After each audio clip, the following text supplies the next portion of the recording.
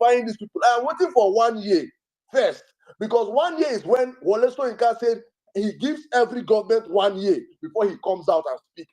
After the expiration of Tinubu's 1 year, Wole Soyinka and me will enter the same trouser first. I will start with him, then we'll start going down to every other one, because when we make this table that has made these criminals so comfortable standing on right now, Bola Ahmed Tinubu is meant to be shaking. You can't put 200 million lives in hunger way and be comfortable. It is not possible. And when we want to talk, you carry lie and want to kill us. If not because of the way obedience are, God bless my brother Harry. Just imagine the propaganda that was going on last week. Look at how exposed he is right now. That he did not even build one school. That even the ones that they was built by greats like Latif Jakande, he could not even maintain. Look at the state of education in Lagos. You think someone that could not fix Lagos education will fix Nigeria education? They have totally captured everything. Right now, why is no longer releasing who's come first or second or third? The motivating factor that makes students want to participate in that exams, it is because of the criminals we have in power. Some students wake up and say, I want to be the best student in JAM this year. And they will read their light out. But because of a criminal, because they have for so long seen that, oh, probably this result is always skewed towards a certain demographic of people. And okay, let's kill it. Bola Ahmed Tinubu, anything that he cannot change, he destroys. It has been his MO since day one. Anything that he cannot change, he cannot sway to work in his favor, he destroys it. Every single thing. Or he creates a different faction. That's how he operates. They have brought that bastardized way of living into the Nigerian system right now. Everything is being bastardized. Every institution that we revered in this country is being bastardized right before our eyes. Just because of the ambition of one man. And we are making him so comfortable. We just woke up today. We will just, and if, had it been, they would not even be stealing and be going, I would say no wala. They will wake up and say, as we are stealing and going, look, we still carry like kill them. They will just wake up, boom. Bola Ahmed Tinubu has gotten investment of $600 million. Not Bola Ahmed Tinubu, but FG. Oh, sad news.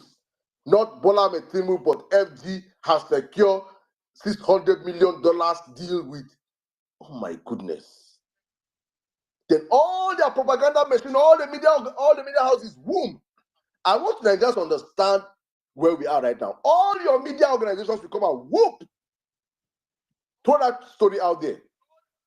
Tomorrow, go and look at the headlines. Across all the headlines. Vanguard, Punch, The Nation, Independence, Premium Times. All your headlines. Tinubu has secured $600 million. It is only obedience that will now go back and get research and find out this is a lie. Then we'll now bring out reporters. Then we'll bring out reporters. This same media organization that have gone out to spew that lie to millions of Nigerians will never ever retract it. So to millions of Nigerians on the streets today, as I speak right now with you on this platform, Bola Ahmed Tinubu has successfully secured a $600 million deal. He's working. My brothers and sisters on the violence space, we are under total state capture. How we're going to get out of this state capture is up to Nigerians to decide, honestly speaking. We just come out here, open this platform, my brothers and sisters, and we will speak out and talk about these things because this is what they don't want us to talk about. It's unfortunate what's happening in Enugu. Jimmy, thanks for bringing that up right now. I do not even know if you did just say that right now. It also boils down to what I have been saying.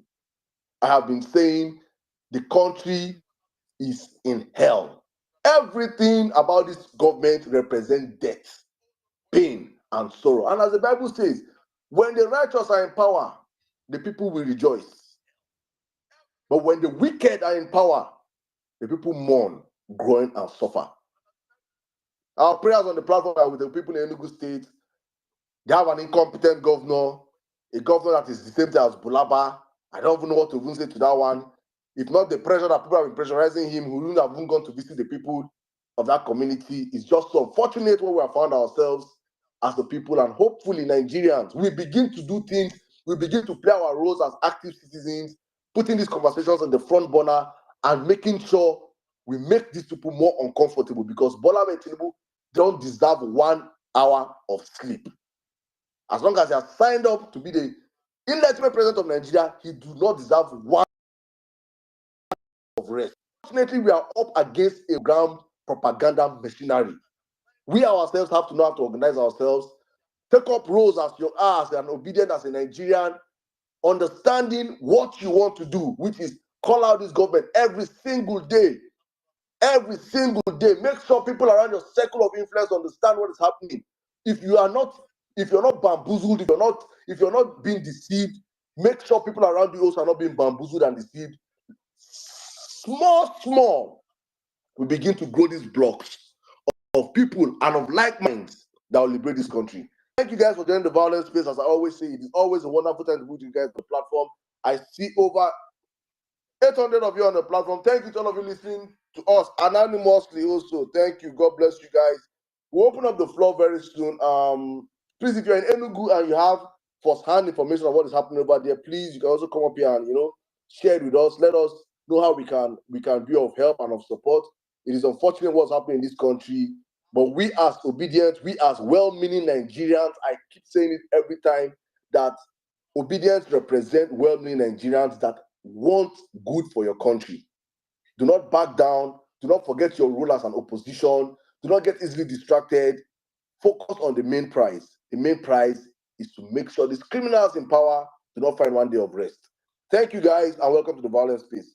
My brother, well-meaning Nigeria, if you are there, if you can hear me, please come into the conversation right now. Thank you. We can create wonders. Yeah, it's a successful, again, a town hall, different from Blue, Bulaba. Yes, if we embrace innovation, we can create wonders. Yeah, it's a successful, again, difference from Blue, Bulaba. Even though I attempted doing that so bad, so I can sound very bad, apparently I can't sound that bad. So good evening to everybody on the space. Welcome to Violence Space. If you're just joining, you're welcome. I know Saddam said it earlier, but let me remind you guys again that these are conversations that we need to keep having. Nigeria is in a very, very, very scary position. It's quite unfortunate. It's quite unfortunate that we as Nigerians are very, I don't know if it's lackadaisical, if it's, I really don't know what word. And I said we, so I'm not even saying you. I think it goes round to all of us. So these are conversations that we need to keep having. So I just want to urge you that, except you have, if you're an APC supporter, it's okay. You don't need to retweet this space. I understand, because it's stupid if you retweet it and you are bad. But I also don't think it makes any sense if you don't support this administration, but you are to repost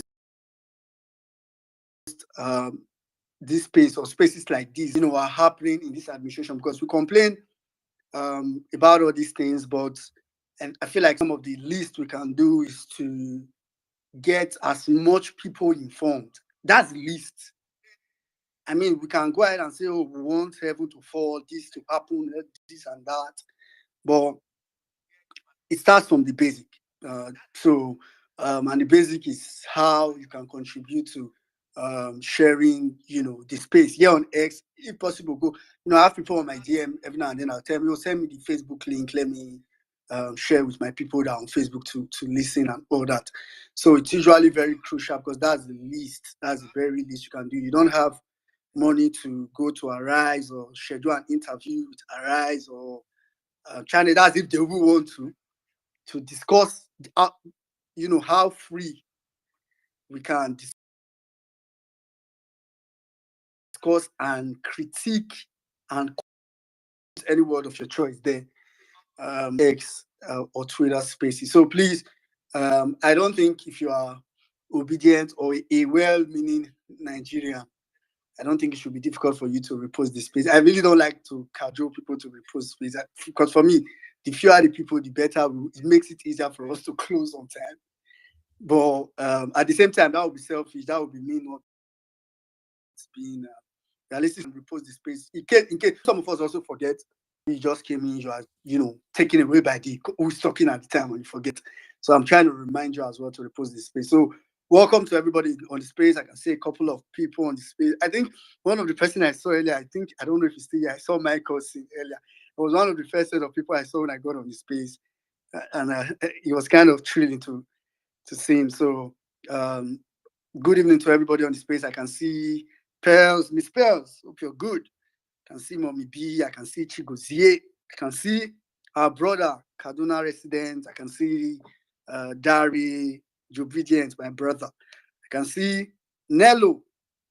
I can see so many people, Honorable Adan, Tianka Dede, Franny, hey Franny, Jennifer, Lady Liberty, Savik, Mazi Unjenje. I greet you, sir.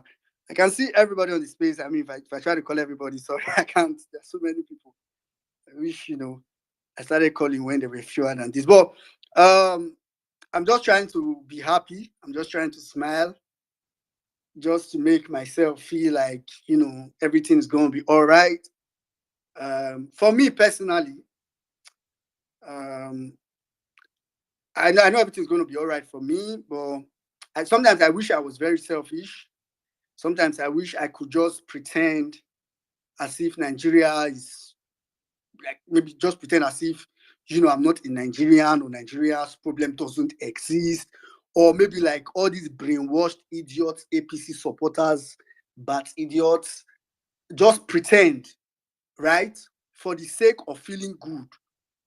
Just pretend, deceive myself, brainwash myself that everything is fine.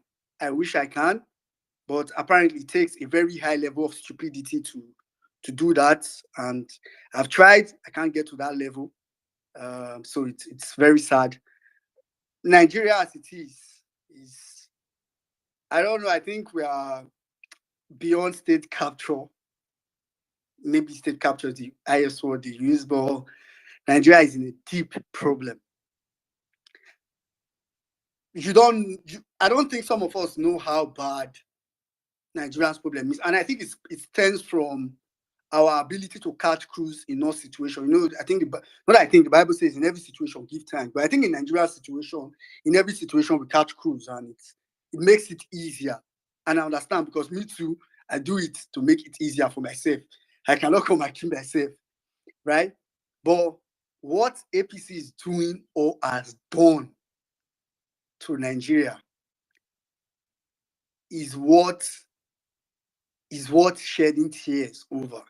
I mean, if you really want Nigeria to do it, for some of us, right? Even for those of us outside the country, personally, these are not things I say every time, but personally, I can as well just, pretend, because funny enough, like I've said a couple of times, I've been able to survive even in the bad or the worst situations of Nigeria and, take advantage of it and benefit. But that would be because I know everybody has not been opportune to be in my position. It will be very selfish. It will be just me saying, okay, because, I've been able to find a way to, in the system, exact so much of my power, of my energy, of my brain power, whatever, and gotten something out of it. I will not say, that's how it's supposed to be. When I know that that's not how it's supposed to be. What's happening in Nigeria is quite sad. We have a situation where the entire, I don't think it has ever been this bad, certainly not in my own lifetime. And I've been, no Nigerian for some time. I don't think it has ever been this bad. Even in the military era, it was not this bad. I mean, even in the military era, you see some institution that still, like, at least even let's say the judiciary, that still has the mind to say, okay, we are going to speak and we are going to make judgment against the military. I think it has never been this bad. I mean, countries do state capture. For example, Senegal was under state capture.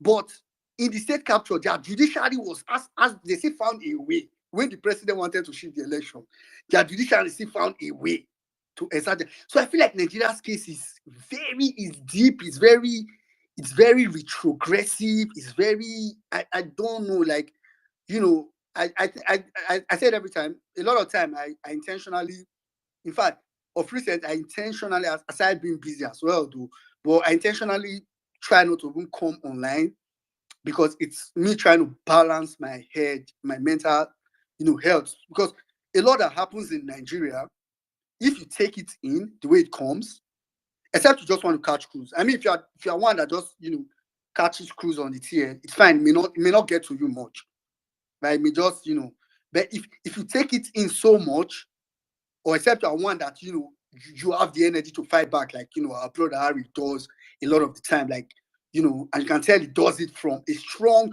place of passion and pain. It's not it's not as if he enjoys doing it, right? So except you're in that category, it's very difficult for you to see what's happening, and you come on the TL. And for me, what makes it sad is just some group of Nigerians. I mean, I would totally understand if this is only politicians that have just captured the state and they are doing what they are doing. I'll understand. I'll just be like, okay, all we really need to do is find a way to mobilize ourselves as Nigerians. Is find a way to just outsmart these guys like we did in 2023. But since they found a way to escape that, maybe find another way that would get at them really, really bad. But every time I see APC supporters who support APC based on either for bigotry reasons, I mean bigotry of all levels, whether religious or ethnic, or just for not having sense, I mean it's either one or both of them, right? So it kind of makes me feel bad. I think I put out a post yesterday when I was saying, someone was, this Tinubu guy was talking somewhere and I couldn't make a single sense. And I went to the parent post because the one I saw was from an obedient. I don't follow Abado so much. I don't think I have any Abado on my this thing. And so but I had to go and look for the parent post because sometimes I try to be very pragmatic and realistic. And I saw the comments under. I was like, I think, it just almost feels as if there's no, this APC guy, I don't know, I really do not know. I don't know if now let me, like I see them, I'm like, these are not normal human beings. Like Saddam said, these are like children from Mami Water Spirit or something. I don't know where they came out from. So it's very devastating for me. I mean, what's happening as per the 4 crisis? I know fear now, even as for someone that bought recently in Abuja, if you're able to get it, you get it at about 1,000 plus, black market sales, maybe 1, 2, 1, 3, 1, 4, 1, 5, depending on the state you are in. And I just go back to think that it was just in 2012, that no credit whatsoever to Jonathan, doesn't deserve it for me. But it was just in 2012 that subsidy was removed totally. And fuel was 190 something. I think it was 197-ish. I can't remember how much it went to then. And this APC dimwit turned Nigeria upside down. And today we are buying fuel, the same fuel for like now, I think officially, if it's available, people are buying it for like 600 and something, 700. If it's available. Now that it's not even available, people are buying it for like 1,000, 1,000 plus. And it just feels as if it's normal. Like, I don't understand what is going on. Like, the way it's going worse. Like, it's going worse. this is not, we are not making any progress whatsoever with these so-called all propaganda progress guys. So it's very frustrating. Then I saw the landmark video today as well, and when you just oppose that with the lies of this in this $600 million investment lies. Like I think Rufai was saying, a couple of people have said on it here, you destroy an investment worth about $200 million, but you are so eager to lie because I mean you know that an investment worth $600 million is a big deal, so you felt it was something you needed to lie about at presidential level. I mean, you could have left the lie for someone else in the lower rank, but you had to lie that lie at a president, made it a presidential lie, like the way it's been announced all over the world now, that the Nigerian government is a bloody liar. So it just doesn't make sense. You value investors, but you destroy investors. And for some reason, you think the country is supposed to move forward. Like, make it make sense. Yeah, someone just corrected me that the price was moved to 145 at the time space subsidy was removed. Make it make sense. So I for me it's just you know a lot of things, and you know, just like the way Saddam rounded up, it can feel hopeless a couple of times. Especially if, like I said, if you are someone that is really very, very concerned, because I also know that not, if I won't with the obedience, not everybody is concerned. I've come to notice it. I don't blame anybody for it. You know, there are different people for different reasons.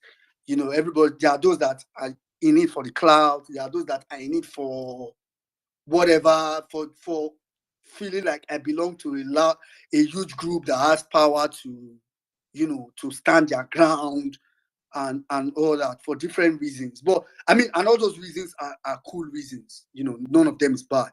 But if in addition to any of that reason, you have serious concern. I mean, for someone like me, like when I left Nigeria for my program, right? So I left Nigeria just sometime before the election. You know, I say it every time. A couple of people that ask me, I hope saying you go come back, you know, come back. You know, I left for a program. I really didn't jump out, but a lot of times I just said that, you know, whether I would want to go back to Nigeria, whether I would want to, because I really want to, I don't feel like I belong abroad.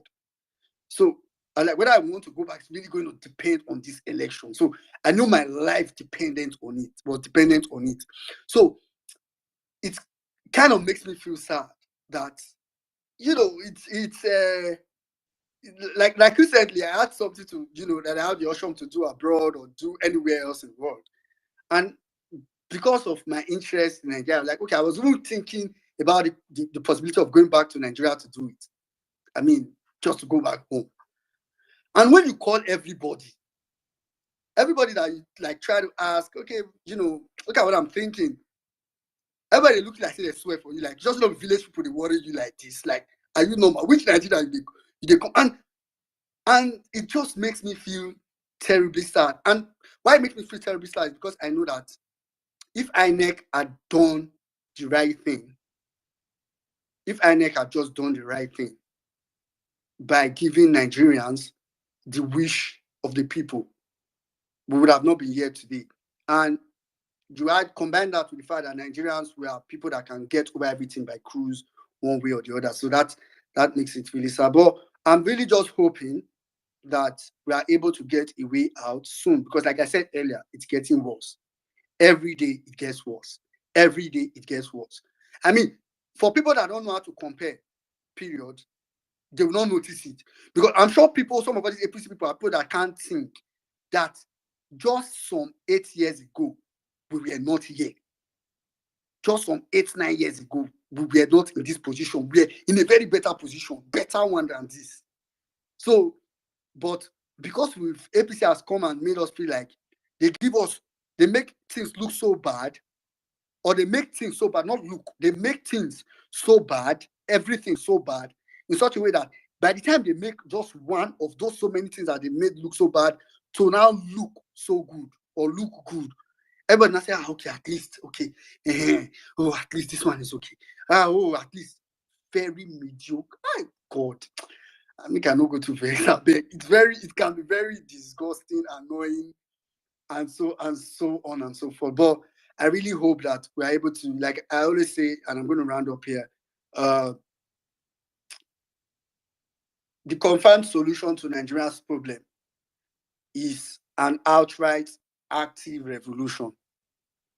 That's the confirmed solution to Nigeria's problem.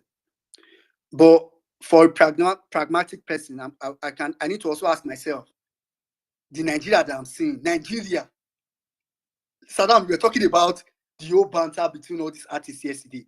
I was ashamed. I was ashamed at how people were defending either side. I was disgusted. I was angry.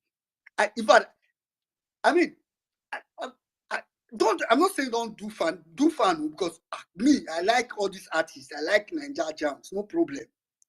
But I mean, the passion with which some people do it, the passion. Now, the passion invests me, not the defense that invests me. The passion. Some people put so much passion. Some people go say now, yesterday, that's why I know some people say now, popsy or pops or something, daddy. I'm like, hello, this someone that is old enough to that is young enough to be your child. Like, you feel born this person, maybe this person now like feel be your grandpikin. This person is, as you say, oh, popsy has spoken. The other one say, God, or dog. Oh God! See, I don't think I have the best. Say, wait, it's very annoying. So I have to just like I said, that makes it a little bit frustrating. What Nigeria needs is an active revolution. But the Nigeria that I see now, the Nigeria that I know now, I know that what can trigger a revolution, it's not something that I can predict, right? So that's my hope. Okay, maybe we don't know what will trigger it. But at the same time, because we don't know, with this current Nigeria, we can live 600 years like this. So, as in, with the current Nigeria that I'm seeing like this, we can live 600 years. We could just day as we day like this. So it's why for me, I've also taken up the hybrid approach, even though I don't like it. The hybrid approach in the sense of, I don't know what's going to happen in the next election. I don't believe the next election is going to yield anything. But I just made it through just before I started speaking. Sometime last week, we did like a space where we talked about proposing some constitutional amendments and so on. So thanks to, I'm really going to give kudos to Chima and his organization for being able to put all that together. Today was the deadline for that submission. And I wanted to first me pass. Things like this, that everybody should say, okay, at least let's find a way to hook this one on their neck. They can't play this one on us. Everybody would like say they're not saying. Kudos to him and his organization. Today was the deadline. They were able to put together some submission. It was on Arise TV, just while Saddam was playing music on the space. So I was actually listening to his interview with Charles of Arise TV. And it talked about some of the points and those points were things that we discussed. We were the ones that recommended it. And the aim of that is so that, even if we are going to now say, oh, because people have said, oh, if we want to go out, we want to eat the shit, what would we say we are looking for? For me, I feel like this can also now become a demand at some point. If, the National Assembly, some of the things they put in there are things that can make the 2027 or any election, if we're able to push for it to be passed, are things that can make election going forward more difficult again to rig. Not impossible, because with APC, all rigging is possible. I'll just be deceiving myself to say, there's anything that, if you like, do everything to make it impossible, APC will create a way, but more difficult for them and more. For example, I think one of the things that was proposed, which I'm hoping will be passed, is actually diaspora voting, and with details. And they did a good job. So what I'm just trying to say is, in the between now and maybe next week, we would have a space. We had a space to discuss and suggest, which is, it took some of the suggestions to draft all this, and they've submitted it. between our next week, we also have another space for them to discuss what was submitted, and now see how we can try, make I just say try, and push to see that if some, if not all, I would be lying if I think all will be passed, but if some will be taken, and for an example is bringing some of the things, all those loopholes that the courts use, bringing it now to the constitution and all that. But let me not go legal. I'm just saying all that to tell us that there are more important things that we can do. For me now, if you are not thinking about how to start a revolution in Nigeria, the only thing you should be thinking about is how to make this administration, first of all, put their leg to the fire, and second of all, how you can kick them out. That's the only thing. If your conversation is not redeemed within these three things, revolution, making sure this administration's leg is on the fire, kicking them out, these three things, for me, I just feel like whatever you are doing, it's pretty much just, I don't know what it is. So on that note, I'll yield the mic and hand over back to Saddam. Thank you very much, my brother. Thank you very much, as usual. Wonderful submission. I just remembered what I heard on that. You see, many Nigerians are part of the. Actually, not many Nigerians. See, the supporters of this system, the children of the roasted corners, I always call them, the children of the evil forest. Honestly speaking, what I heard today, I was shocked. Somebody said, any politician that tell you in Nigeria can give you life in 10 years, he's a liar. Say, you don't know what it's. Ha! My head won't break. These are the kind of people that I just don't understand. I don't understand. Saddam, the only self-determination I want for Nigeria. I don't want Biafra, I don't want Yoruba. I want separation between the Oswo and the people who says. If it's possible, if wishes were horses, this is not. I would have loved to just see a nation run by just a parallel system of government.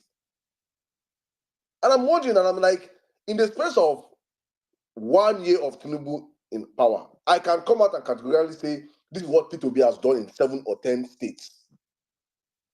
You can see it in communities. He has given water. He has renovated schools. He has helped education. He has sponsored that. You can see the money.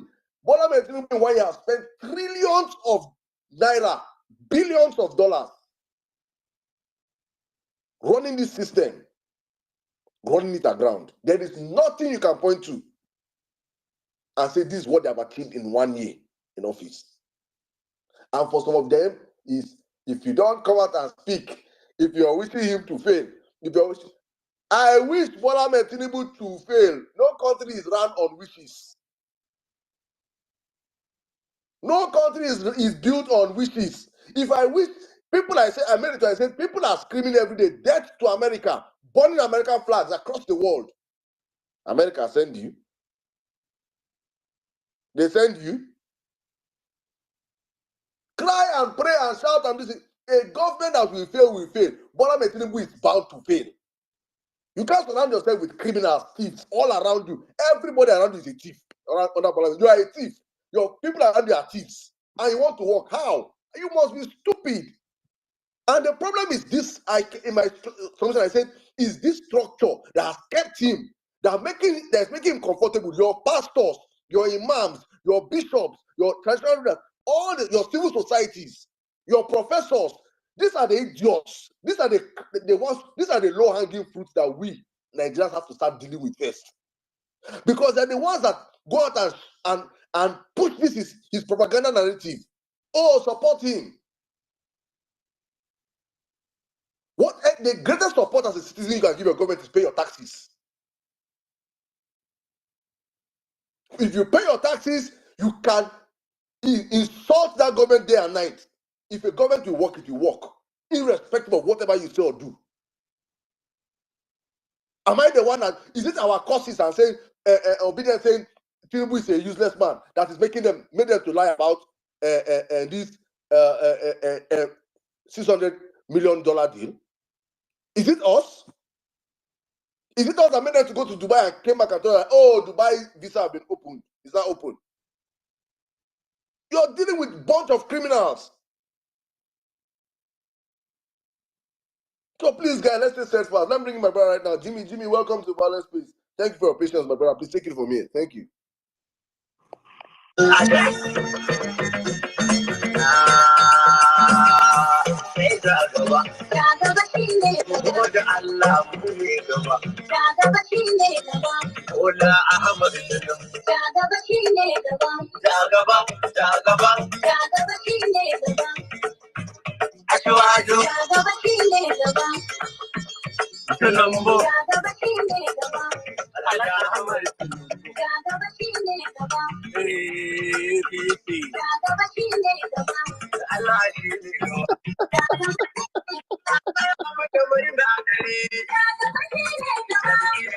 Wait till they talk. Let us enjoy this song. This is my new song. I love this song with passion. It busts my head. This is the song I'm dedicating to the Arewa groups that wants to protest. All of now where they shout because of 1,000 naira petrol increment. Let's rewind. You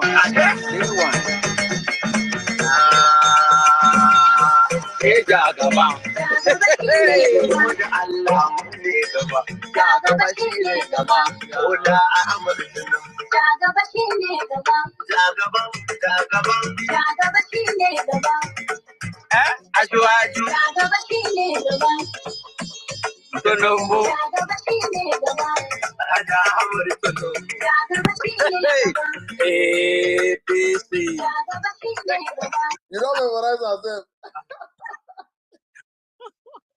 Bro, this song, I don't save up. Now evergreen song. That is the new album now. In the spirit of Shinega, please, you have to play me two more anthems, please. Mandate and Bat. Bat is a bat of batter. Bat. That one a pledge now. That one after you sing out national anthem. That one a pledge. It is normal. We go play that one. That one a pledge. While they do them one by one, let's go with this one first. But Big Daddy, I'm not going to keep long. I just want to make short submission here, because I like what you are doing. Even if you support the government, but you still calling them out and let them know that the policy they are putting on board is not yielding any result. Get a pen and paper. It's about to give you one promo code. Get your pen and paper ready. But for me, I'm getting the fuel. I'm not queuing. I'm not queuing anywhere. So as far as there is a fuel, even if there is a queue, all I need to do, I just shout, Peter Obi will never be president. So I get my fuel on my jerry can, then I just go on my car and turn in and go anywhere, any police station. I just shout on it like that. Then I get my fuel. So I have a lot of fuel. If you guys want fuel, just contact me and I will give you, because that's my logo. If I go to solution, I just shout. Because you will never be Sonny, are you saying this because Sodoke don't give green light? Sodoke Alpha. That's number one. Number two. Bro, the show us. No. Rewind. Rewind. Bro, the show us. No. Rewind. We need to hear that part. I need to hear that part. Bro, the show us. Oh my God. The question is this: what is the objective? Nedium asked a very important question, and I think that is the question in the heart and mind of Nigerians. What is the objective of this government? What is it trying to achieve? What is the primary objective of this government? Let us understand. Let us understand. People are suffering. Really? People are suffering. Really? Oh, I should have asked Nedium, please request the mic. Are you there? Nedium, please request the mic again, if you can hear me. I can't see you. I need to ask you one last question before you go. Big Daddy, the primary objective is to show everybody pepper. Yusuf, I have asked people that I don't want sarcasm. This is not a space to be sarcastic. I don't want sarcasm. I want reality. We are talking about reality. We are not here to play politics. No, tell it from the bottom of your heart. Okay. Nejum, one last question I want to ask you. And I want you to be 100% honest. Okay? What have you achieved? Or what have you enjoyed? What positive thing have you seen since the coming of this administration? Tell me. Okay. I'm a Christian and I so much believe in life after death. I must to be. I love as the guy first talks, say, I'm a Christian. So what he's about to tell you is not lying.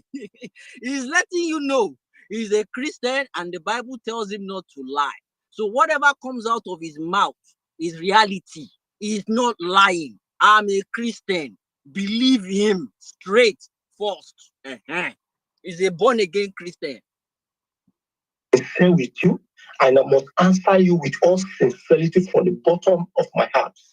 Since Tinubu administration took over May 29, 2023, I must to tell you that it is from one suffering to another. Okay, before he took over, remember my salary, let's assume my salary is 300,000 naira.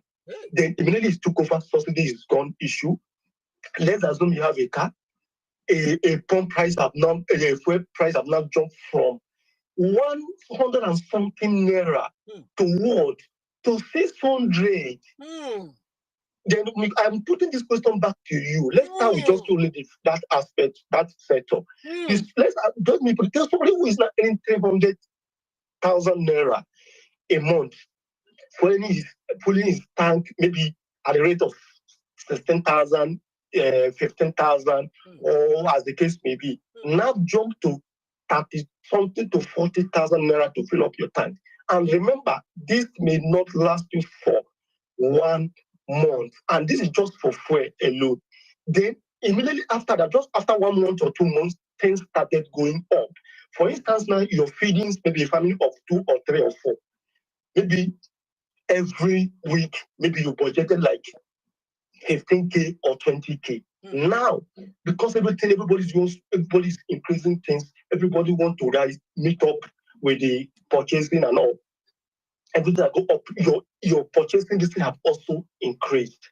So, in all sincerity, I must say it from the bottom of my heart.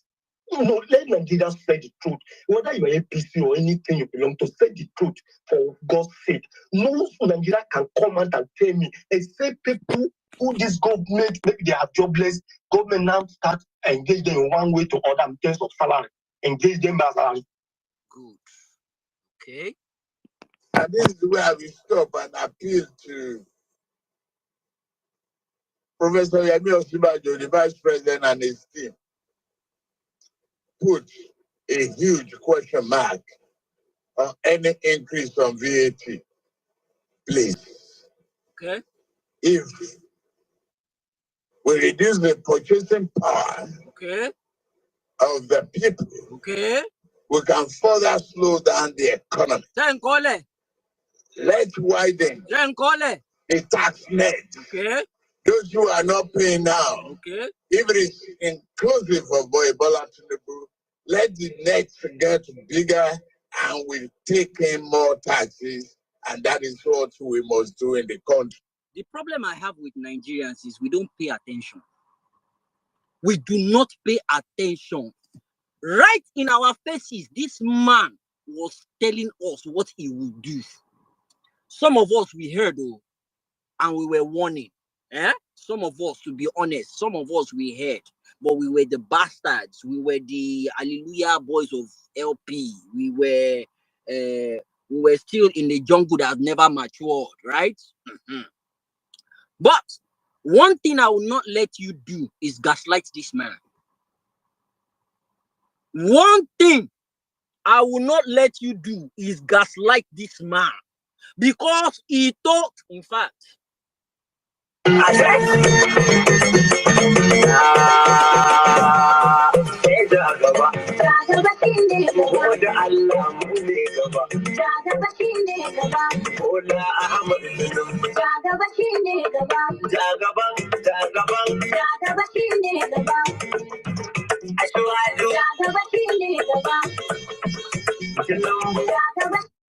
Aṣíwájú àwọn olè, aṣíwájú àwọn amúgbó, aṣíwájú àwọn agbésùmọ̀mí, leader náà ń pè láṣíwájú.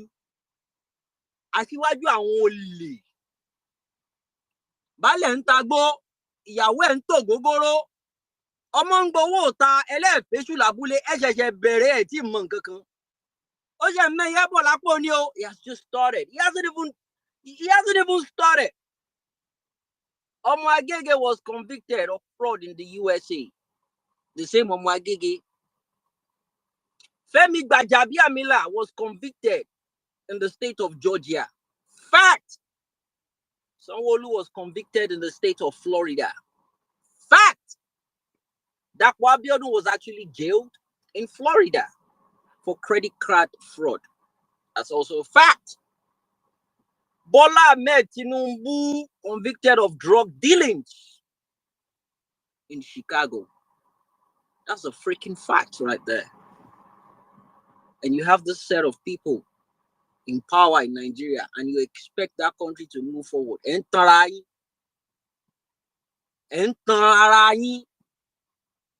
asked a question a couple of days ago.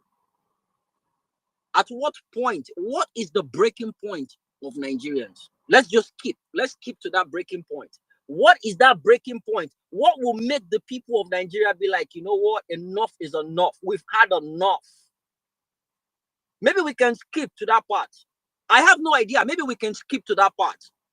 Because right now, I don't even know what the lives of Nigeria is worth again. I don't know. What is it worth? Nothing.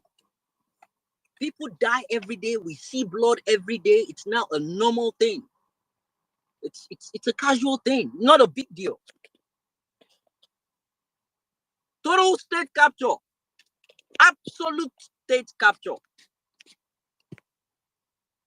They control every single administration, every single sector, including media. It's whatever they say. Absolute state capture. And now they even want to ban social media.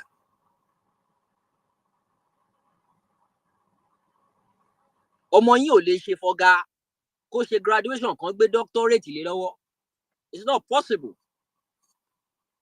Kò possible. If he didn't day, he didn't day. Before the election, Peter Gregory Obi, from his own personal money, he went to Egypt to figure out what it's going to take to give Nigeria 24 hours light. He went there for 3 days. All these useless bastards, they were mocking him, shouting, talking nonsense. Do you know what Egypt is doing right now? Egypt is saving $1 billion every year. $1 freaking billion every year from the energy they produce. You can Google it. And guess what? Our own Minister of Power is telling us that it will take us $10 billion every year to fix the electricity problem in Nigeria. Indirectly, fuck no, you guys are not going to see electricity. That's just basically what they're trying to pass across to you. Me, I'm done talking. Oh, they don't give me name now. Cho. No walk-ins. Abi? See wala. Una way the ground, may not do the walk-ins now. Aroyo Kajo. Everything we've spoken about is what is going on now. We are not soothsayer. We are not Babalawo, even though I did internship with Ogunjimi.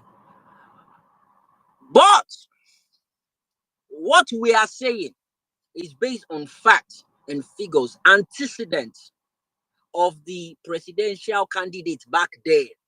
Those are the things we laid on table to predict what is going on right now.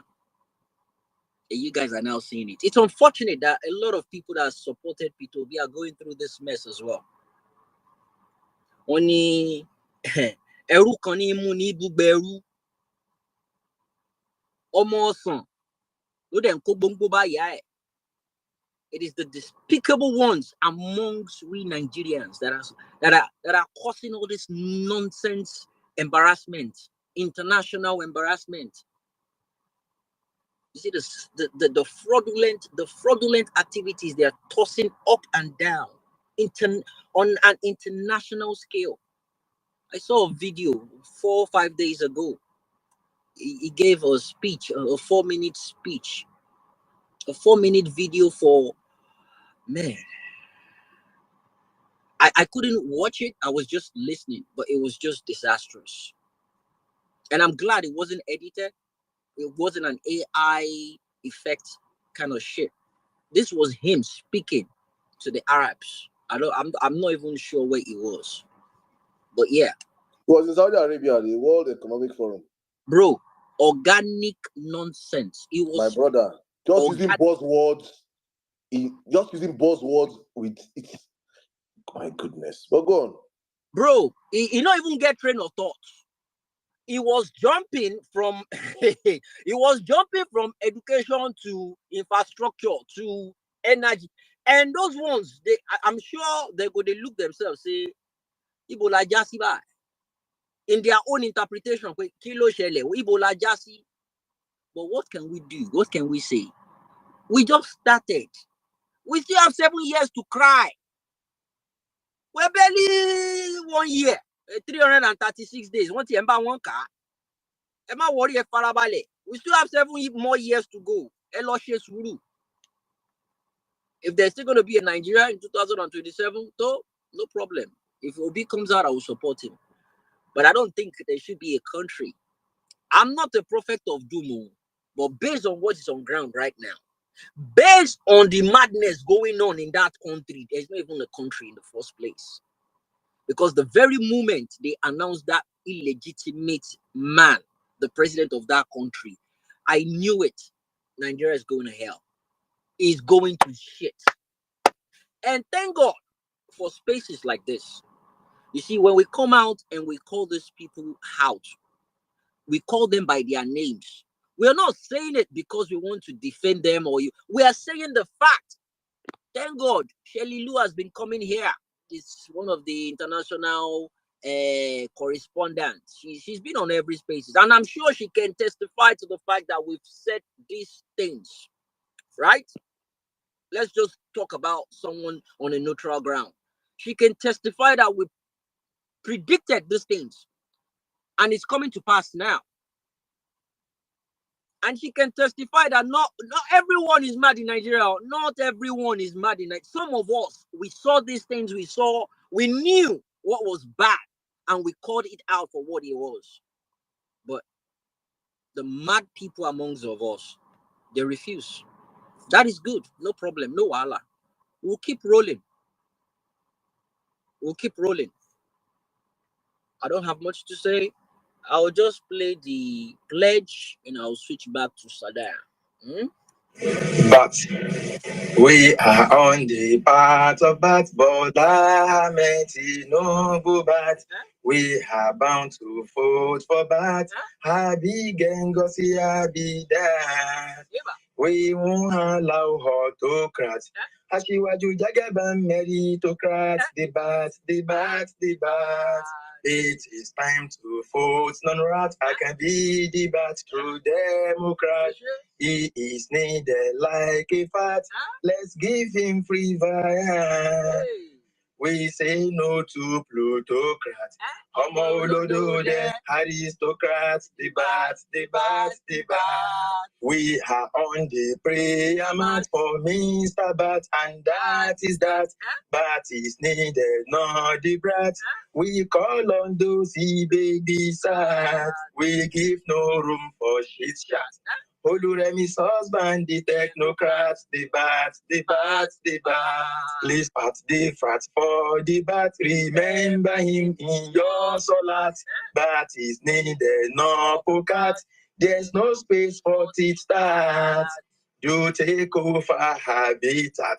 For his father, the Democrat, the bat.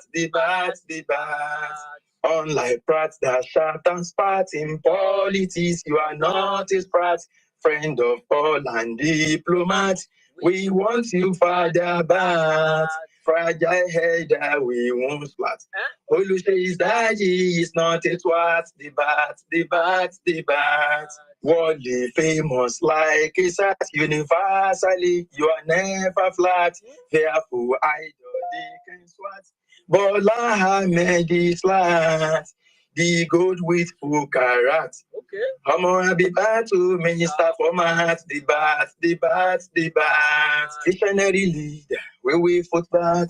Confident leader, we must fall back. Oh, yes. We need capacity, we shine for back. Yes. Master strategist, how we foot back. Political oracle, how we foot back. Okay. Administrative guru, how we foot back. Yep. Straight to Astro Rock. Straight to Aso Rock. Hey, Team welcome to VawulenceSpace, Tuesday edition. Batimon Silili every Tuesday and Thursdays. This is the Tuesday edition. Thanks for joining the space. Back to you now, Saddam. Yeah, thank you very much. Jimmy, Saddam, are you there?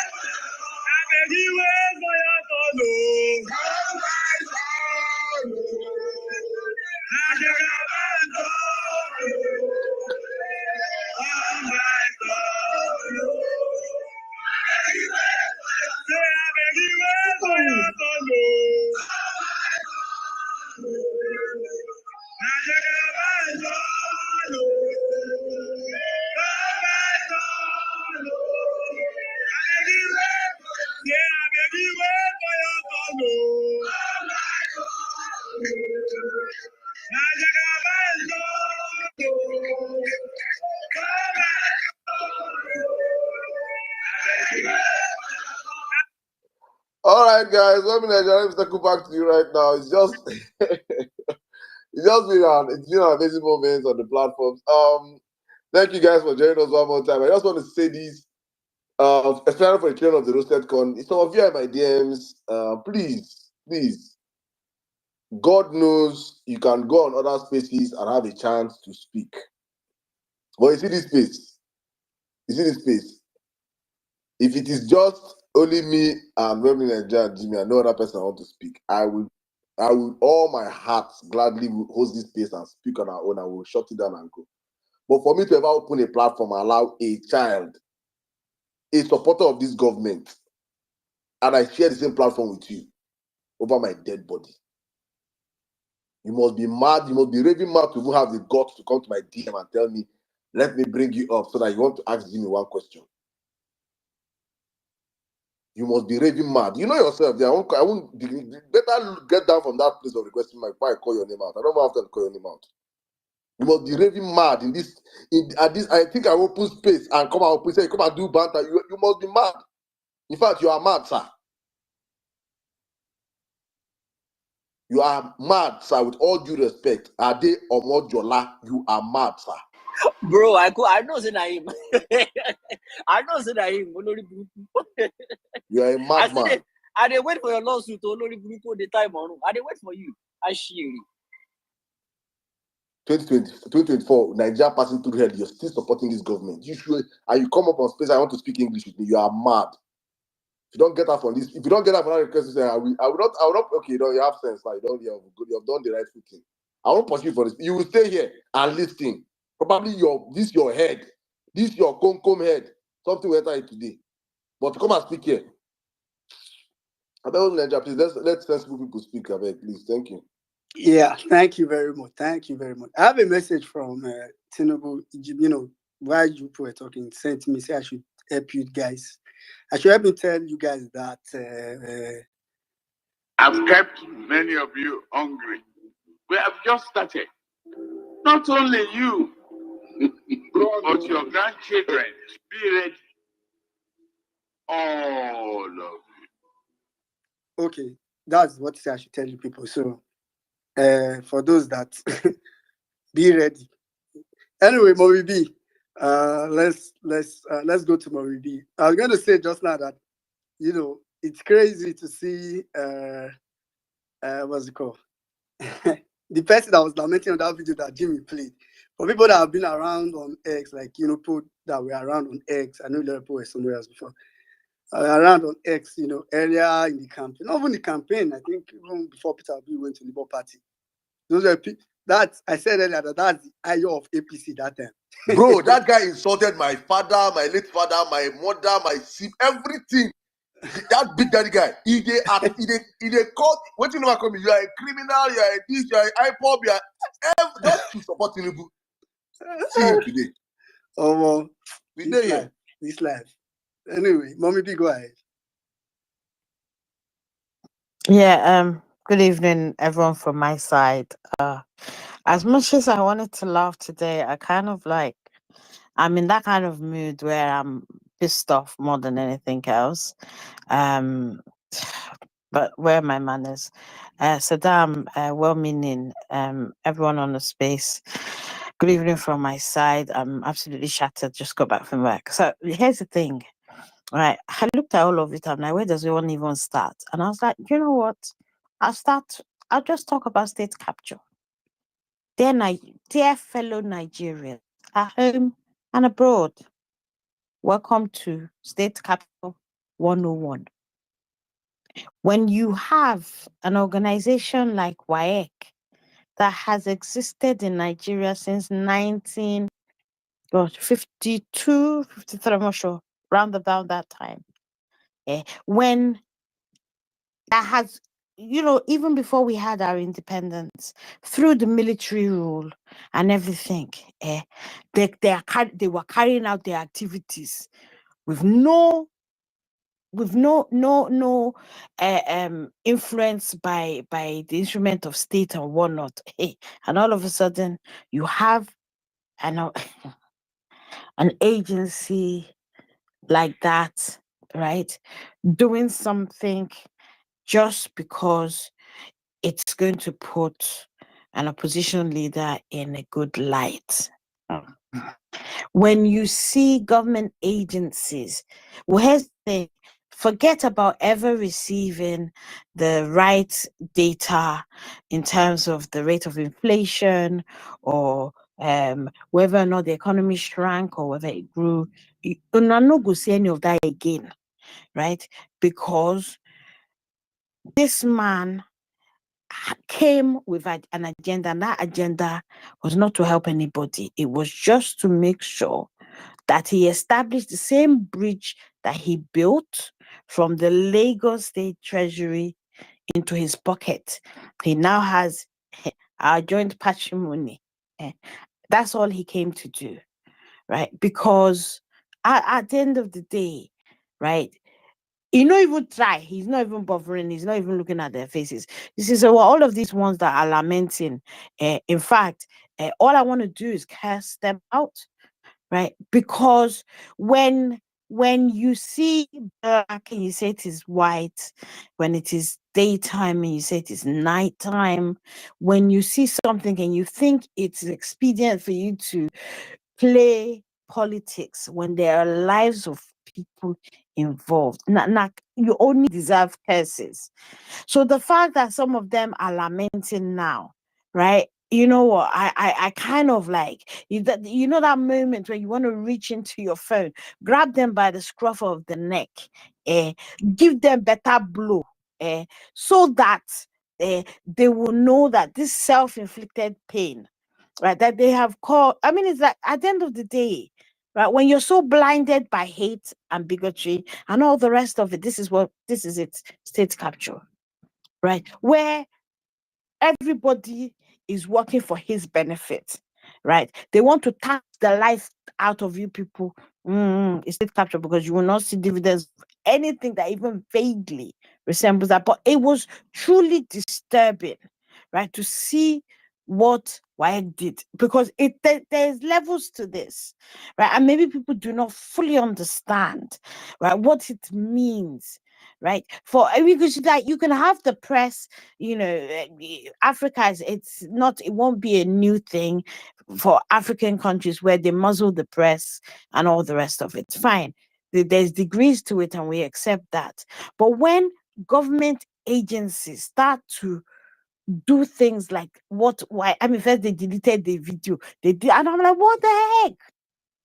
Right. So basically, right, and I think this is where I am with it, right? If it was not for the fact that they're obedient, right, who I know worked so hard, right, to get PO into Asoro, and are still pushing right back home, I would have just I would delete WhatsApp.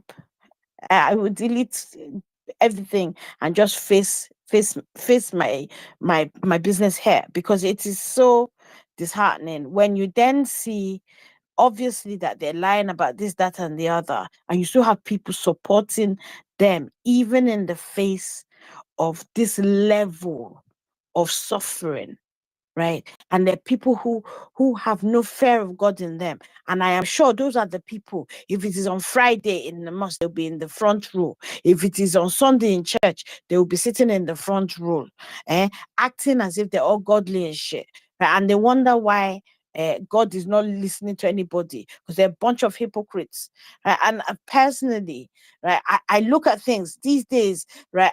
I want to answer, and I'm saying to myself, where do you actually start? Right? When people coming up with justification for bullshit, right? Where do you start? But like I said before, I didn't come here to talk too much today. I just want to say once again, fellow Nigerians, welcome to State Capture 101. Thank you, I yield. Thank you very much, Mommy B. Thank you very much. Our brother it just made a list of some of the lambas. I think he even missed some. UAE visa ban lifted, Lamba. 8K to poor Nigerians, Lamba. First African to ring the Nasdaq bell, Lamba. Student loan to commence February 2024, Lamba. Port Harcourt refinery to commence operation in January 2024. This one, Maersk to invest 600 million, Lamba. In fact, somebody made it. There's a tweet on the comment section here that showed. I just don't want to make it a big deal because I can't confirm that where somebody says, and with proof with a picture, that Maersk have lost almost 4% of their market capitalization in less than 12 hours after Tinubu's administration firstly announced the company. I will look to confirm this because they need to, may they sue federal government if they lose money like this. All right, let me quickly take Harry. Harry, I don't know if you are there. So after Harry, how far are you there? I deal with you, brother. I deal with you. Good evening, everybody. How is the school? How are the schools coming? My brother, waiting at this see, my mouth no be talk. I'm not going to say too much this evening. I'm going to take 30 seconds of your time, and I think Nigerians should grab this opportunity to let the world know what's going on in their local communities. Don't let anybody drag you, come out, talk about it. Don't let Harry, don't let Saddam, don't let Bolale, Mommy Bolale, good evening, ma. Don't let her be, or Jimmy be the first person to talk about bring them come out, tag us, we go follow you, talk about now all of us get the Twitter profile. I beg, we could not leave the job for one man. Thank you very much, guys. And make we no give up, because now we give up, never fuck up. Thank you very much. Have a nice evening. All right, thank you very much, Harry. Thank you very much. I mean, what Saddam had said earlier on the space, and please, if you know, because because the topic was not, some of the topics when we can't fill it up or some there's no space more like. So please, especially if you are someone within the Enugu Aziz who experienced, I think one of the things we have been missing with what's happening in Enugu, unlike what we usually have in Plateau, or in the Middle Belt generally, where some of our middle belt people are able to go bring people that have gone to the side, have experienced it, come and tell the stories online. That's one of the things that has also been missing in this Enugu's very sad audience. So please, if you are one of those persons that has some good knowledge of what's happening, it's a good opportunity to tell the world, to let everybody outside Enugu to also know what's happening in Enugu, like the real experience. So if you know someone that has like the life experience of it as well, that told you what really happened or what has transpired so far, please come and share as well. All right, quickly, I'll take. Please, if you're not in the speaker section, you want to speak, just make sure your hand is up so I'll know how to make the queue at every point in time. But for now, let me quickly take. To take a lady, I'll take Jen Star. After which, I'll come to AK Priest. Thank you, well-meaning. Thank you, MS Adam, Jimmy, Mommy Bolanle. Thanks to everyone. Hello, Harry, Uncle Harry. We the school children. It's sad what's happening in Nigeria, but we were all warned. I cannot remember when I started listening to the Violence Space, but you guys were far gone before I started. And I learned a lot of things. I thought I knew a lot, but I also learned a lot from Violence Space. With what I knew, what you guys were saying, I'll call my mom. I'll tell her, guys, make sure you vote Peter Obi. Don't vote anything else. My mom said, oh, that in Delta State, that all the Shekiri people are being told, vote for Tinubu's wife because her mother is a Shekiri.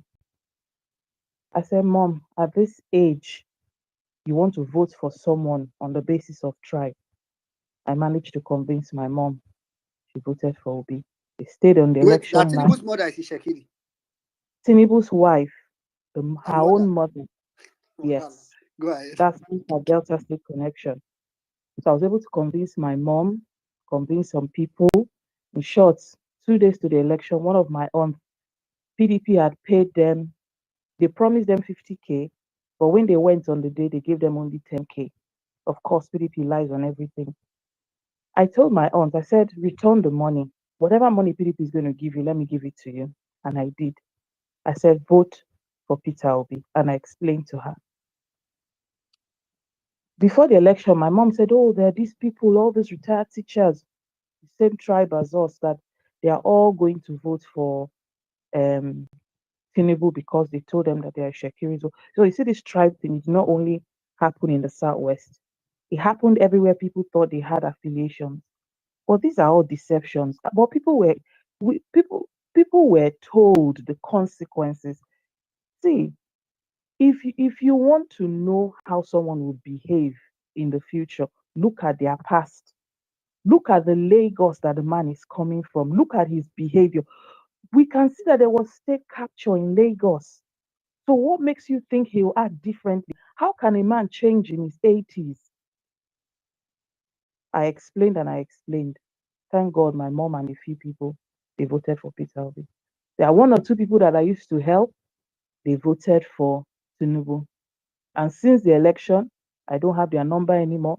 Whether their number got lost, I don't know. But everybody that put Nigerians in this, they should suffer it. This thing that Nigerians don't want to take responsibility for their actions, adults, it's not possible. People have to face it. If they have to drop the sweat from their face and drink it, it's painful that people who voted right, suffered, trekked from door to door, knocking on doors. People like the woman, the LP leader in Kaduna who lost her life. It's painful that those people have to suffer the same thing. Quietly, in this whole period, some people that were so active in the obedient movement on ground, I won't mention names, I followed them and I just sent them something because especially those up north, I saw the work that they did silently because I feel for them. I saw the work, I saw the risk they took when they would go into villages and they would tell them, oh, Boko Haram just attacked us a week or yesterday. You see those people going into those distant, abandoned communities. And I tried to help even people that did not ask me, because I genuinely saw that these people put in their effort, and now they are suffering for what they don't know anything about.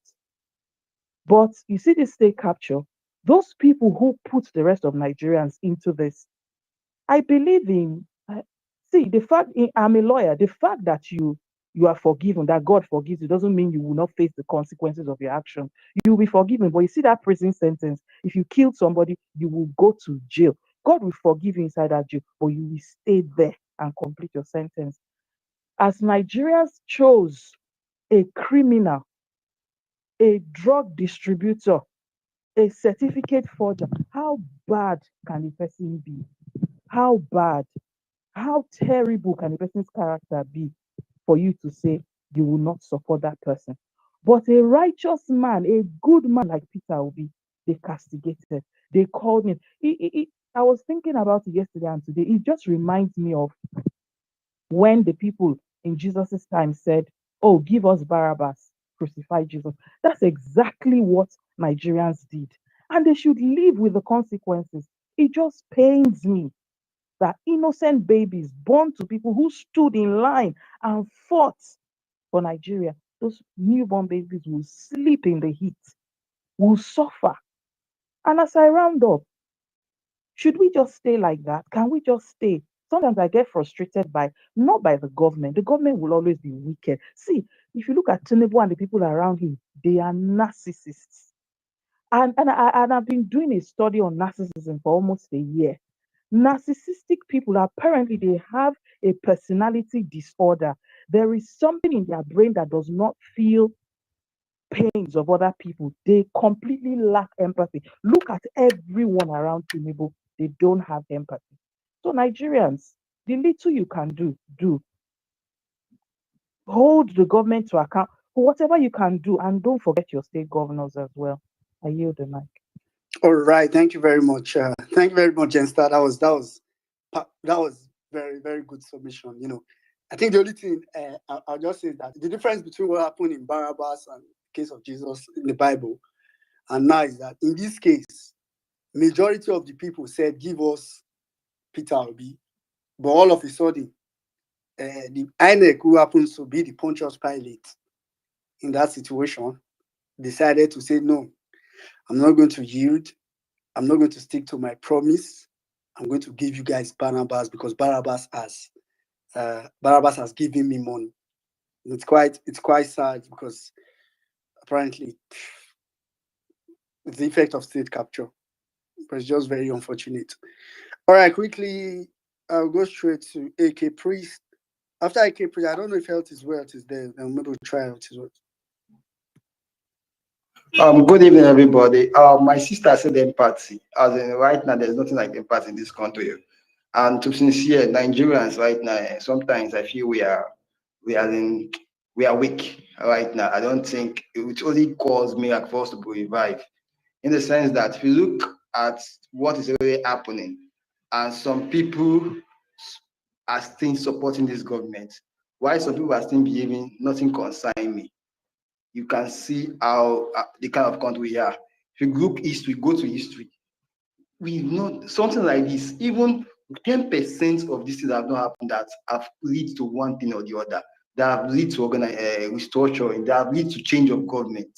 That have led to revolution. But right now, everything has happened in Nigeria, and right now, and we are just toothless. We are just like sometimes we just easily shy away from something and we follow that trend.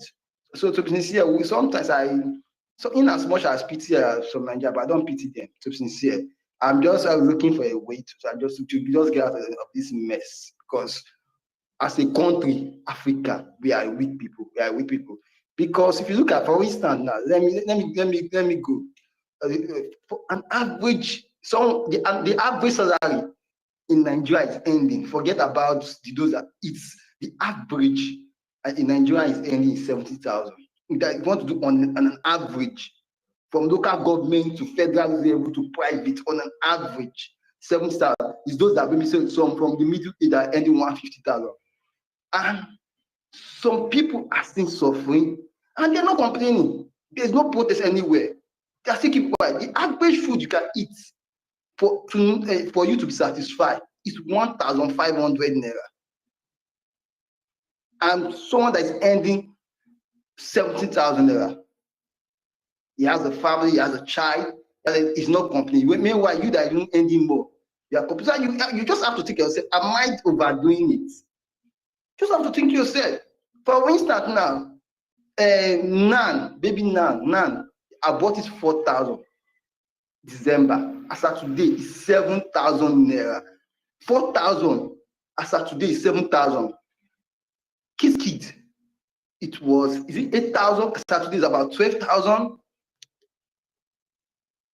And you say all this, and you say that for BCCS, sometimes it's we that, because it cannot happen in other countries. It cannot happen whereby a minister of power, despite the hardship that is called, we come out and say they need $10 billion per annum. Are you kidding me? With all this that is happening, you still come out, we need $10 billion for power. Whereas we are still suffering the effect of subsidy. We are still suffering the effect of subsidy. Subsidy destroys the economy. And they still go and do this thing. And we still have this praise singer that will come and praise. And we as young people, we tend to follow things that are not being. Davido, whiskey matter. Meanwhile, these are people are well to do. Someone that cannot fit to go and bring Davido's father's picture and mother compare. Davido's father and this, who is this? In a nation that is burning, in a nation that you don't even know where your next meal will come from. In a nation that if you go to hospital today, you might die because there's no this thing. For instance, my daughter was sick. Imagine an HMO. This one is full package HMO. Pricing drugs with the hospital. Pricing drugs. It has not been that bad. HMO tell them that we cannot pay for these drugs, that it's too expensive. I have to shout at the HMO. I say, what? I will change it before they have to take the bribe. It has, since my life working, I've never experienced that HMO pricing drugs with the hospital. That is how bad it is. That is how bad it is. Which means, imagine someone that doesn't have an HMO, he might just die because there's no drugs. That is it. So the truth is that your next sickness, an average Nigerian next sickness, will lead to his death. That is an average, because they don't have the source, they don't have the income, they cannot feed.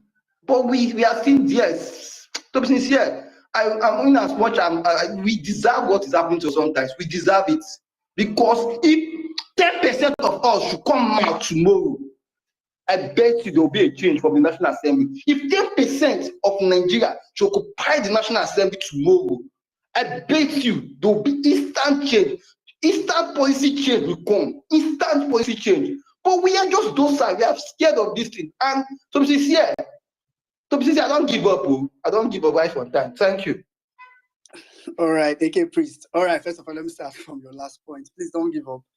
I was going to say earlier, when Jimmy was saying, they say talk. The truth is that the least we can do, I said it some days back, if we keep quiet, like if we will keep quiet at all, what we would experience is we will not believe it. Let me know vex. Yeah, go ahead. Come in here. You see why he's agitated. He's speaking from a place of personal experience. It has happened to him now. He has gone to the hospital. His daughter. So it's a personal experience. You see, so majority of Nigerians, it is not a personal. When it gets personalized, you will see the rage in us. That is the truth of the whole issue. And that's why me, as I am like that, my dear man, there are people in my dear, I'm seeing your message. God knows that obedient this thing, I wish I could help. But the truth of the matter is that even we in the diaspora, we are enabling this bad behavior. We are enabling this bad behavior. No more help, no more help, no more help. If he pay you, he pay.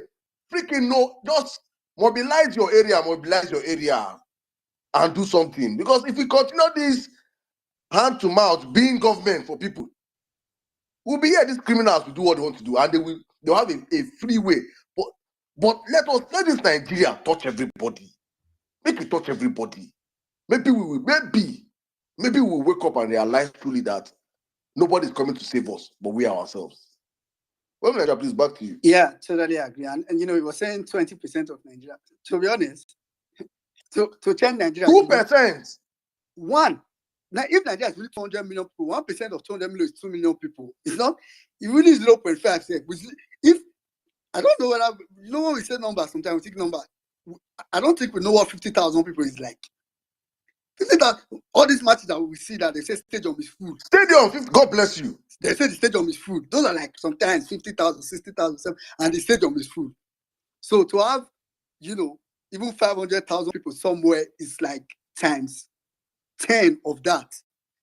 You're not going to see space where they will stand. So that's the annoying thing. We don't even need, like, the whole of Nigeria doesn't, it just takes the right people, people that are resolved. That's just it. But AK Priest, you know, don't be discouraged. I mean, the very least you can keep doing is to keep pushing while trying to help yourself as well. So I'm not saying, I like the fact that I said, you know, you're trying to work on things that would help you as a person, right? But generally, it's not advisable to give up on Nigeria as an entity.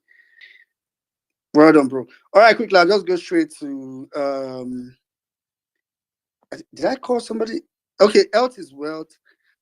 Health is Wealth, are you there? Yes, I'm there. Good evening. Yeah, okay. Quickly, I'll go straight to Health is Wealth. After which, I'll take Michael. Yes. Thank you. As for Tinubu, I don't know. I really do not know. My tired is tired of him and tired of what he's doing to Nigeria. I ask myself, if you cannot walk, why put yourself out that you want to walk?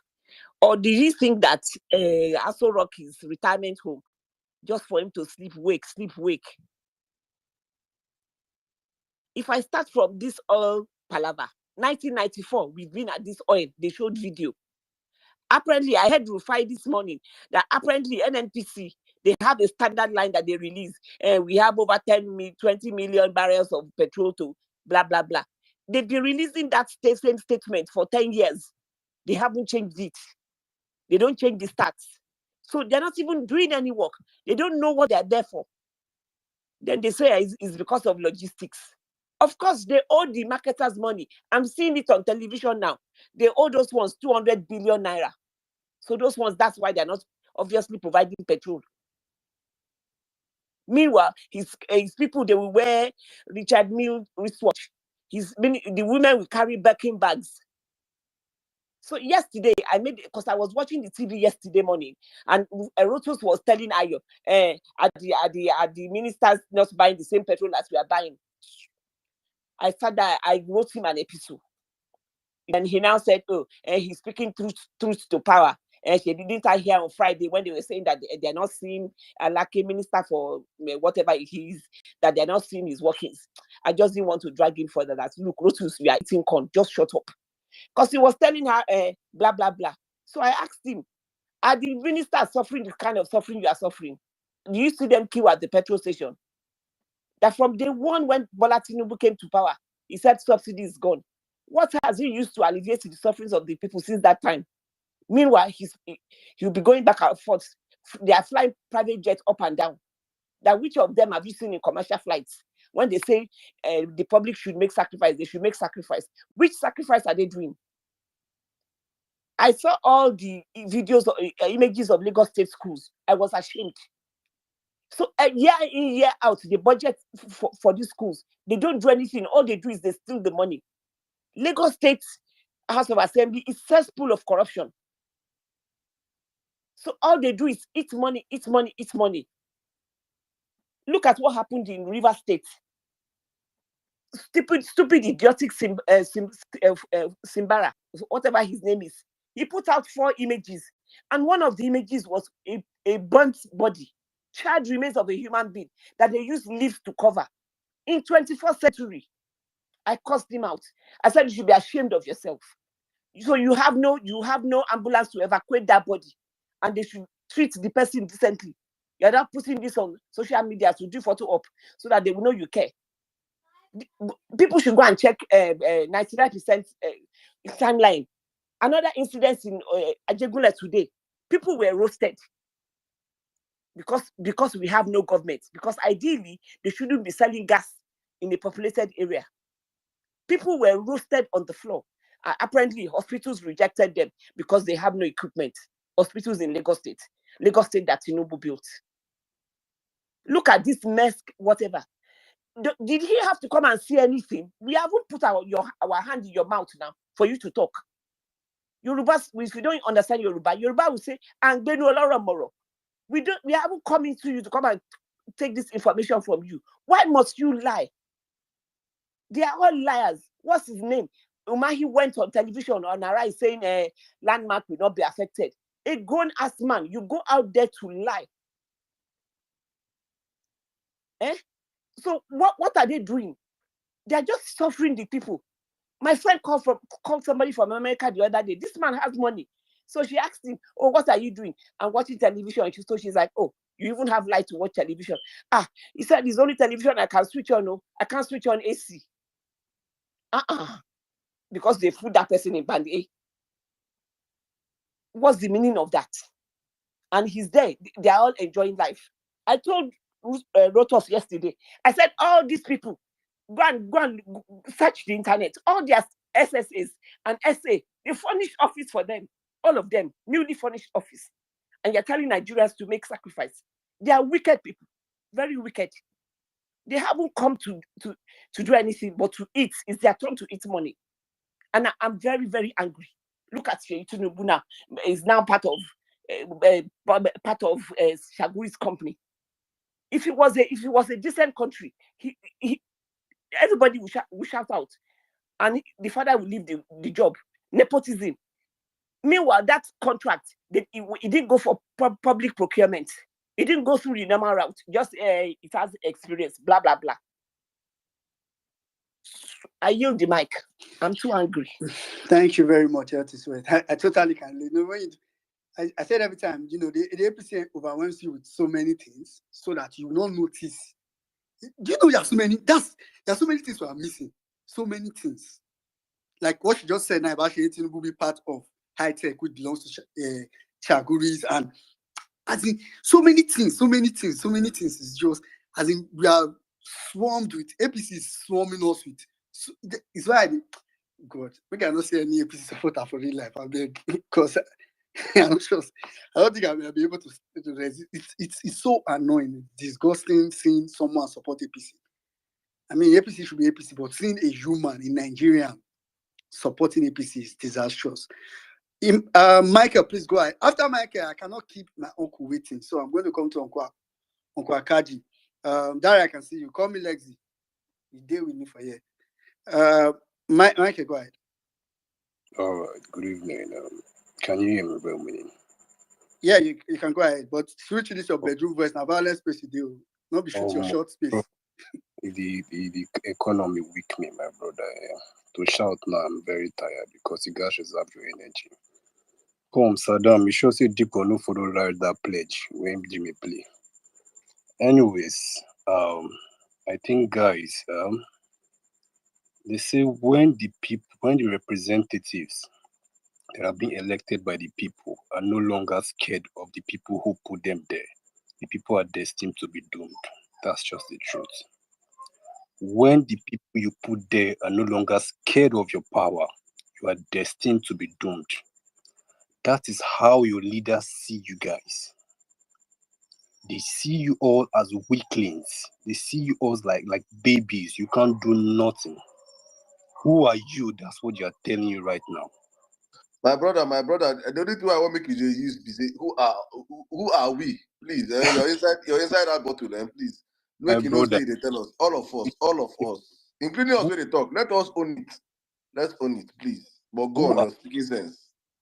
Who are we? That is what you are telling us. It's like we don't understand how bad this thing is. Listen, I came to Chikoji's space today. I think Dr. Heakena was a co-host. And I heard people crying. I mean, crying about the situation. That's how bad it has gotten. I mean, for a Tommy Canada, for those who don't know who Tommy Canada is the visually impaired guy who who tweets.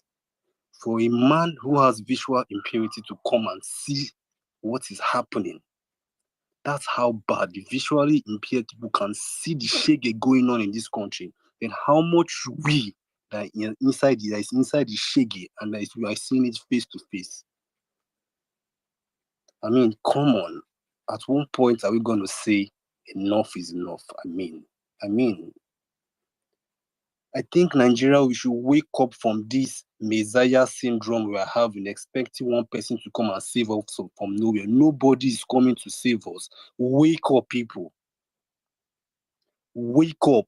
One Peter Obi will not come from nowhere and tell you go and march on the street. You yourself will tell yourself you will go and march. You know, if you're waiting for an Harry or a Emir Saddam to come and save you from diaspora, you're deceiving yourself, my brother. You know, there was a space where they created for Harry just to give him his accolade. I said, Harry lives in an organized world. I mean, a working system.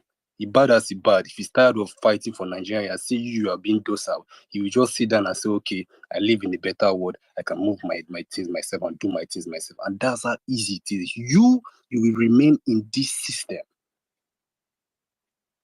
Come on, guys, what is wrong with us? Should I remember you that when a liter was 65 to 1, APC called for the head of this government?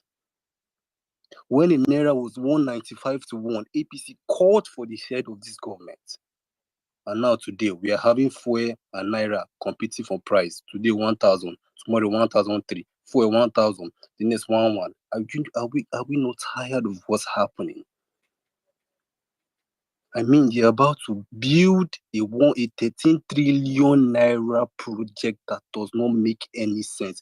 If not because here is a sanctuary that doesn't permit stupid people to come up. I wanted to ask these APC people, what is the economical importance of a 13 trillion naira bridge to the Nigerian system? We have different roads linking to Calabar. What happened to these roads?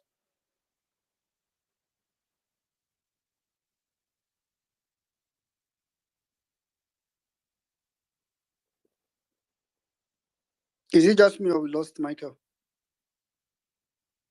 I think we lost Michael. Yeah.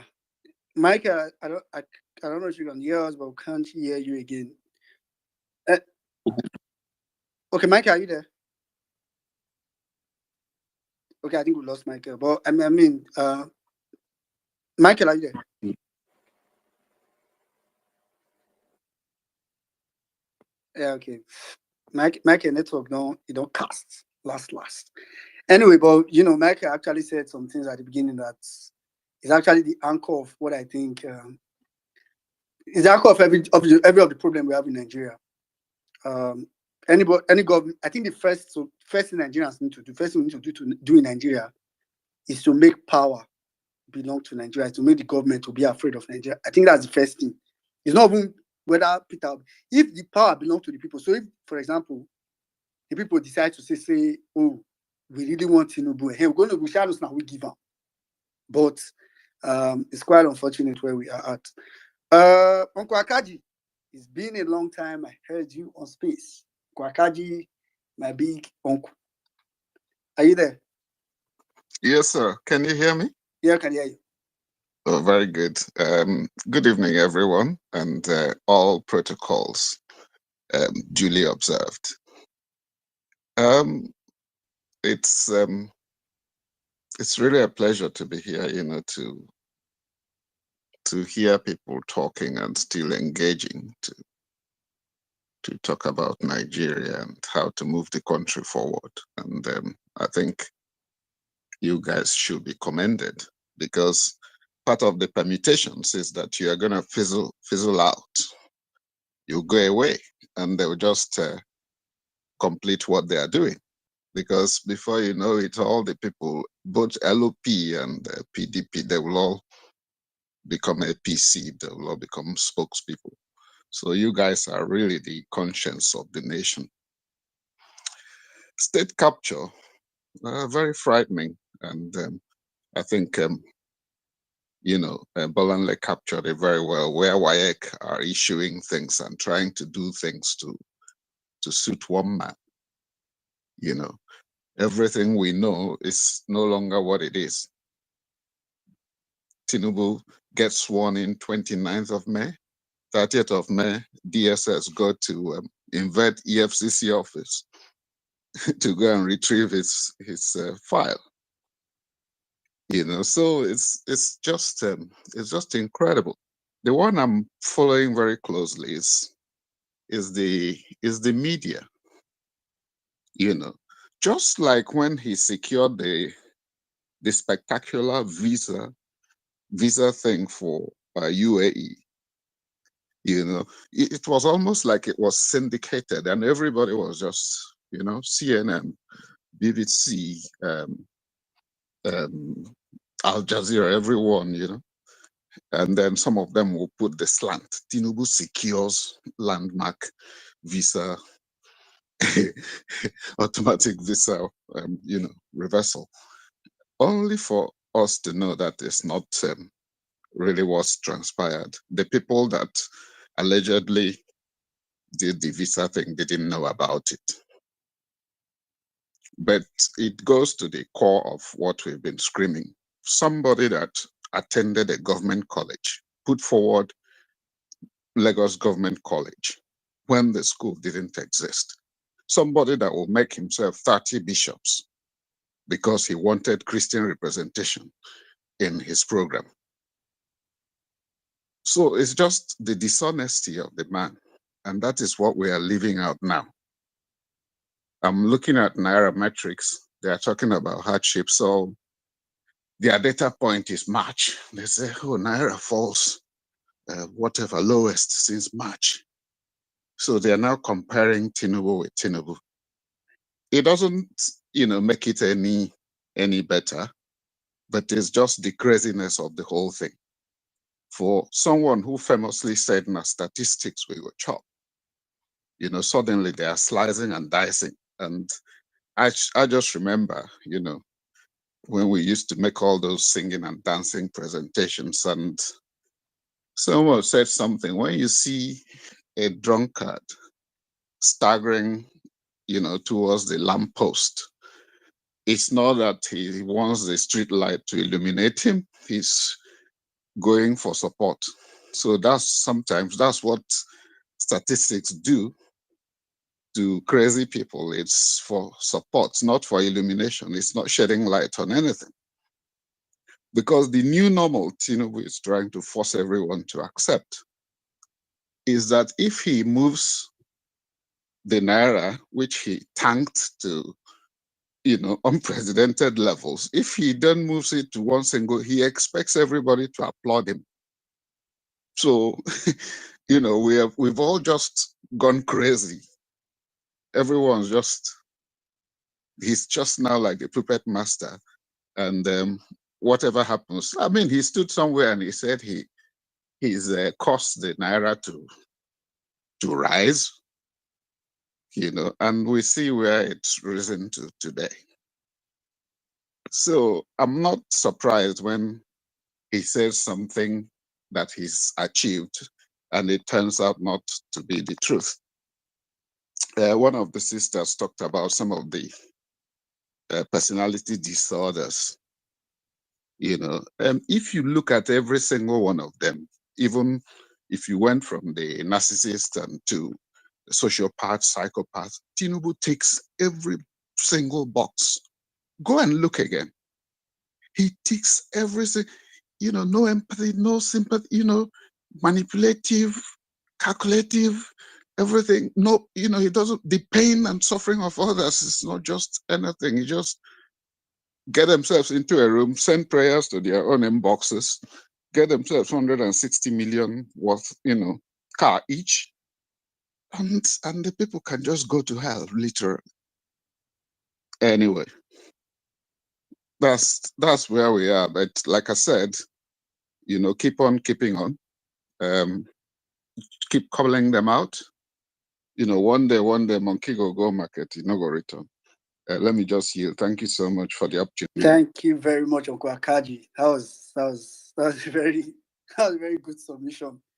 I mean, the way you highlighted the points, as in punctured each of the points, was just It be like say we go start with the assign to people say keep monitoring this thing that they are doing, this lie, this particular, because these guys overwhelm us with so much that we forget so many things. Some of the things you went to remind me now, like these things are true.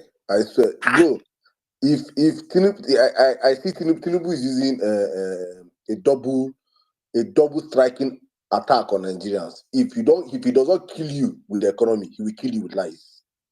If you survive the economy, lie, you wake up one day, lie don't kill you.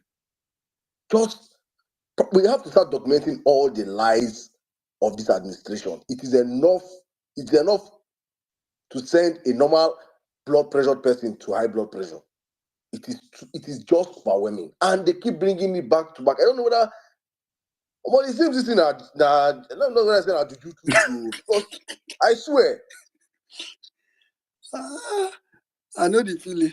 Sometimes me, I don't think I have it. This, how did they do this thing? Now, wow. See, like you said just now, they are comparing, even Nairametrics is comparing Tinubu to Tinubu. They are comparing now to March. Hey, God. Now, wow. Anyway. Well-meaning, I Yeah. get message or public service announcements. Una know ourselves and una dey this space. They contacted the websites that I normally use to check their criminal background. They contacted those ones that I am disgracing them. I'm sharing their public, their personal information. Those ones, they've suspended the accounts. Congratulations. But I don't put another one. I don't put another one with another email. Nini simi say. I just test about Sokoto Kana. I don't put another one. Congratulations. They don't suspend that other accounts. But you see this time around, I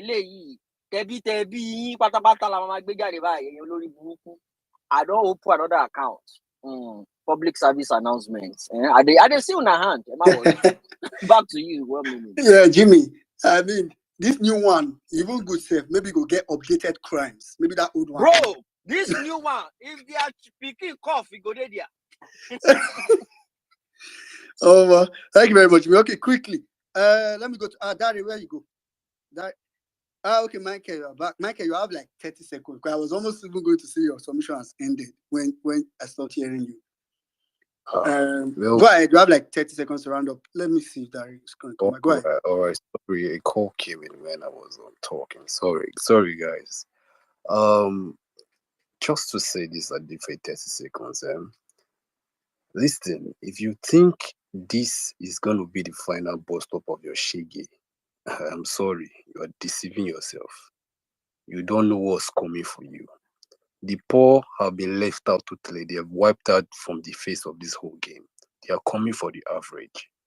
And you that are thinking you are the rich, don't think they won't come for you. They will come for you and make you a pauper too.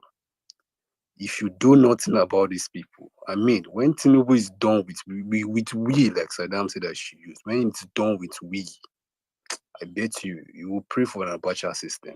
I tell you the truth, because I know this person we're talking about here. I pray we get to our senses and start doing the right things. Nigeria, the power is in your hand. If you keep forming, they take your country from you. Have a nice day, everyone. All right, thank you. Thank you very much. Thank you very much, Michael. I mean, totally agree with a lot of the points you said. We really need to do something ASAP. Dari, are you there? Good evening. I don't know. My network has been bad. Can you hear me?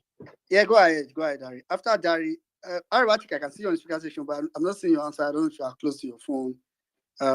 So go ahead, Dari. Then we'll take it from there. After Dari, we'll come to Good evening, everybody. Emir Saddam, well-meaning, Sarah, Jimmy, Mr. Kolade, Arawachik, everybody, good evening. And to the anonymous people, good evening.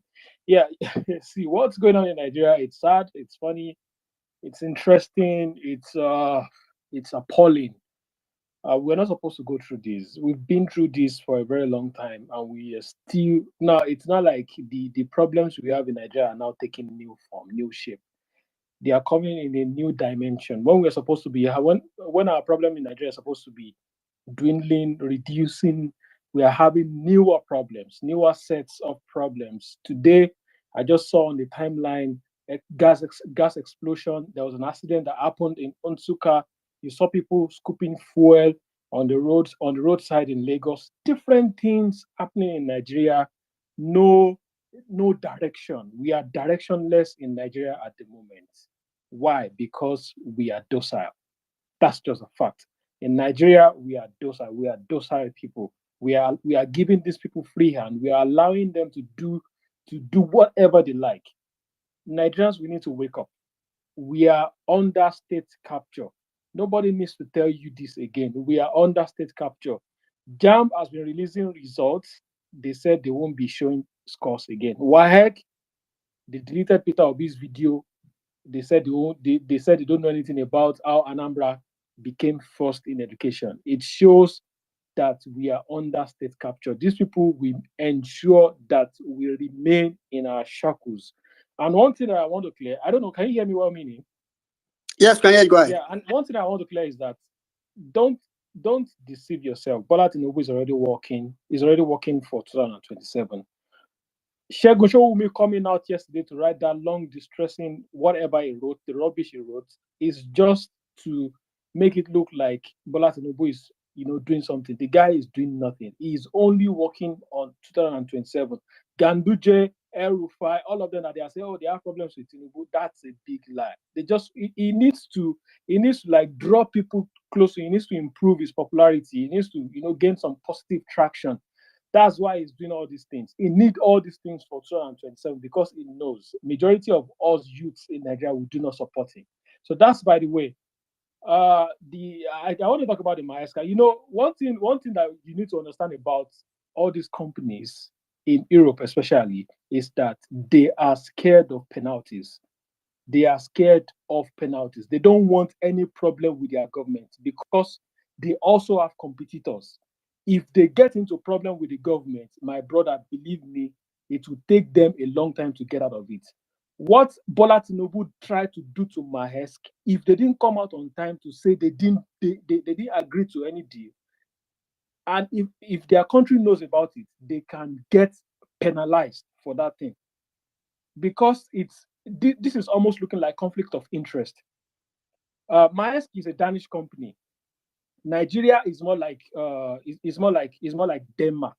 So a company, let me give an example of myself. I'm working in a company and another company needs my they need what I do. They see me as someone who can solve one of their problems, and then they come to me, and then I do not talk to my company about it. I go ahead and do the deal with the company. That's conflict of interest. It's just as simple as that. If my company will find out, I'm gone. That's just it.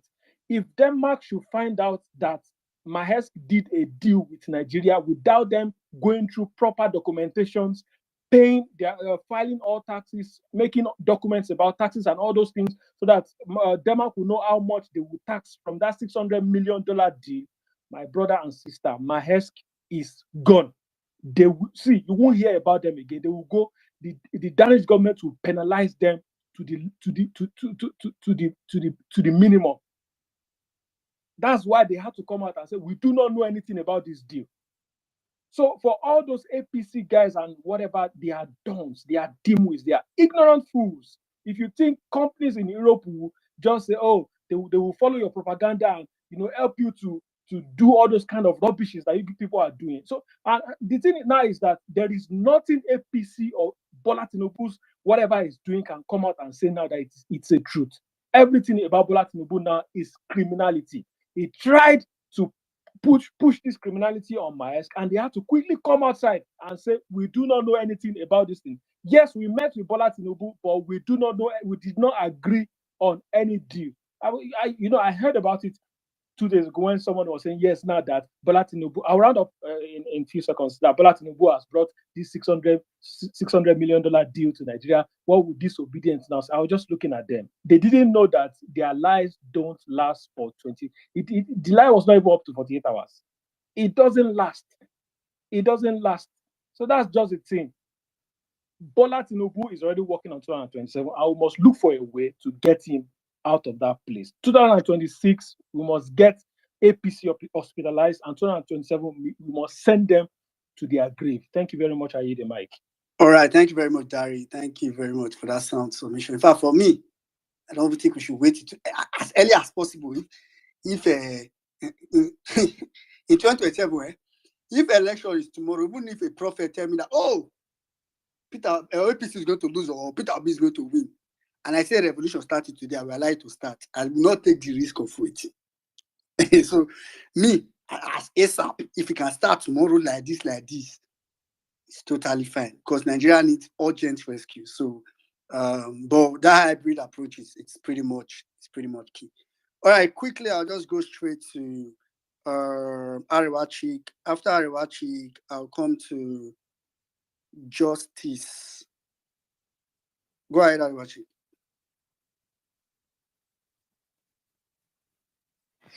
Good evening, everyone. Yes, you don't read though. Let me ask down what meaning. It's been a while. It's good to If I say don't dump you for Benin. Oh no, he almost dumped me for Benin, but thank God saying a flight. But thank God I'm back. He don't read though. He don't read my people, and it's becoming frustrating by the day.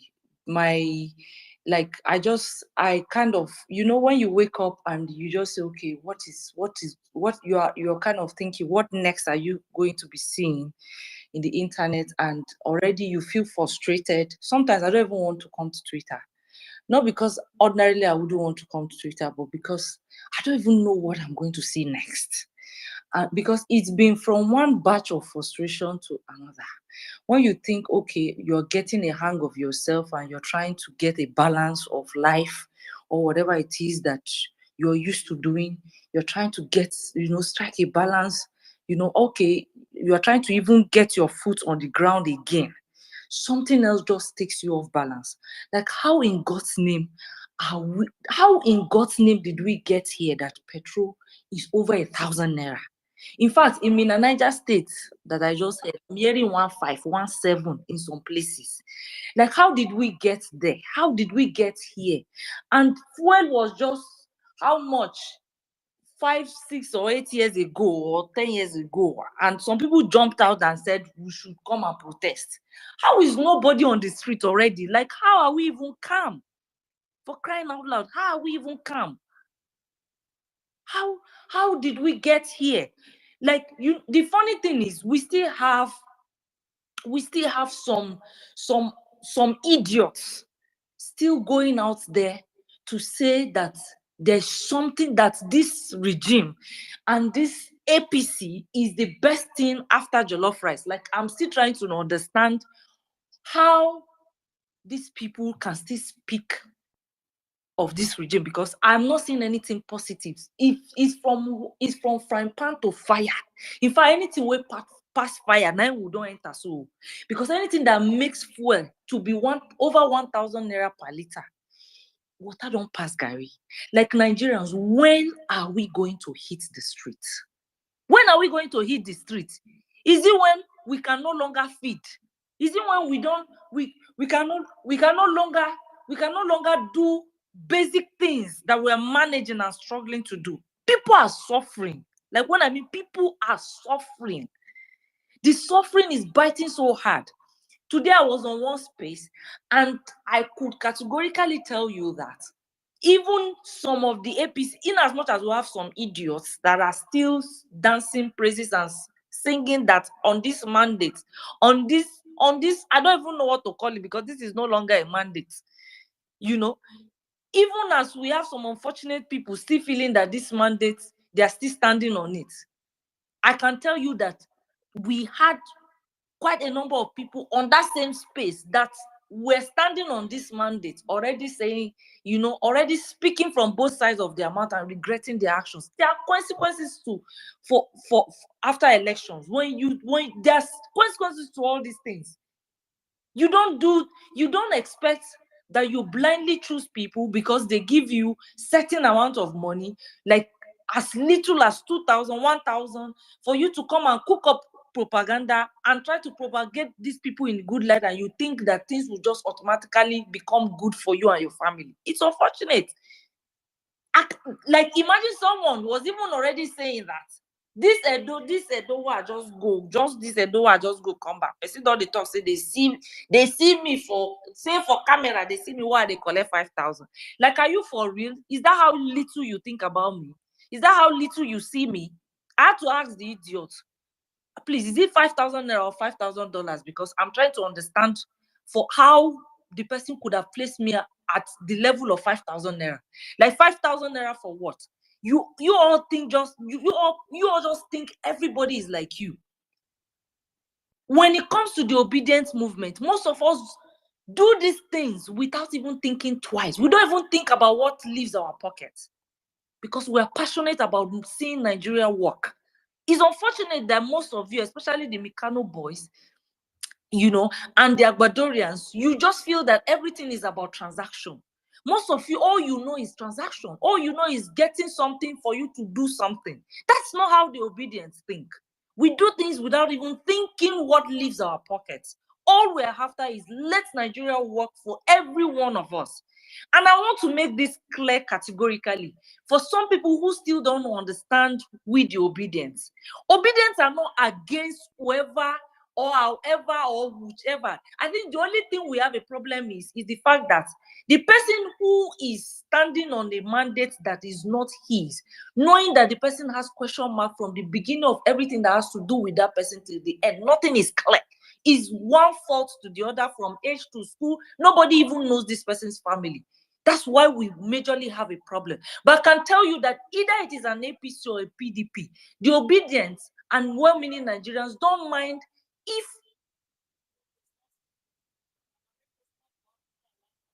as long as Nigeria work and you put the right policies that is going to favor everybody, nobody will be fighting anybody. We won't even be here dragging anybody or even calling anybody out. Harry, I think after this Tinubu school series, the next thing is we have to do Tinubu live series because the lies are getting too much. And this, it be like say this Woye one, it be like say this guy does lying for a living.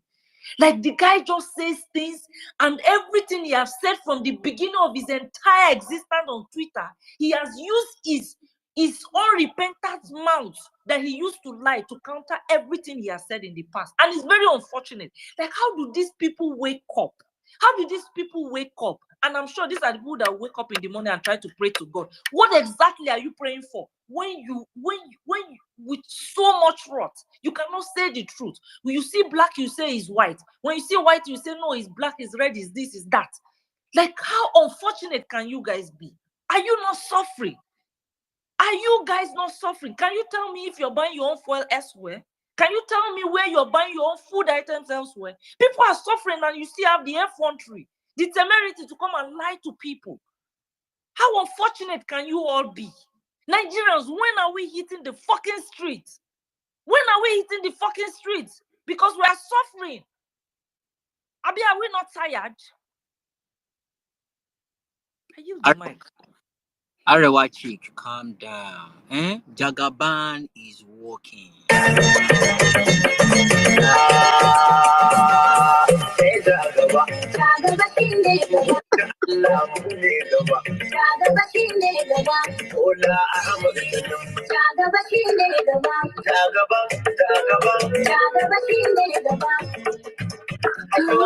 Look, I'm in love with this song. And they look how I could say you are doing ringtone. I won't send that guy go while I record.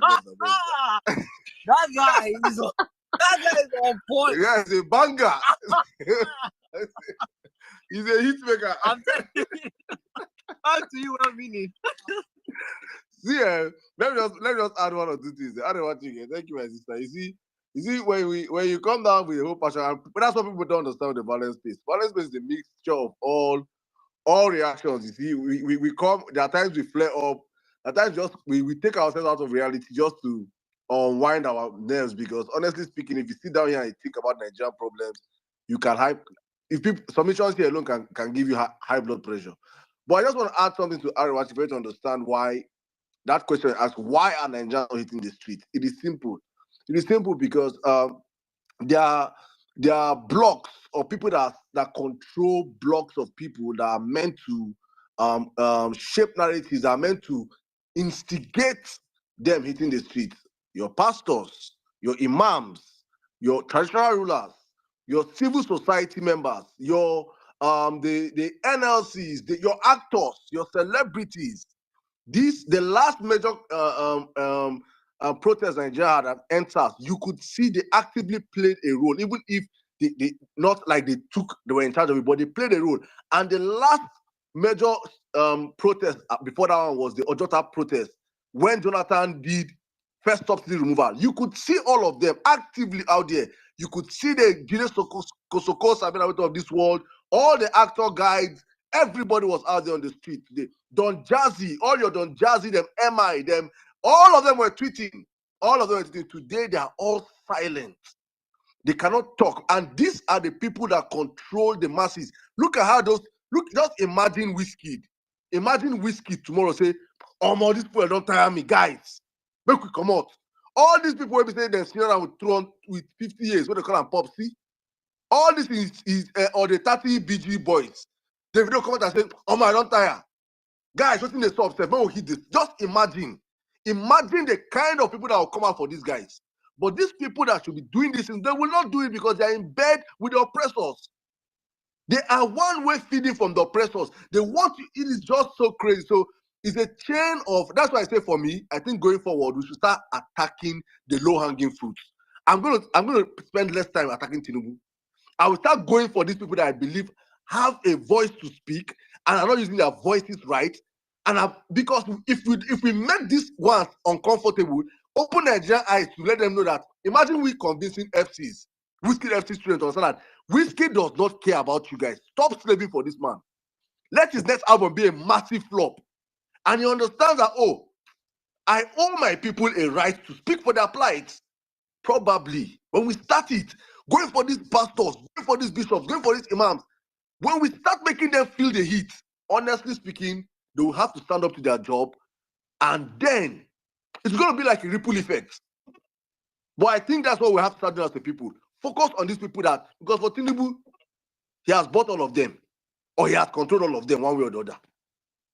Let us make their lives uncomfortable. Thank you. Nigeria, back to you, please. Yeah, thank you very much, Saddam. Thank you, Omo. Don't bless I don't finally conclusive at jazz, because some of these things are not normal. No, not be jazz, my brother. I've broken it down for you to understand the system. The system is controlled. If the people that are meant to push people out do their job, forget this thing, no be jazz. It's nothing like jazz. But, all but them this suffering way, because Saddam no give me to buy fuel for 1.5, no be diesel. My brother, we go buy. If we don't talk for violence, we say people go buy bread 5,000 naira. We talk for like 5 months. You know they happen. People go buy them. Nigerians. You know the funny thing is that I want to give a prophecy now.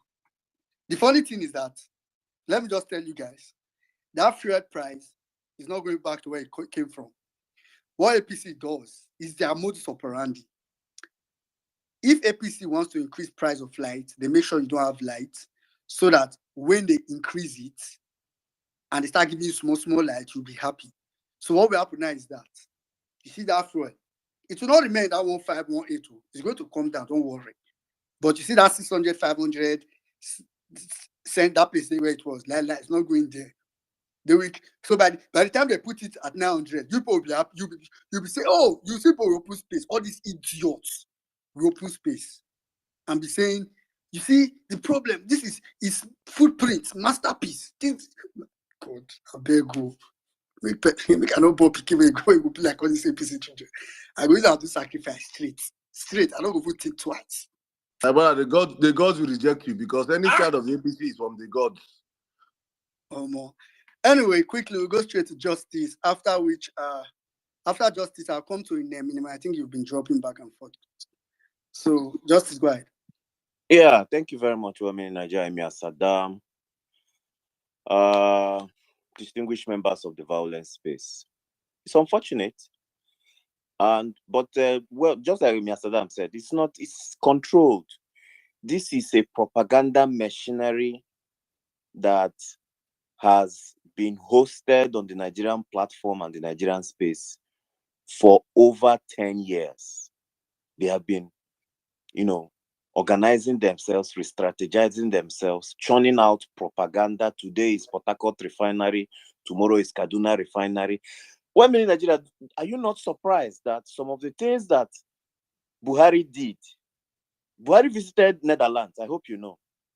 And when he visited Netherlands, it was rumored that there were, signed agreements. And then this criminal drug baron and certificate forger has done the same. So there seems to be a template of how this cascade of propaganda is unleashed on the gullible Nigerians. But you see, just like Galadima said, Buba Galadima of NNPP, let them die.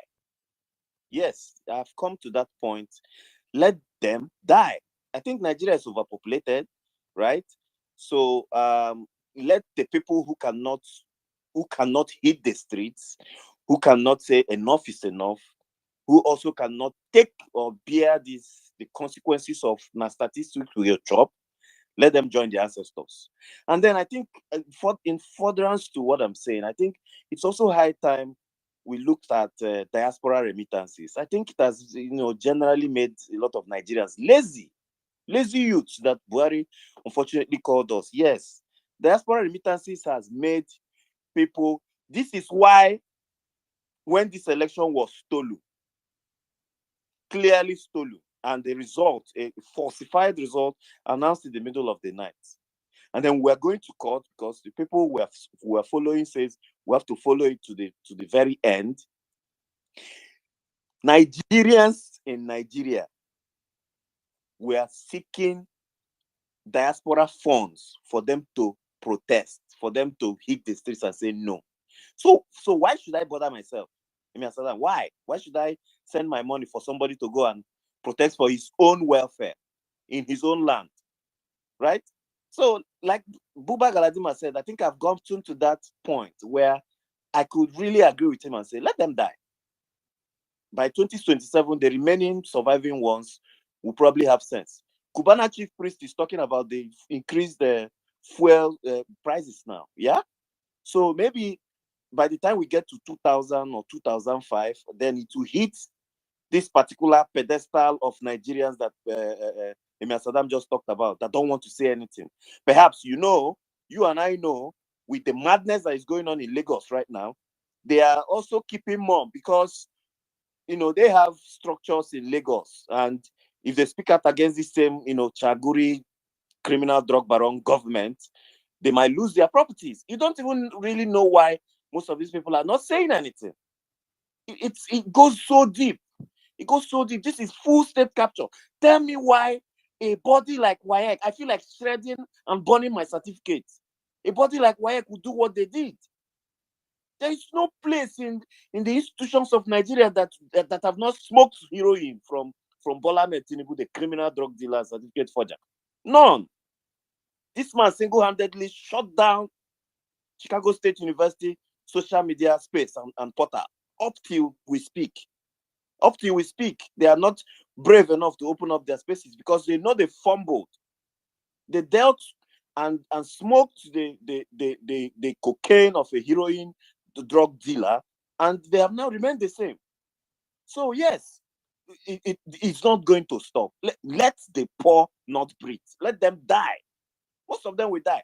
They are coming on spaces now with their burner accounts to complain that 1 year, this is 1 year. We have 7 more years, just like Jimmy said. I see you well, Nigeria. We have 7 more years. If you people do not hit the streets, majority of you will die. It's unfortunate. Look at the destruction of millions of dollars of somebody's investment. His only problem was that he chose to invest in his country, his fatherland. See how they are destroying somebody's business that generates income not only to the government, but employs Nigerian citizens. Landmark. They have destroyed it for for a project that they cannot complete even in 8 years. A coastal road that leads to nowhere. What are we talking about? The country is gone. So let them die. Yeah. Let them die. You know? Yeah. By that time, by the time we are done, we will know the remaining. This man is hell-bent on ruling over the ashes. The criminal drug dealer, Bola Ahmed Tinubu. I know your handlers are here. They are listening. Increase the suffering. Take dollar and pounds to 10,000. Let those ones survive, be the ones to vote you out. But as for me, there is no 2027. Okay. Nigerians must hit the streets and take out these criminals in government. If they don't do it, let them die. Thank you very much. I read the mic. Yeah, all right. Thank you. Thank you very much, Justice. So, I mean, just to help you do some kind of disclaimer, the truth is that majority of Nigerians, where Nigerians are, is quite unfortunate. I understand what you mean. And I know the context you are saying is about those, because I actually know there are a lot of obedience in Nigeria that, put, quite unfortunate, that put in the effort and all that. So, so all the them that you said in my head, when in quotes, let them die, is all these abados. Because I mean, I think if they go, I don't mind. Let the population reduce. But I mean, I have to personally, and on behalf of VawulenceSpace as well, sharing the pains of true obedience and well-meaning Nigerians that wanted good governance, that were overpowered. It's sad that we allow ourselves to be overpowered, child. Like this not to what do you say? Could use this word now? This is not to find a way to suiting you or make you feel good. Well, being in Nigeria, sorry, I don't know why we are missing words of what I said. I said diaspora remittances to Nigeria needs to be stopped. It has made Nigerians lazy. Those who cannot survive, let them join their. Yeah, but I'm trying to clarify when you say let them die. Listen to what I'm saying. Well, Nigeria, now you don't explain on that man's words. You have made his submission. Please, let's move on to the next one. They want to explain waiting their head. Now his submission, he owns his words. But Saddam. Let him stand on what he's saying. I mean, it's not what you represent. It's not what you represent. This is so submission. That's what he stands for. What I can't hear in my ears is, let obedience that suffered as well or are suffering in Nigeria as well, let them die. It's very uncomfortable for me. So that's why I needed to clarify. No, it is at the same time, I don't agree with it, but it's his submission. So you don't need you explaining it. It's not you. No, I'm not explaining what he's saying. I'm saying, that is not acceptable. No, what is not acceptable for you is acceptable to another person. That is what you should understand. For me, I don't agree with it, but it is him that made the submission. What do I want to talk? Allow him. We move on to the next person. Yeah, but I can't slide past it. Sliding past it means I agree with it. So that's why I needed to make it clear. I can't slide past it. My conscience, I will not be able to sleep this night. To hear that that lady that busted her eyes, she should die in her poverty. That's totally uncomfortable for me. Hold on 1 minute. Yeah. The two of you, hold on. People are ready to hit the streets now. Wait. What am I there for cat? Today, Ola, you know we said the truth. Olo buying Jenny. APC government for this country na shit. Why go buy cement? Cost. Why go buy rice? It's 70,000. Share money out. Ya wole tan ba so nítorí oúnjẹ. Come ba bile oúnjẹ jẹ. Come on ba bile oúnjẹ jẹ. Ìwọ tó bá bile sọ̀rọ̀ against the video yìí. Olo buy rẹ̀ jẹ́ pẹ̀lú àwọn tó bá ní ikú ro le kú. We are suffer. Ola ko wa ní láti lè sọ̀rọ̀. Àwa jẹun ebi o pa wá láti lè sọ̀rọ̀. People are suffer. A lot of people are suffer. Ayé yóò ní dáwọ́ ebi pa àwọn èèyàn. Even our senator, they are doing meeting. Senator won't buy car for 160 million. For what? 160 million because you don't know good. They won't buy car. Who they do road? Why would the road? No, the senator they do road. They give them road. We are going to enter streets. We are going to block everywhere. They suffer. Everywhere. And APC we do. We fought for APC. We can for APC. We are enter streets. Anything all talk out. Now Almighty God, Almighty Allah, the position of you. Okay. Inshallah. We are suffering. People are suffering. People cannot do anything for this country. Okay. That's something they won't kill us. Okay. What's happening? Each of you, because of politics, I know that you comment or you talk about this video. Anybody of you will talk bad about this video. You go roll about you. So, 1 minute, dey against wetin justice talk now. Another person don't whip for another one. No. This one can't join. The join. That one APC supporter now. This person is everybody, including their children. You don't join everybody together, including their children. But on a lighter note, I mean, it's sad that Obedient too go chop out of this thing. It is sad. It is absolutely sad. But we don't wish Obedient dead, right? But everybody go die, right? Everybody go die. So Obedient, if you don't want to die in Nigeria, start speaking out. That's all I got to say. Start speaking out, so we'll know at least you're speaking out. You're not ready to die. But you see, some people, they are willing to die in that quietness. They know they will die, but they will rather die quietly than going outside to die. It is what it is. But yeah, I understand what 1 minute is trying to put across. I mean, there's no way we'll do it or say that it will not affect obedience in Nigeria. But yeah, that's just like. But anyway, back to you. All right, quickly, let's just go straight to Inem. After Inem, I'll come to Call Me Lexi. Your girlfriend, they do you thumbs down. Sarah, you did a point for cheek. No reason. Shut up, better if I look screen, I'll leave for the hands up at my this. Anyway, I'll come to you, Sarah. Don't worry. Thank you, Mia Saddam. Well, meaning everybody on this space. The only thing I want to say is, yeah, I saw song. Fiaka we don't fiaka tutu. What I mean is this: let him squeeze Nigerians, capture the snail kingdom, capture the animal kingdom, capture the lion kingdom, capture the fish kingdom, capture the millipede. Everything capture, let him capture all the kingdom. Let everything. In fact, today I was very angry at an outlet. I said, let everybody not be able to buy anything again. But harder for everything. Let everything crash. We did. May we see how it go be. Let it be harder. It never reach. No, Nigerians, we are still okay. And we at least we are still buying Gary 1 cup or 2 cups 500. Then we are still okay. Let it get to a point that 1 cup will be 5,000. I think it will be better than 4. Maybe let's say okay, plus or minus 10,000 per liter. I think then we will be okay. Because for now, we still the stroll for road. We still they happy. We still the smile still there about our face. Adi honor. Yakubu Mahmoud. Adi honor injustices. Adi honor from my it many good me. God go punish all of them. We carry all this pain put for our head. God punish them. Children no fit come school again. School go start. Some no go return back because they no go fit trick. Thunder fire all of them. I yield. All right, thank you very much.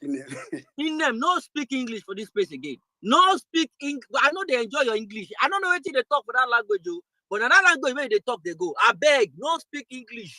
We are very diverse on this space. No speak English again. English is not allowed. Now that language we want. I beg. Well, meaning Nigeria.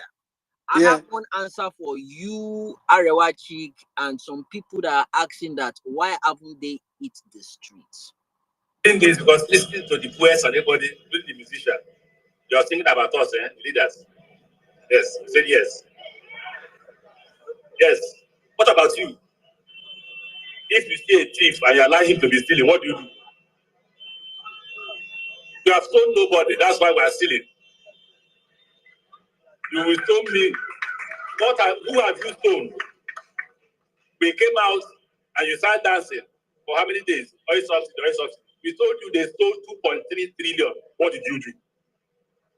The oil subsidy, we told you they stole 2.3 trillion. What did you do? Instead, you're protesting. Bring the oil subsidy. The name of oil subsidy that is not reaching the poor. Few individuals are going away with the money. You have done nothing. Your money, Madiba, 95 years. More persons are dying every day, and Madiba was very angry when he died in Nigeria. What did you do? Back to you. All right, thank you very much, Jimmy. All right, quickly, let's go straight to Call Me Lexi. After Call Me Lexi, we'll come to Sarah. Well, I mean, are they carry corner eye take look you? Did they try? Yeah, they try. Who be that? Come, let's go ahead.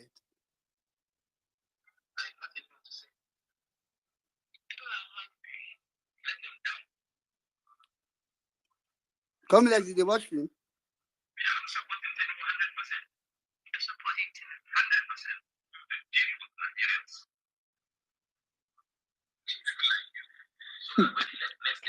Call me Lexi, we know they can know.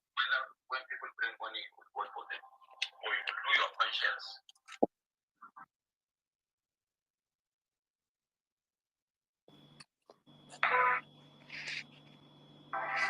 I have nothing new to say. People are hungry. Let them die. It's their fault. Yeah, I'm supporting Tinubu 100%. You're supporting Tinubu 100% to deal with Nigerians. People like you. So that when next election comes, I will now see whether when people bring money, you will vote for them, or you will do your conscience. Good evening, my fellow Nigerians. Good evening, Obedient. Good evening, everyone on this space. When I have opportunity to speak on this space, I always say one thing. I always appreciate the diasporans. Honestly, God bless you. God will keep you for us. You are the reason why we breathe as we that are in Nigeria. You are the one who give us energy. That's why I always appreciate you. Because if you back down, nothing is left for us. You are the reason why we are moving the way we are going. That's why I always tell Britain, stand your ground. See what happened yesterday, Davido and Wizkid. That's just it. We have ourselves to save. And nobody will come for us. Seriously, like Galadima said, me, I have lost the voice of fighting or arguing. I went to market on Sunday to buy fish. Where I was standing, the fish seller and the woman who wanted to buy started fighting each other. You will sell it with price. This is the amount I have. No, I must buy it. No, you will not buy it. They ended up cursing each other. Shebi, now you vote nonsense. Shebi, we tell you, I just the way I did, I just the look. The woman owed 2.5, want to buy 3 fish. The woman say, you know, fish sell past 2.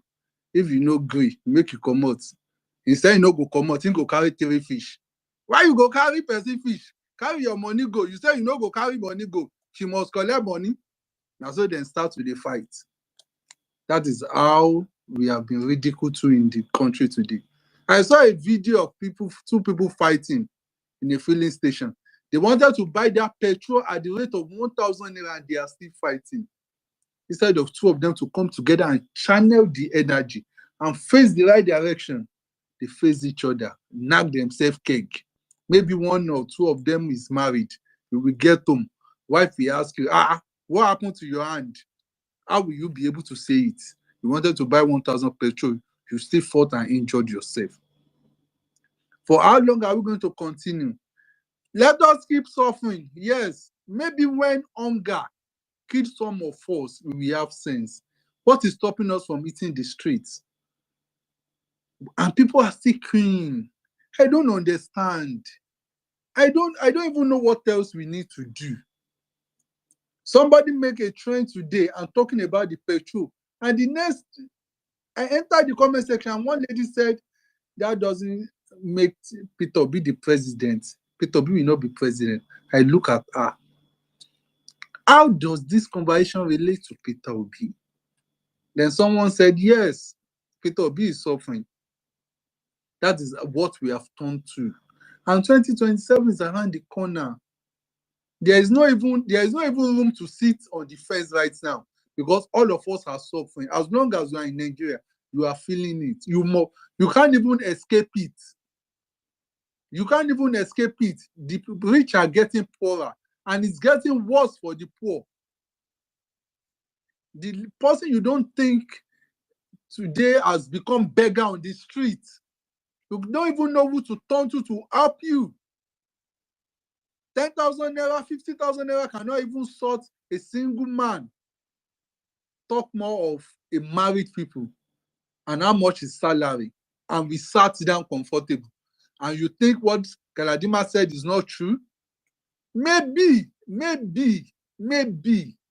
if hunger kills some of us, the rest we have sense. But I'm not sure.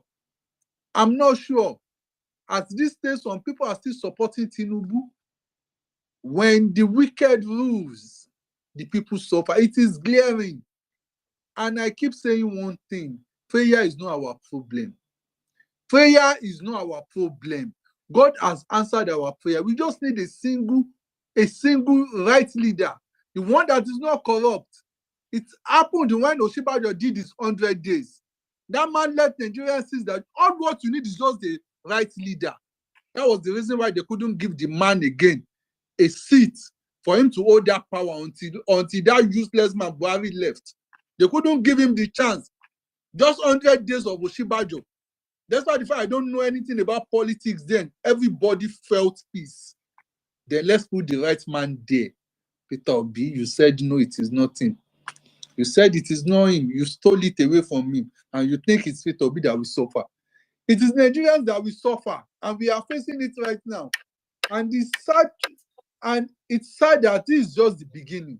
But those who Peter Obi is fighting for, they are on the timeline attacking him.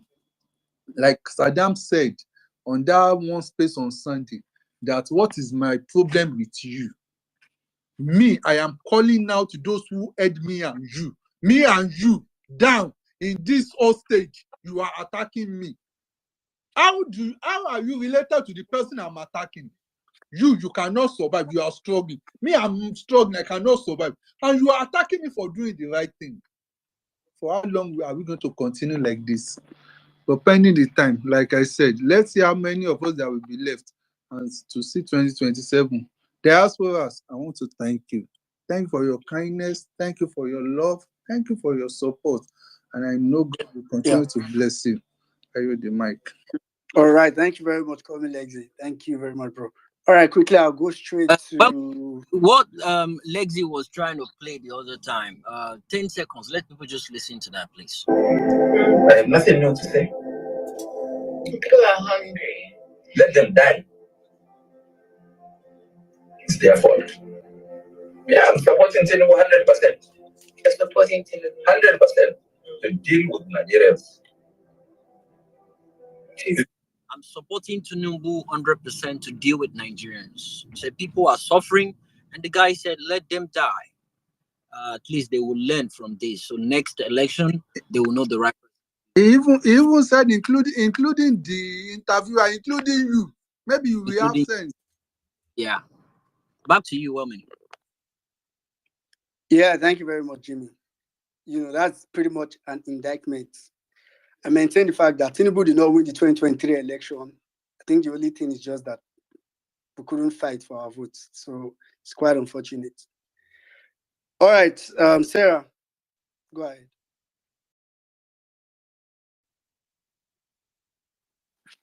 Hallelujah, this one that Wellman's giving me the mic. I actually wanted to speak earlier after I think Arewa.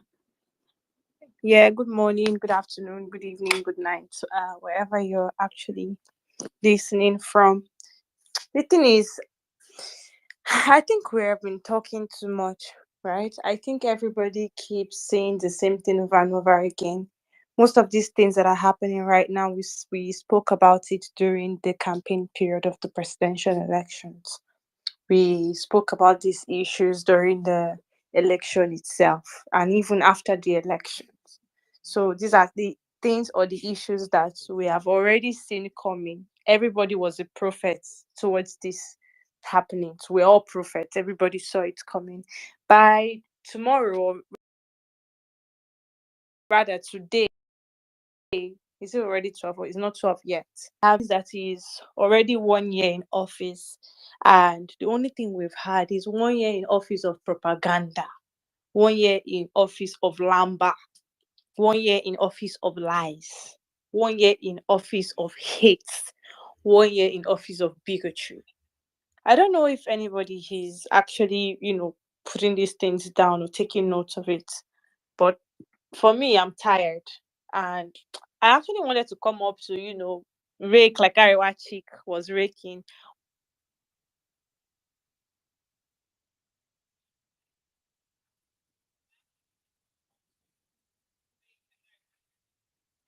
Is it just me? Not just you. Sure with that. Till I say officer don't Can you guys hear me? Yeah, go officer ahead. don't collect you. Hey! Officer don't hold Sarah. Time up. Hey! Sarah. Well, Anyway, man, let's okay, go let's to just go ahead. Well, meaning, are you Uh, guys there? yeah, can hear you now. Oh. Okay, go ahead. Tell officer may give you 5 minutes. Tell officer may give you Yeah. 5 minutes. Good. My phone keeps ringing. So the only thing that we've actually been seeing is just propaganda and lamb. I just want to even come out to tell everybody. I actually wanted to sing to come and rake and lament and scream about everything that is going on. But I mean, Arachi did most of that, and she was right. Like at this point, it's either we are scared or we are cowards. One of two things. Nigerians is either you are scared. I don't understand how we keep facing these things over and over. We are not angry enough. Because if these things are happening every day and it's actually it begs me to wonder what the value of a Nigerian life is today. What is the value? Like, what can you use to hold on to say this is the value of my Nigerian life today? A lot of us have been. Let me use this example of what is happening to Landmark. Okay, guys. So now, was it in 2021? Yes, I think it was in 2021. We wanted to have the NSAS, the NSAS Anniversary event anniversary at Landmark Center, right? And we already planned everything. We got the funds, we reached out to them, we're talking to the management, everything was done. We took the guys for the stage and sounds and everything to go look at what we're going to put the stage. We already had everybody we're going to invite. We already had everything planned. A day, only for a day or 2 days to the event, we get an email. Then the email was telling us that we can no longer use it, blah, blah, blah, blah, blah. And it was just a very nasty, just a nasty email. And my response to that email, because in the email, they sent the email to myself and Akin, and I think FK. And I responded to that email and I was like, you're trying to actually be on the side of a government that we are trying to ensure we make our voices heard. You are going to be on their side without even trying to see the fact that what we're coming to do, where even this same government were invited for everybody to come sit down and speak. And you're trying to tell us that we cannot use that place anymore because the government said we shouldn't use it. You're trying to pander to them after we have paid, after we have done every single thing you asked us to do in terms of legal, in terms of payments. And then you're telling us that we cannot use the place anymore. And my exact words to them was, it's going to come back to you. You think you're with the government right now doing what they want you to do, answering them and pandering to them. It's going to come back to you. Sorry, I've not made any tweet about this landmark issue because I just keep remembering what happened in 2021. It was going to come back to you. Now you can see the same government you were trying to please, the same people you're trying to stand behind, rather than join your voice to the people who are trying to ensure we have a country that works, rather than trying to join your voice with the youth to ensure that we even have elected officials that will actually make a name for us and for the country. You wanted to pander. The same people, the same set of this is not a different government. It's still the same government that is in power. And this is what they are doing to the establishment. Over $200 million in tourism. These are the people who are actually putting in our coastal lines into the good use it should actually be chosen to do.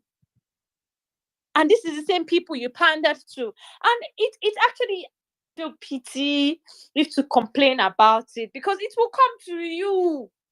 So to all those other people, to all those agbados, to all those mekanos, you think you just want to stay in one place and be on the fence just because, oh, this is my person in power. It is not about your person being in power.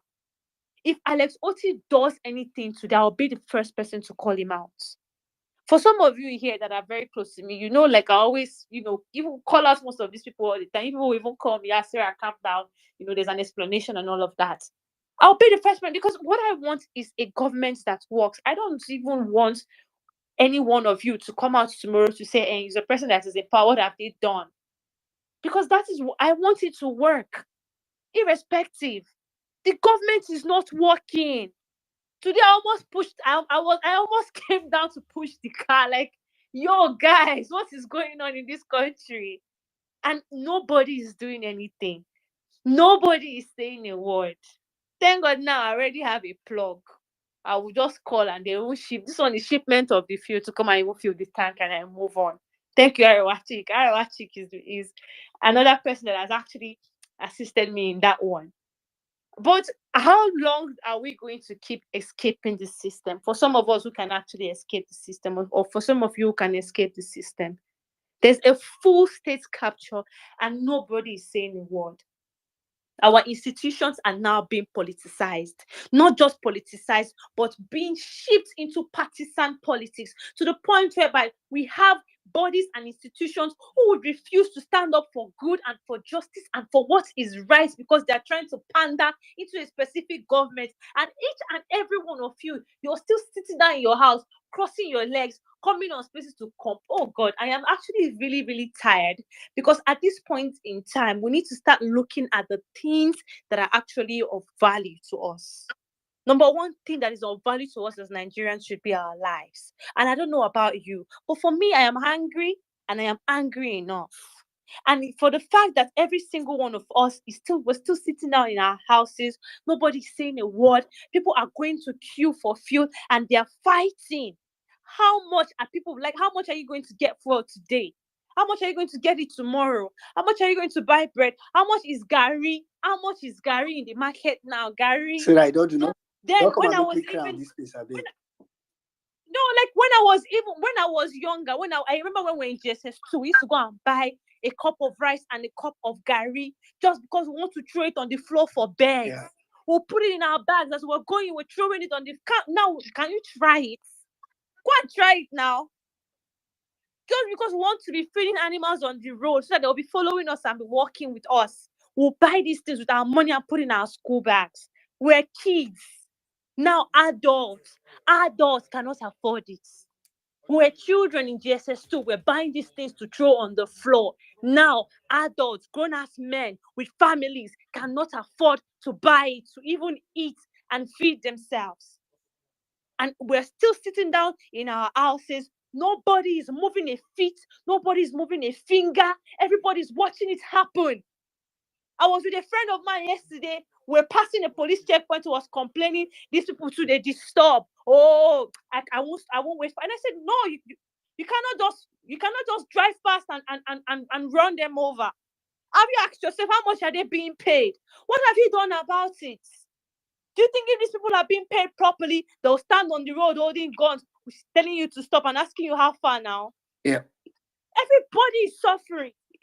Every single one of us is facing these things over and over again. But nobody is doing anything about it. I don't know whether they don't jazz us so. Because if they've jazzed it, Kayamata they work for my family, or Kayamata doesn't work in my family. Go Kayamata tired, because I don't understand why we're still sitting down and nobody's doing anything. Look at what they came to tell us about this $600 million scam. Now they're all deleting their tweets and their publication. That is to tell you the kind of government we're in. A government that wants to just stand with a white man or with a foreigner, they will tag you as an investor and post lies about Sarah. you.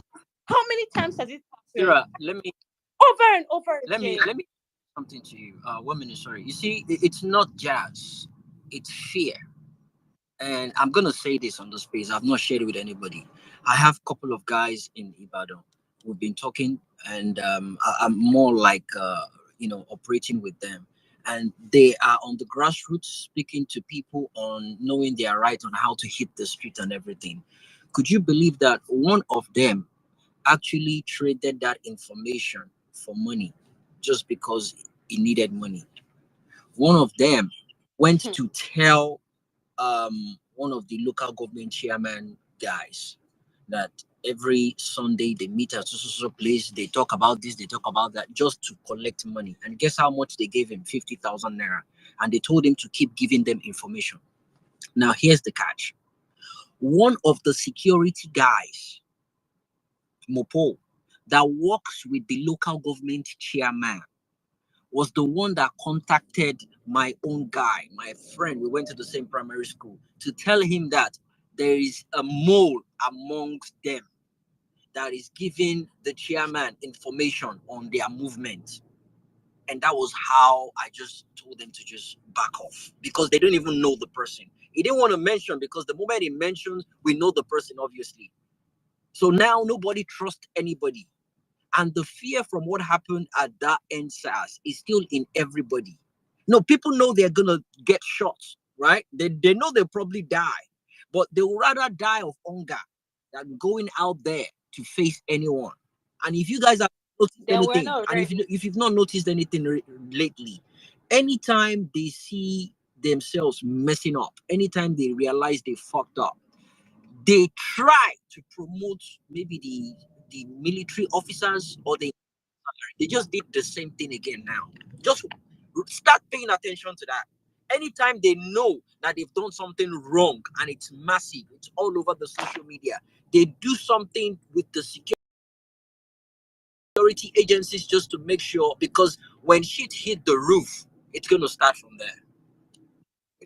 There is nothing, I'm It's telling not. you, there is nothing that they have done for the security agencies. There is nothing the government has done or will do for the security agencies, because we have a government that is just self-centered, greedy, selfish, people who only care about their freaking pockets and how they can look at the public and raise their shoulders. We have a government of people who sit down in National Assembly fighting for who we sit down in front row seats, for crying out loud. Our senators were in a freaking video fighting for who we sit in front row seats. This is what these people are all worried about. This is what they are bothered about. They are not bothered about you. They're not bothered about me. So I don't understand why every single time issues and things happen like this, you all are too scared to even speak up. Everybody wants to sit down in their houses and see how they can protect themselves. You're inside your house, you cannot afford to buy bread. You're in your house, even 1 tuber of yam, you cannot eat. You're inside your house, you cannot even afford to buy rice to eat. There's no light, you cannot buy fuel. How much was fuel when they came out to protest? These same people in government. How much are we buying fuel when these people came out to protest? Now they're destroying businesses that is not just owned by one person or by one tribe, that is owned by different people. They are going to demolish businesses that are actually carrying people and giving them the employment in this period whereby our economy is terrible, where people are even looking for jobs to sustain themselves, when people are even looking for how to work 3 jobs. The little one that they have, they're going there to demolish it. A government that likes to destroy and not build, a government that cannot even build, and everybody's still sitting down and you're all watching them, clapping your hands and saying, oh, we are just trying to protect our own lives. Let me tell you this before I yield. Yeah, go ahead. We're in a country where nobody cares about your life, okay? We're in a country where, rather than coming out to speak up, a lot of us prefer to sit down in our houses to try to protect ourselves because we think our life is valued. But we're in a country that does not value the Nigerian life.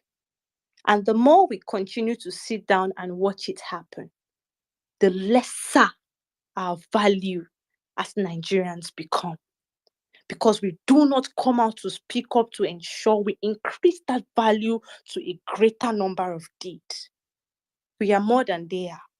But as long as we do not want to increase the value of our Nigerian lives, they will continue to diminish it. They will continue to reduce it. And it will get to a point where even to soak Gary, you go big man house, go drink out. if we're not ready to come out to start speaking up for ourselves, then let us continue to enjoy the little value and minimal value of our Nigerian lives. And I ask you this, what is the value of a Nigerian life today? I yield. Thank you very much, Sarah. I mean, that was quite a touching. Women, Go ahead. no vex. I just want to follow up from what Sarah said, because I also probably many of us are not listening. I want to just say this again. You see, Nigeria problem. We have a leadership followership relationship in Nigeria. Everybody's looking for leader. Everybody's looking for who will lead, who will lead, who will lead. That's why if some people wake up tomorrow and their generator do not on, they'll go and say, Peter Obi light, Peter Obi security, Peter Obi no food. We are looking for leader all the time.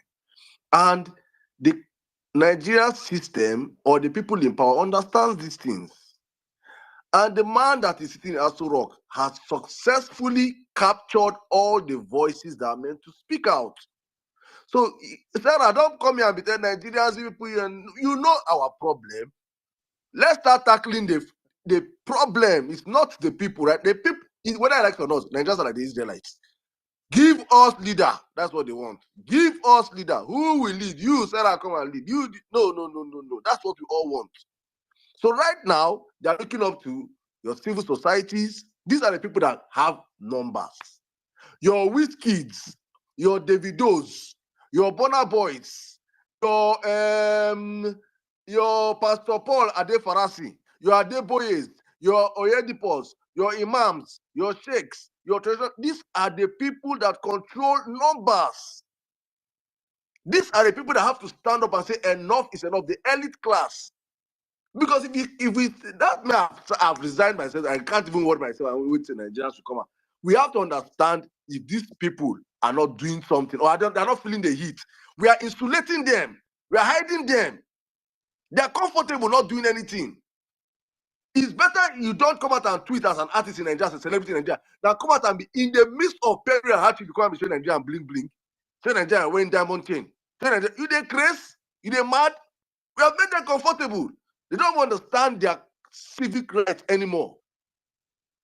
And these are the leaders that are meant to help push Nigerians on the streets, because all these protests you're talking, you participated in NSAS. You know how many times all the artists will come and climb stage and be singing, doing free show in that toll gate.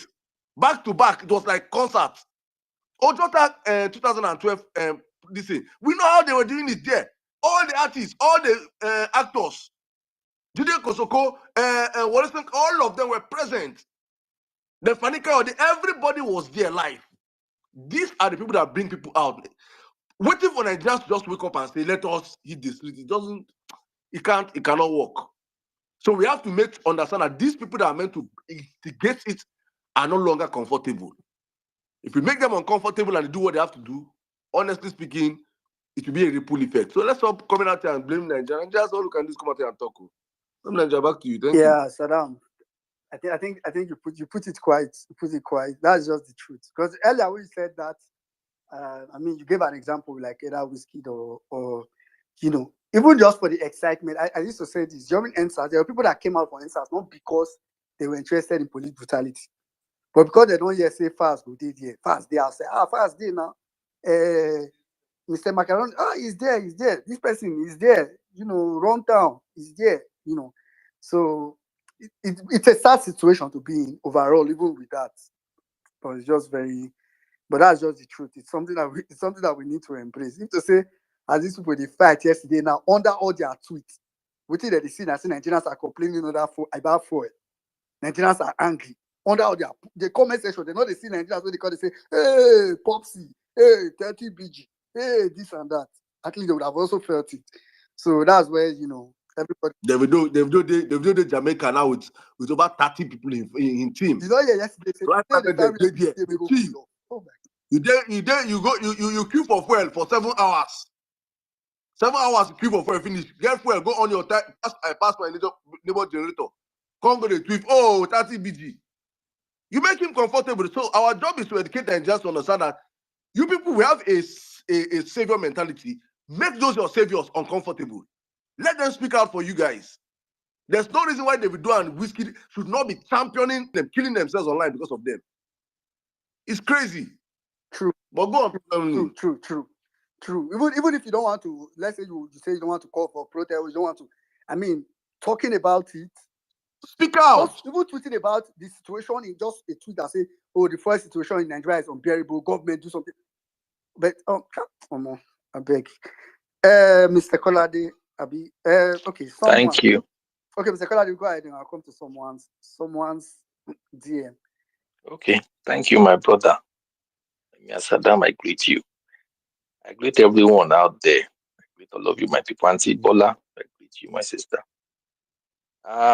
Man, sincerely speaking, Saddam, you spoke my mind 100%. That is the missing link we've had all the while. Nigerians are majorly followers.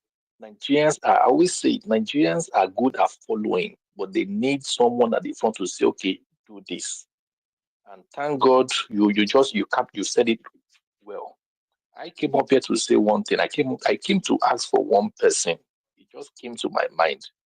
Uncle or brother Fela Durotoye.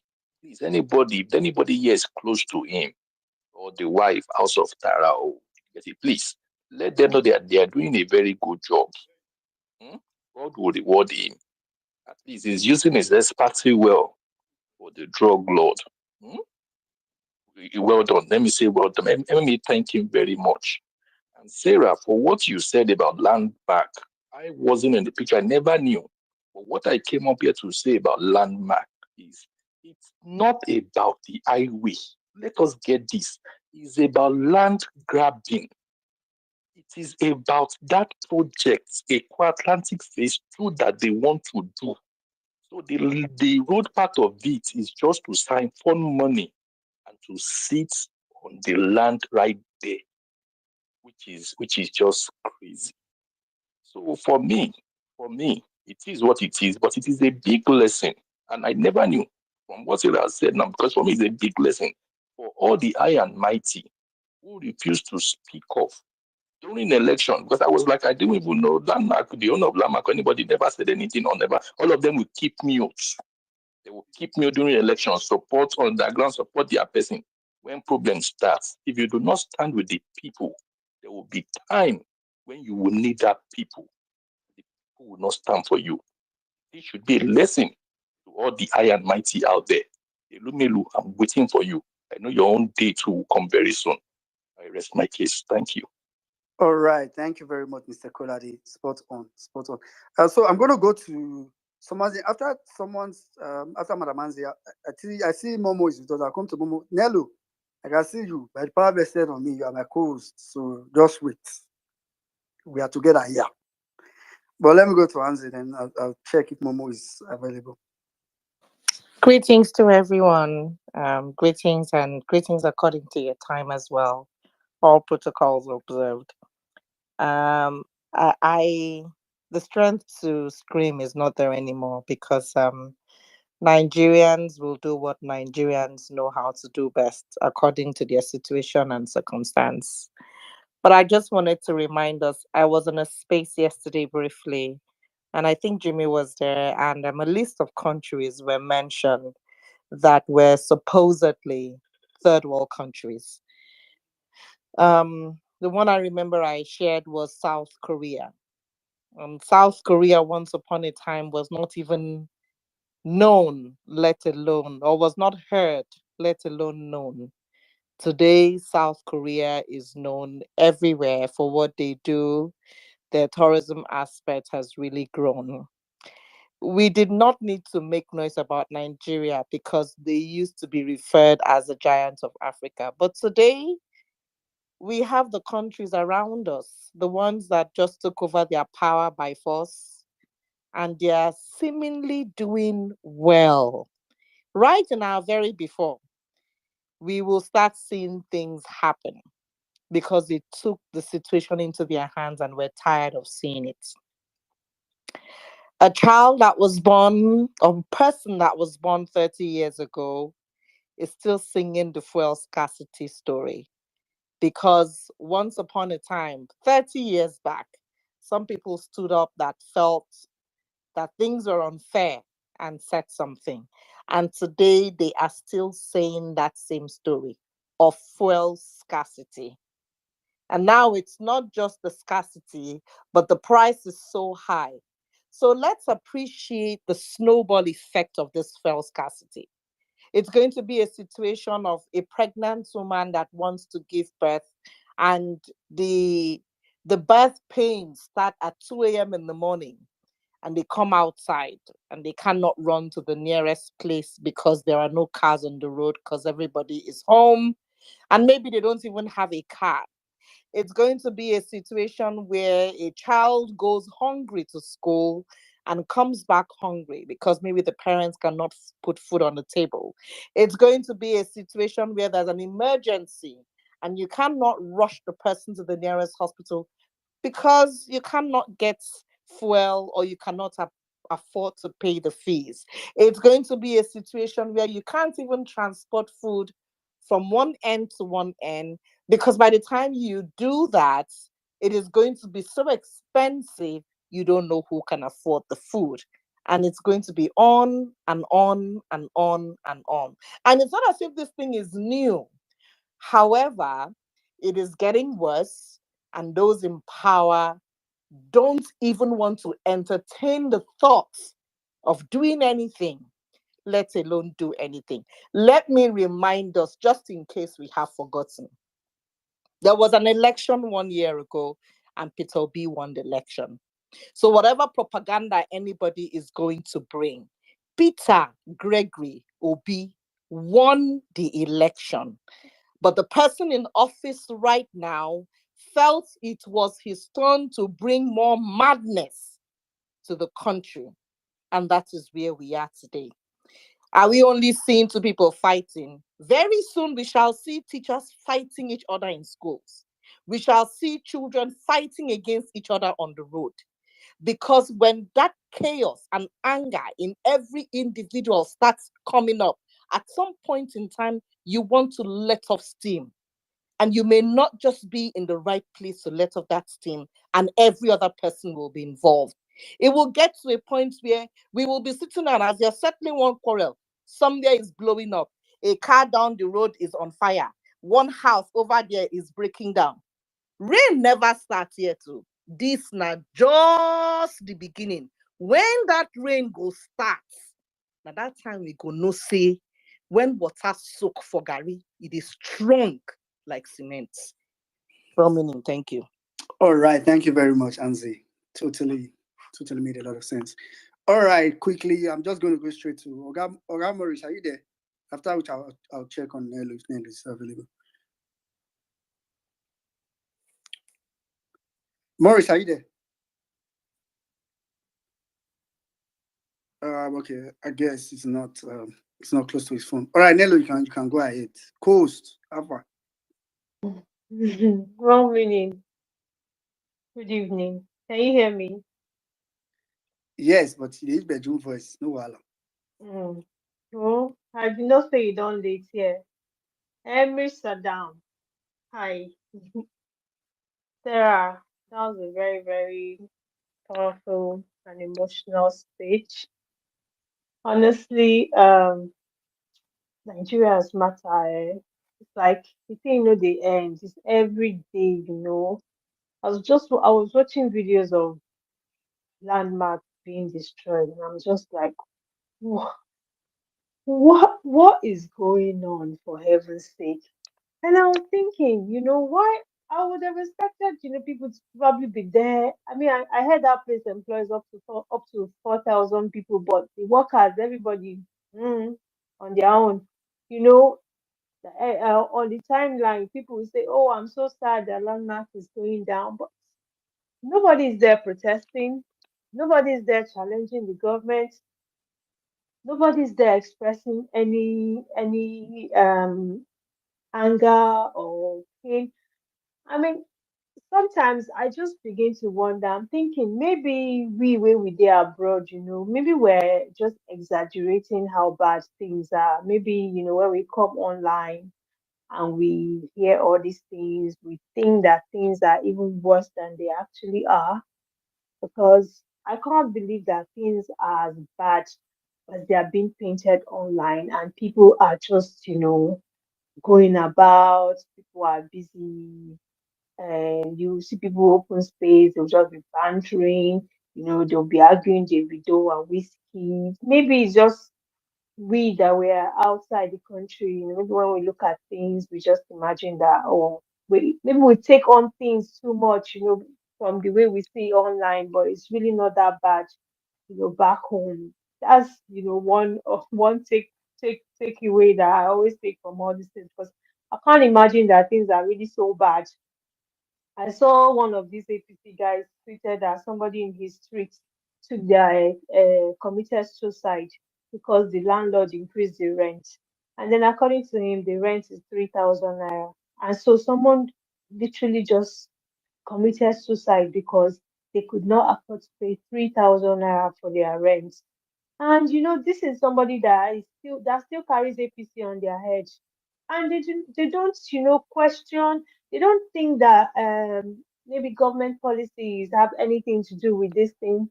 Jimmy, that space that you played when we started the space, someone shared it on the timeline, and I went on that space to just listen. I just wanted to hear what these guys were saying. And they were just, lamenting and lamenting. And one thing that I was thinking, I said, which other country, every country in the world, country that wants to make headway, when it's time to vote in your president, these people will come and, have debates. And already in Nigeria, we know our problem in Nigeria. We know that, electricity is a problem. We know that we know the subsidy issue. We know the civil service. We know our problem in Nigeria. So when people are coming out to contest for presidency, what you want to do is put the problem that Nigeria has already, that Nigeria is experiencing, on their table and ask them how they want to solve this problem. We have an endemic electricity supply, power supply issue. How would you solve this problem? You would expect all the candidates that are come. This is a job that are coming out, for presidency. They should come and tell us how they intend to solve that problem. How long, they give a time frame and everything, and you hold them to their words.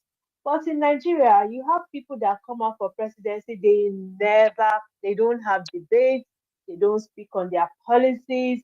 All they do is they go and dance. And instead of reasonable, young, the people that were holding these spaces were people that championed this current president that we have. Instead of people to, debate on issues, instead of it to insist that the person that is vying for the number one position in the country should come out and tell us how he intends to solve the problem that the last government did not solve in the last 8 years, that PDP could not solve. What do you want to do? It's not every time we host this, we start talking about Nigeria's problem. We all know Nigeria's problem. They will come and tell you transmission. They'll come and tell you when it comes to electricity, it's transmission, it's distribution, it's blah blah blah. We know these things. How do you intend to solve this problem? But no, every time it's time to choose the president, what we start discussing is who is a Muslim, is Muslim and Christian, is this one is Igbo will take over the country. Like, unnecessary things, unnecessary. Does it? You know what? As in, oh God, somebody will now Yeah. come and tell you that, if see as I am now, if like my state now, if it is a Yoruba man that will come and become governor of my state, I will make my state work. When the stupid people that have been there, that have been choosing my brother, my own brother, and my own townsperson has not made things work, why am I going to carry their case on their head and I'll be shouting? See, if somebody from my place is the governor or is the president, how does that affect my life?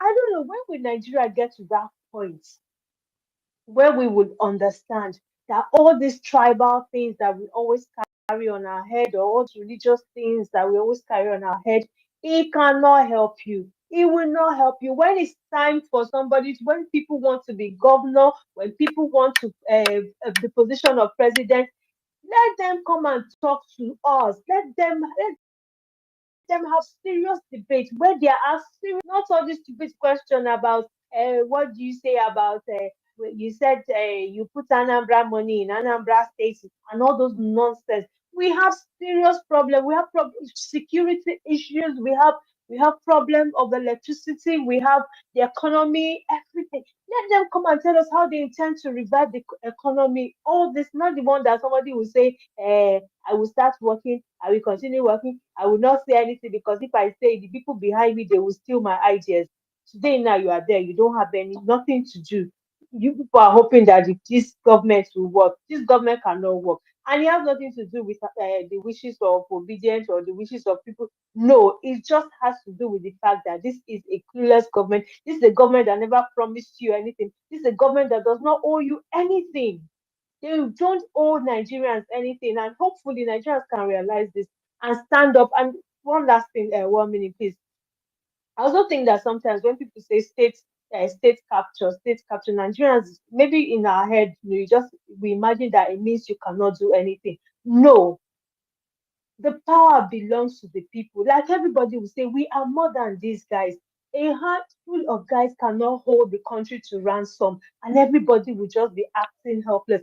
They cannot kill everybody, for Christ's sake. I hope that Nigeria will be able to rise above tribal and religious sentiment and just get these people to work for the people, or you kick them out. I yield my mic. See, Nigeria matter is it's tiring. It's honestly, I don't know, but hopefully, we can only keep hoping, that hopefully one day it will better. Thank you. I use my mic. All right, thank you thank you very much, Nello. I mean, I get the frustration. I don't know. Sometimes it can be just overwhelming. All right. I think I saw Oga Maurice. I think I saw your hand just now. Are you here? Hello, Yeah, yes, go I'm ahead. here. I had Can you hear called you me? before, but I think you were not there. Go ahead. Okay.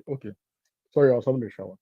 Anyway, so Nello, my sister, please, everything you are seeing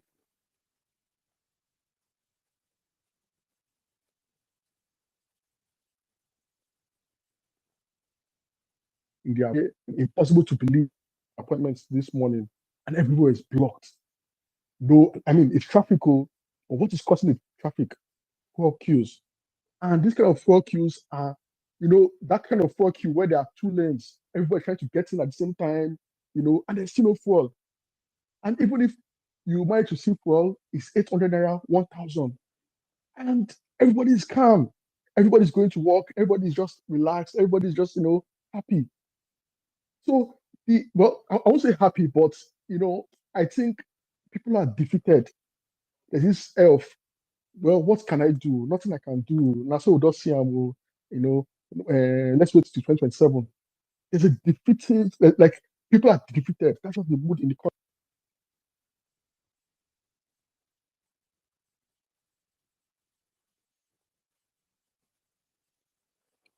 I think we are losing you, Mr. Morris. I want to. Okay. Are you there? Can you hear me now? Yeah, I can hear you now. Go ahead. Yeah, I'm here. So I believe there's one juju that is holding the country down because I can't understand it. So you can put heaven and hellfire. You put a certain tribe in heaven. You put another tribe getting hellfire. Because your tribe man is in charge of hellfire, you rather go through hellfire than to enter heaven. That's how Nigerians think. I'd rather go to hellfire because one who is here, I'd rather stay there. And that's how we think. And it's very, very unfortunate. The problem of this country is tribalism. I mean, Lagos State, I said they will do Yoruba week. I've never heard anybody in Kano say they'll do Hausa week. That is how they think, these people. All they think is tribalism, as far as my man is there, that's all.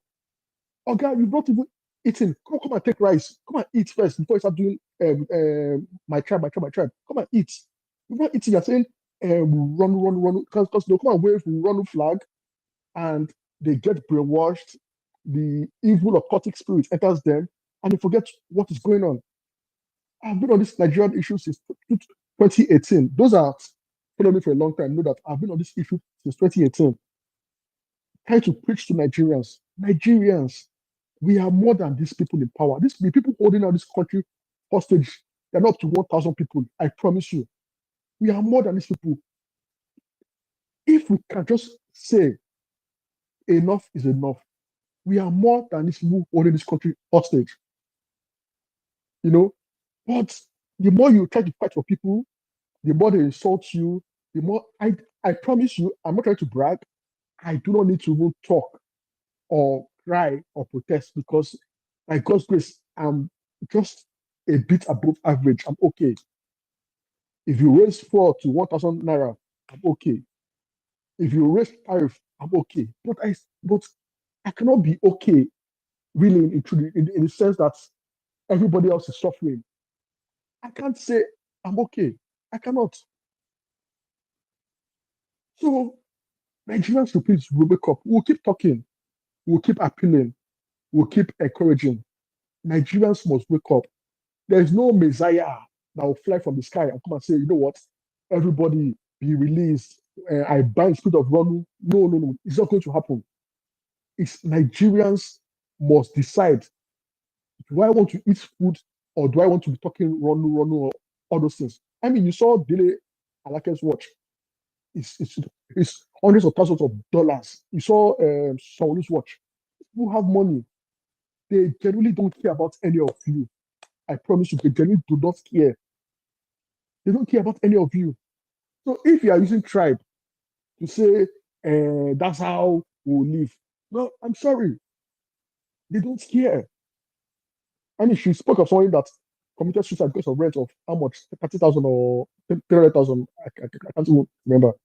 How much is that? Do you think those ones concerns someone? 3,000. This man Oh, left his wife and just imagine children. that. Just imagine 3,000 naira. But and that person is probably KPC. You come and tell the person, oh, come on, please, this is the right man. They say, no, Obi will never be president. But 3,000 naira made him kill himself. So if he goes to heaven or wherever he goes to, will he say run there or what? So please, Nigerians, I encourage us, please. This government will not repent. Satan cannot repent. They will keep doing propaganda and lying. I mean, I just saw a headline this evening that they've increased minimum wage. I'm like, it's probably propaganda. Maybe it's propaganda. Maybe I don't know. And Maersk, you saw the whole Maersk story. That's how they operate. Satan cannot be born again. That's how they are. So please, let's just hold on steadfast. And well, it's not all I'll say, Sha, but please let's not just be discouraged. Yeah. That's how they are. Yeah. So that's what I'll say. Thank you very much. All right. Thank you very much, Mr. Morris. Thank you very much. That was a very good sound submission. All right. Quickly, I'll just go straight to Rita. After which I'll go to Carboni. Then we are really short of time, so let's try to make our submission as short as possible. Rita, Gaboni, then Dreams. All right, thank you, well meaning. Emir, Jimmy, Mambolale, everyone on the speaker section, and those listening here on YouTube, Facebook, radio station, wherever you're listening from. I say greetings to all of you. Thank you very much for this great opportunity. Once again, I want to talk about state capture. Okay. What WAEG did till date is still something that I really don't understand why they will do that. A country that is having 36 states and a federal capital territory, and then one state governor whose state was taking number 26, 27 in Nickel and Wike. Suddenly, by God's grace and by putting in the hard work, was able to move his people from those down positions to number one. And you were so proud and decided to show the world that indeed this is possible. Someone have done it. Look at it. And after so many years, you have that on just because of one person. A man who has forged his certificate from God knows when became president. He smashed his way to being the president of the Federal Republic of Nigeria. And because of this person, you went and deleted the thing you put out there for the world to see. And just like Sarah said earlier, of landmark that refused to allow the entires to be held there even after payment.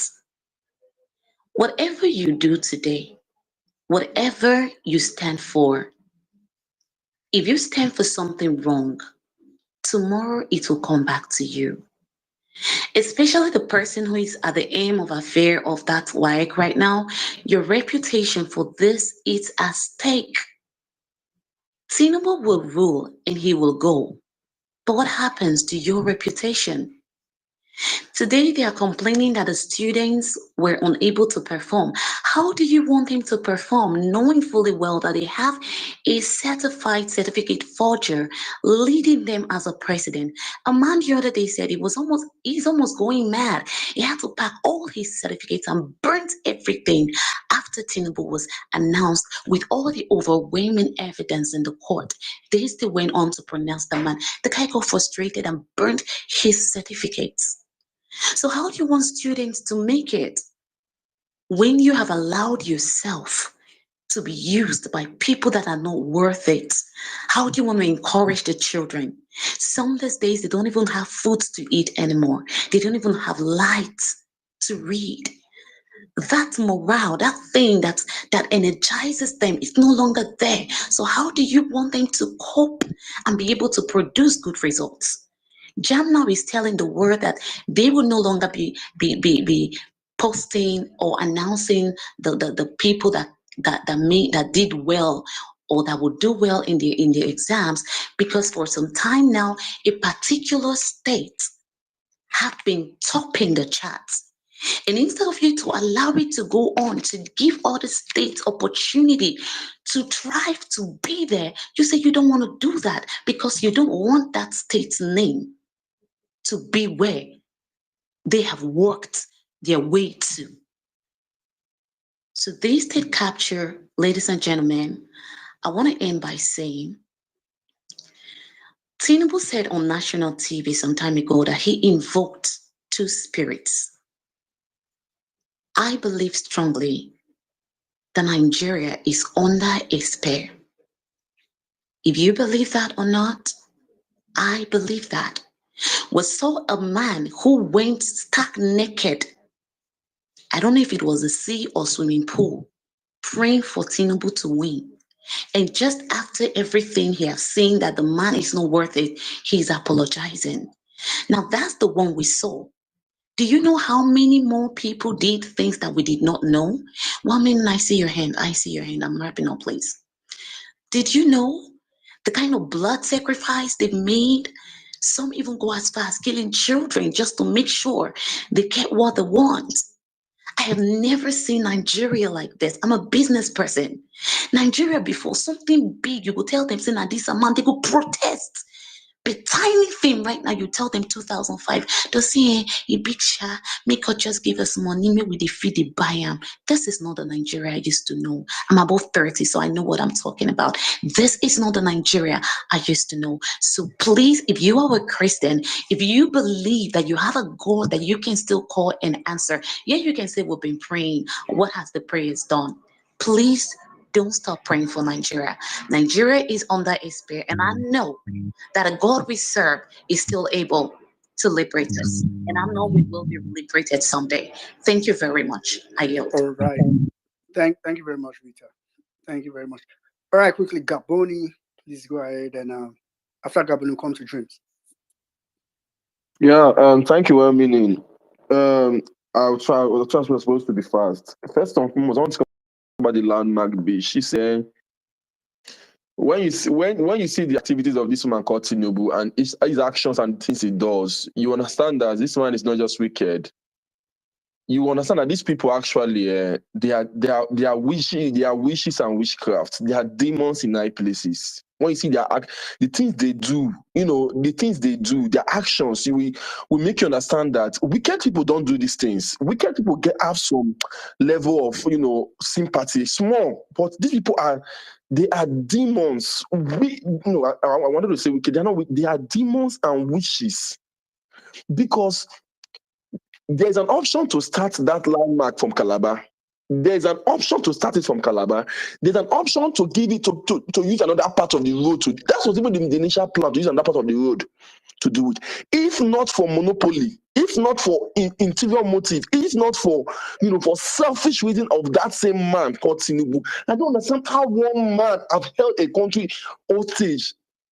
I don't understand how one man has held a whole. He's trying to hold the whole country hostage. I don't understand.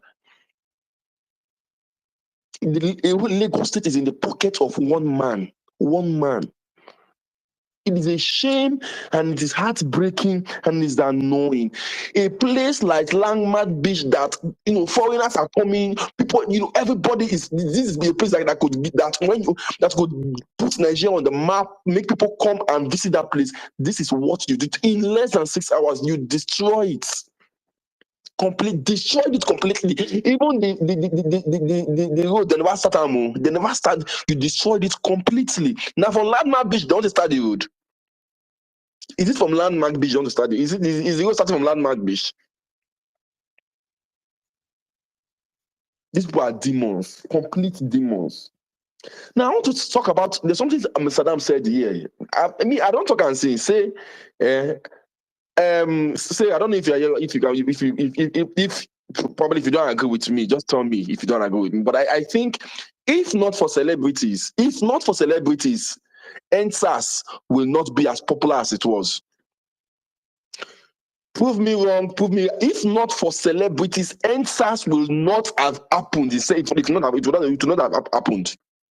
Because it was not celebrities that were being killed by police. It was not celebrities that police were killing. But if not that, what this boy is doing, Macaroni, may God bless him, Macaroni, and I think it was the Meron town that started that protest. Then Fast joined. If not for that, then Davido went to Abuja. Then all of them, these people have the how they call it. They have the voice. They have the voice. When they say something, it goes international. Before you see, Tiwa Savage posted. Everybody was. I think there was a time Tiwa Savage was even crying that people abroad that were not joining. Before you see, the thing went viral. These people you call celebrities. Who made the celebrities today? It is your streaming. It is your going to YouTube to watch them. It is your. But when the country is dying, they are not affected because you're streaming and your FC, Wizkid FC. This most of people. It is what make them what they are today. You're going to buy their ticket for their show. Is what make them what they are today. But what is pertinent to you? The country that is pertinent to you. How the country is destroying you. They will not make. They will not say anything. They will not make pen.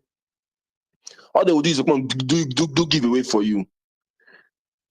They'll come and do giveaway for you. If you don't understand, you see those people that because whether you like it or not, me, I don't even get 5,000. If I even post, I don't get up to one comment.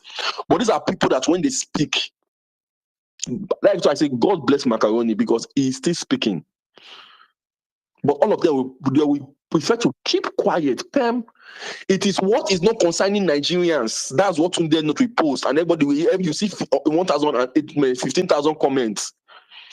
What is not, what we will not put food in your table? What is not? Imagine, just imagine that 1.8 million people, students wrote JAMB. 1.4 scored below 200. 1.4 scored below 200. Jesus. Now I'm hearing today that to study medicine, the cutoff is 240. Then study engineering, the cutoff is 200. Imagine during my time, I scored 247. I narrowly got engineering, narrowly. People are scoring 270 in JAM. They cannot get, they're crying, they cannot get medicine. Because medicine is 300 and above. But today, this is how the country is going down by the day. The hope of Nigerian youth now is Yahoo. Because the people in government have decided to destroy this country they decided to destroy it. They don't care. They cannot, there is no, okay, it's okay. There's no threshold for them to say, okay, you don't reach. They are saying that the education is going down. I remember then when we were in secondary school, we were seeing companies like Slumberger and Warri then. I was born and brought up in Warri. We were seeing Slumberger, we were seeing Ajip, we were seeing NNPC, we were seeing Shell. These are companies that are giving us, making us to read more. But we are those companies, all of the bad economy don't send them away. The only thing that's enticing the young children now is Yahoo. That is why cutoff have gone to 160, 150. The country is going down, and we're all looking at it. We are all looking at it before our eyes. We're all looking at it, saying we cannot do anything. I pray God will put in the mind of one celebrity again, because that celebrity, like Sarah said, we will find leader. Without celebrity, nothing can happen. I pray God will put in their hearts stubbornness to lead that protest. Are you the mic? Yeah. Thank you very much. Thank you very much, Gabuni. So I agree with a lot of things you said. All right, quickly, I'm going to go straight to Dreams. After Dreams, I'll come to Napunza, then Chief. Yeah, thank you very much, women in Nigeria. Saddam, I greet you all. Man, I believe everyone we've said it all, and there's nothing much to say. Yeah, I wanted to air my view about my wife is already in my room. Today is my birthday, so probably let me make a post. Women in Nigeria. Probably next time I will talk. Thank you very much. Happy birthday, my brother. Yeah, God bless you. Long life. Yeah, happy birthday, official start. Also, happy birthday to my brother LV the God, Don Jazzy. Happy birthday, my bro. brother. No, yeah. Thank you very much, James. Happy birthday. Happy birthday. Quickly, let me go straight to Napunzel. Then after Napunzel, I'll come to Chief. Yusuf, I don't know if you are here. If you are here, maybe just raise your hand so that I'll be sure. Thank you, Aminin. Good evening from my side. Good evening, everybody. Hi, Saddam. It's not every time I take the mic here, but there are certain times that one has to just put their voice. But since the onset of the space, everything really has been said about the topic up here.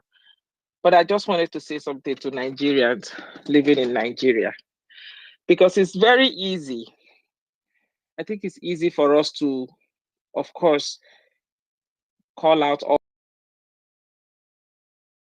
the ills of Nigerian government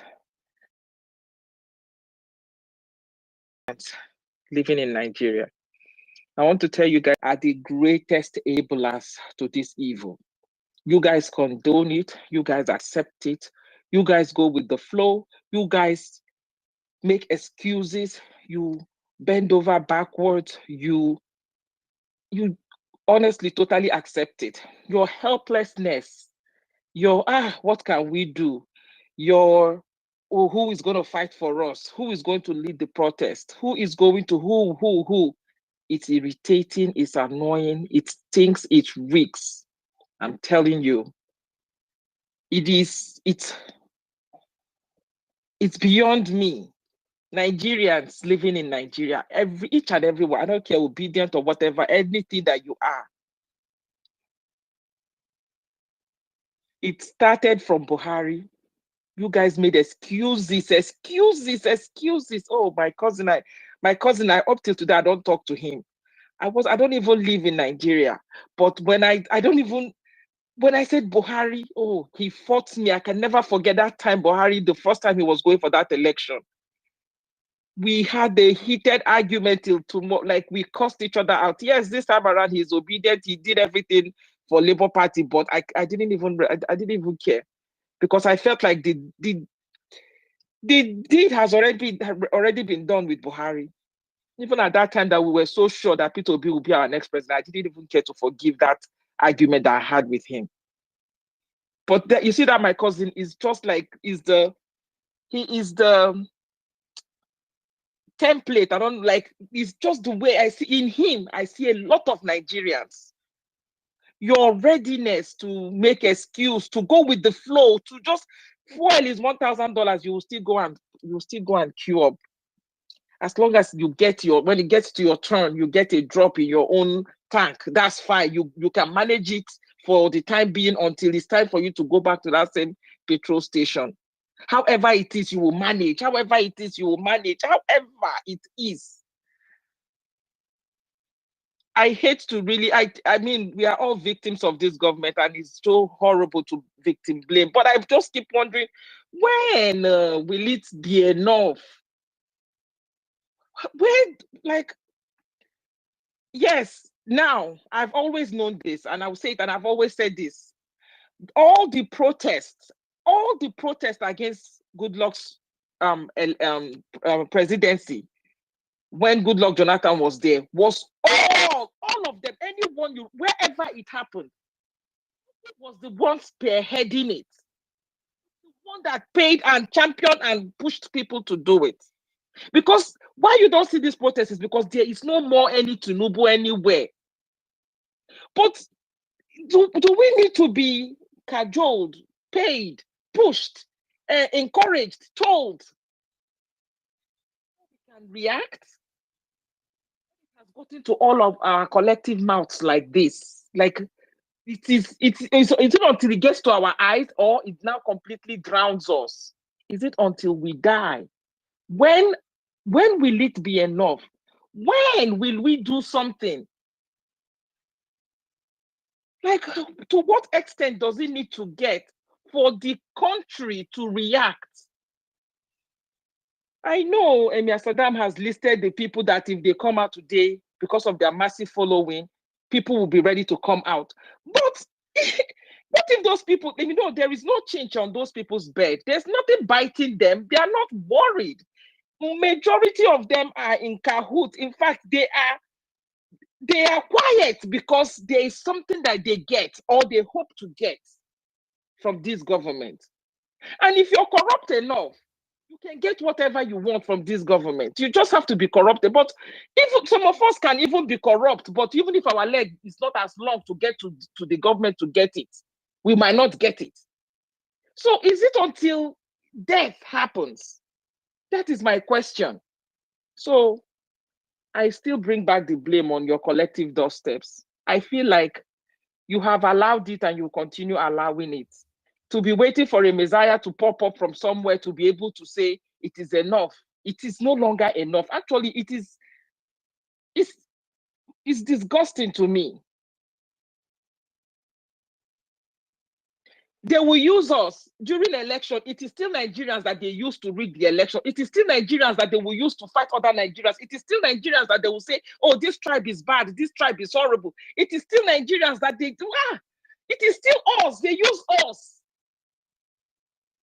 They have evil aims. Then we can still sit down and cry and lament when they've done their worst. All we can do is to complain. Even if we complain, so people don't even complain. Look at the lady that just gave her submission. If you tell somebody a price, they will even try to haggle with you. Now they'll just tell you, let God bring money, I will buy. My goodness. It is bad though. If this is how our docility, you see this You see, we will be docile to this government, but if it's against each other, how everybody will become bulldogs. You see us backing and yelling, I will kill you, I will do this. I will... Look at Davido and Wizkid. What name haven't they called each other? Just imagine if they turned the table on this government and calling the government these names. Just imagine that all this banter this past 2 days is about these people just saying something about the government. Oh my goodness, just imagine. No, but they won't touch the government. It is us. We will do it to ourselves. We will hate Igbo and Yoruba. We will hate somebody was saying, get out of those state governorship. It is the kind of nonsense that we embark on. It is not your state. It is my state. I'm so fucking bored. Let your God come and be the those state governor tomorrow. Let that person you are championing be the and let God help you that he doesn't do that thing that he wants to that you think that he will do. Let him come and show you another shege 10.0. We are number one in the minority, but you see the majority one now we carry last all the time. It's a shame, boy. Thank you. Yeah, thank you very much, Napoze. Totally, Nigerians, one thing I've noticed is generally we find a way to major in the minor and minor in the major a lot of the time. Then we also like weak targets.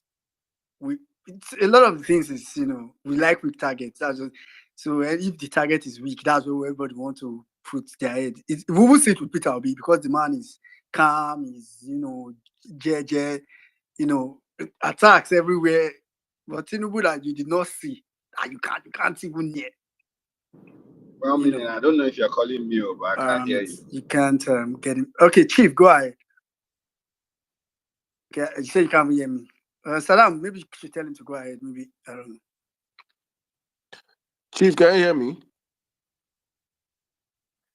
Chief, can you hear? They say you can go ahead. Naponze, I can hear you. Okay, no problem. Good evening, everybody. First, let me start by congratulating my state governor on his newest office as Commissioner of Lands in Imo State.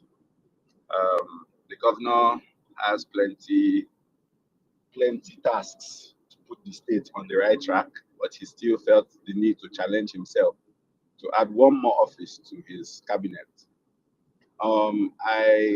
Oftentimes I look at Nigeria and I'm tired of the way we focus on one person being the president, or we just place our focus on many things. And on Saturday, I was sitting down to myself and I said, wait a minute, my state has been without a local government chairman for over 6 years, if I'm not mistaken. For over 6 years. That means the local government, the people in the various local governments did not have any representation. What they had were appointees that were receiving salaries based on whatsoever the governor decides to share for them. When we look at Nigeria, everybody will go, okay, federalism, federal might, federal this, and people forget that even as small as their local government, they don't even have who is supposed to be, quote unquote, their own governor for their local government. How do they expect developments in Nigeria? We overlook too many things in Nigeria, and I stand today to tell everybody, you will wait 10 years, Nigerians will never protest. Wait 20 years, Nigerians will never protest. Since the days of my father's father, they have been adjusting. All these things that we are seeing today, we think is just happening. There was a time dollar was $1 to £1. As the thing was increasing, when Nigerians adjusted, we will continue to adjust this our seatbelt. For every strain, we will adjust it. This state capture, people don't understand. I see people talking today and they are mapping out plans for 2027 and this, that, and the third. And I'm like, where is the logic in Nigerians? Like, don't people reason with what they say? Look at, let me break that. There's something that you people have not really seen. You see Tinubu have captured the whole of Nigeria. They have captured it. And as long as people will not come out to come and protest, nothing will be done. That's the truth. Anybody that is thinking you will educate another Nigerian over something, don't deceive yourself. He saw that There's nothing in this life that politicians love the most more than allocation and hiding money overseas. There's no politician. Name one career politician today. Peter Obi is not a career politician. Name one career politician today that does not have one allocation or one business or one big real estate estate in either Lagos or Abuja. Then Tinubu now became this was when Tinubu was not even the president, or even now allowed him become president. Now he now put Wike there. Wike that is known as the stubborn politician that can do and undo. Why do you think the PDP governors are not saying anything? Because all of them have allocations in Abuja. If they say 1, 2, Wike have gone there and revoked their C of O, the next thing you see is demolition. This thing that is happening to Landmark right now, it will be too fast in Abuja if one politician opens their mouth to say one thing or the other against Wike. And we're all here, we're mapping out plans for 2027 and how we will possibly take our country back. Nigerians are not going to. Me, at this point in my life, I just decide to look because, yes, it's not affecting me, it's affecting my families. But since my families have decided they are not going to do anything about it, I will all be looking at each other. Every day I wake up, at least 5 messages in my DM. One is for help, one is for this, one is for that. These days, I already have a picture. I mean, Dele Momode has given me a picture, but now I have my own copy and paste that I give people to tell them that, sorry, I'm at this point I cannot help because you have decided not to help yourself. I don't want to know what anybody is going through, but if nobody is going to stand up to this government, people are waiting for leaders to announce. Leaders that their own pocket is not scratching them. It's you that your pocket is scratching, that you're waiting for someone else to announce the day that you will go and meet the government that is scratching your own pocket. Like, how do people think? You're waiting for a leader. Oh, someone, Davido, to come out. Davido that just bought jet 2 weeks ago or 3 weeks ago, that is now thinking about how he will put money inside his jet. You'll be buying jet fuel. Because the two of you are not in the same class. But you that you cannot, someone is committing suicide for 3,000 naira. You're waiting for the Davido that is using your 3,000 naira times billions to buy a jet to come and fight government on your behalf. I don't think Nigerians are ready. When you are, I was listening. I think someone said, "Oh, that if they increase it, he can. It's for him. He can pay." Yes, but there will be a day that they will increase this thing to the point where you cannot even pay anymore. So when I came to Nigeria in 2021, I was buying fuel at 187. I was shouting, "Oh, it's so cheap over here." You come again, you buy fuel at 1,000. You see whether the money is still arranging itself. Nigerians, sit down tight. Let's enjoy ourselves on Twitter Spaces. Yeah. We will wait for one leader to come out and tell us that we should go and protest. We will wait. Since you people cannot stand up, how protest works? One day you come to, I'm in America here. I go to Washington D.C. One day I'm seeing one person holding a signage, and he's saying, "Okay, stop the killing in Israel." By tomorrow, you've seen like 4 people there. By next week, you've seen another people there. People are waiting for planned coordination for protest. I laugh. Tinubu has captured this state, and the only way you can uncapture yourself or free yourself from these shackles is by taking your country back. How you decide to take your country back, I don't know. Okay. Because even myself, I'm not a No leader chief that can't hear I'll me. come and announce protest dates. The day when the thing is affecting my pocket, people will see me in front of whichever office I decide to go, and I go and protest there. So All right, Chief. Yeah, I'm sure you can't hear me. Okay. Anyway, all right, that's fine. Sound points, Chief made that. I mean, a lot of, if you think about what's happening in Nigeria, you can feel really helpless a lot of the time. So, Yusuf. Yes, my brother, well meaning. Good evening. Akwana. Inawunidi. Oh, Inakwana already, yeah, Inakwana. Hope kuna lahi aku. Emia Saddam. Lafia Emia Saddam anti-bolanle Inakwana ya gajia. Sajimi. I greet you all, and it's not a moment to be happy and cheerful now. So I just love you all and thank you for all you guys are doing. Honestly, when I come to Twitter and I see the numbers that are still speaking, that's the only motivation I still have. Because on ground, it is not what we think it is. It is at all not what we think it is. It is a game of selfishness currently, and the politicians are using it very wisely. Now, the story, when you go to a filling station, during the time you're on a queue, you can ask, what do you think about this increase in fuel? Somebody tells you, even if it is 1.5, as long as God opens door for us to be able to buy. So I say, what? Sometimes I feel like insulting somebody and say, are you stupid? And I indirectly do it. I indirectly tell them, guy, are you sure your senses are in the right? And all those. The worst of it is one of my very, very wretched neighbors. When I say wretched, I mean wretched.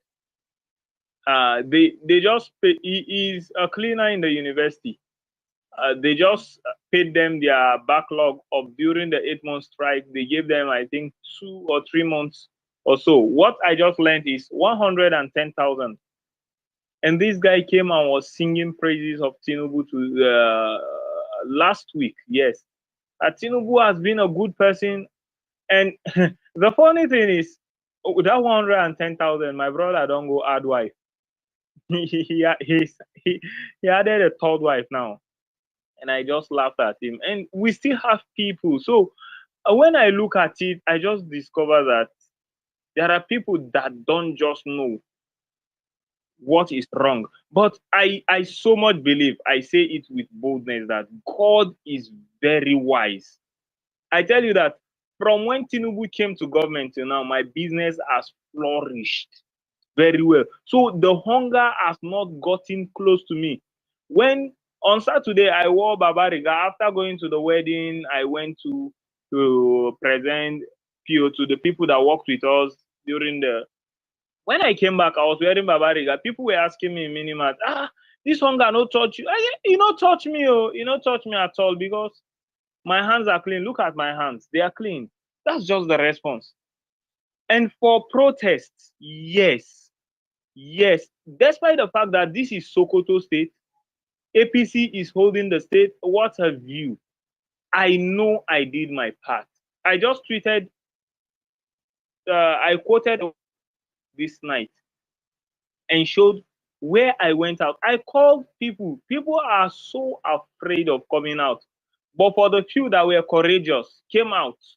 We went to the government house during the All Eyes on the Judiciary. I printed a few placards. When we stood in front of the government house, there was plotting going on that thugs should come with knives and harm us. But luckily, one of the guys that we went with is called Mujitaba. He said, whenever you want to hold anything in an area, make sure that you settle the thugs there first. So we asked, who is the leader of these thugs? When the big guys don't even know we're there yet, we found them small change. And that was our saving grace. Among the thugs, they sent 2 of them to come and notify us that something is about to happen. And then they called the DSS. I was moving like this, and the DSS were coming. So these guys are willing to sacrifice anybody. They are willing to sacrifice anybody. But I tell you verily that it will happen naturally. Let us not initiate it, please. That's all I'm begging. Let us not force it. It will happen naturally. The pressure is getting worse, and I am on ground and I am seeing it. And I tell you, it will begin in the north. Mark my word. Thank you. All I right, yield the thank you very mic. much, Yusuf. I hope one thing I think everybody agrees on is that we hope that something is done soon, and however it's going to be done, we just hope it's done soon. All right, Mommy B, you want to say something? Yeah, don't mind me. I mean, I've been listening in. Apologies. I know you wanting up the space. I mean, I have been listening in, and it is disheartening when you kind of look at Nigeria. I mean, what came into my mind was if the people, us Nigerians, if we were the ones fighting for apartheid like South Africa did, God knows that we will still be ruled by the same people, because I don't understand, and I try to be careful, because obviously I'm not in Nigeria, but when is it going to be enough? When? It's not like they're not even doing 2% or something, right? To alleviate the suffering of the masses. They're literally doing more to make life hell. Right. But wait, what are you waiting for? I mean, it's like the other day when my local council was talking, they were trying to increase council tax or something, whatever. Right. The neighborhood, they're already planning how we should protest, we should this, that, or but that they can put 50p on fuel and you see them on the streets. Right. And I think the problem we have is this is the fact that we don't understand the concept of selflessness, using oneself in the best interest of everybody else, right? Because obviously, those people that are not complaining, they have patronage. They're not about to complain, right? They are being strategic. They won't sit on the fence. But where we are at this juncture, we need to demolish that fence, right? And because at the end of the day, those of us on Twitter, this in Nigeria, and can come on social media, right? There's an element of, it might be hard, but you're surviving. But there's going to be some child or man somewhere, or woman somewhere, right, that is going to bed on an empty stomach, and it's going to get to a point where literally people are going to die. Right. And I don't get it. I really don't. I tried to understand it. I've tried to be careful, but let's call a spade a spade. Right. There is no Messiah coming. Right. At the end of the day, unless you understand the role that is required, right, to get what we need and what we want, until you get to that point, we will come and be talking on we'll be doing small hair on Twitter, and then it's the same thing will continue, because obviously people don't seem to understand that you have a drug lord at the helm of affairs. Do you know what that actually means? Right? It means that every agency of the government are going to kowtow to this one man. Right? We have a quasi monarchy, a dictatorship going and growing. Right? And if a year in is this bad, are we going to survive? And I say the we because at the end of the day, no matter how much I say, oh, I'm not helping anybody, if somebody still comes and person's obedient and I know how much work they've put in, I won't turn my back, and I know it's the same for so many of us, right? But at what point are you going to say you don't do? When? Because that's the issue.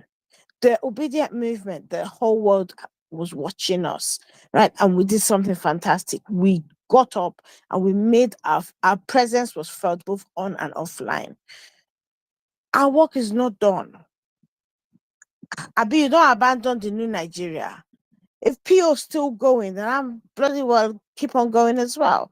I'm running up 1 minute. I'm half asleep already. Right?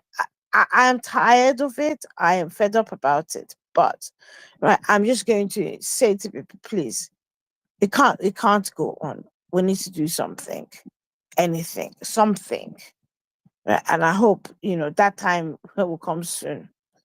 1 minute, no vex. Yeah, Yeah, no. Thank you very much, Mommy. I mean, I think that's like the perfect way to actually end the space. It's we need to do something, and the new Nigeria that we believe in, we also need to keep to hold to our belief. Thank God for someone like Peter Obi that is still trying to fight. But I really just want to encourage everybody. Something what's it called? Yusuf said something that actually struck me. He said at the beginning of the submission, he said, "Na olo na we dey here now they come sometimes." I mean, not trying to quote him, but the way he put it was like, it's only when it comes to spaces like this that he even, gets the reality, get to know the reality of what's happening. Because if he's left with just his people around his neighborhood, he too, no matter how strong he wants to remain, at some point he would have to yield to everybody's complacency. So I think if not anything, that's probably the only relevant. If not, Saddam Kisier can bear witness. There have been so many times, not now, but as of last year, where we've had conversations about, like we could just stop space safe, so it doesn't look as if we are enabling people to have where to vent as well. But it's also a risk because we might end up losing the very few people. Because these few Nigerians that stay Nigerians that come to our spaces, not just violence space, I mean our obedience spaces generally, where we still call out the government, where we still point out these things. It's true us that they get to remember. Because even me, when I was in Nigeria, I almost forgot. Like when I traveled to visit Nigeria, just for 1 or 2, you almost just get something by everybody's complacency. So we don't stand the risk of also losing them to the complacency of every other Nigerians. Let's keep pushing. Hopefully something has to be done. But one thing is certain, what has to be done is not something that can be started from the internet. It's not something that has to be done only on the internet. It has to be done on ground in real life. One way or the other, it has to be done for real, for real.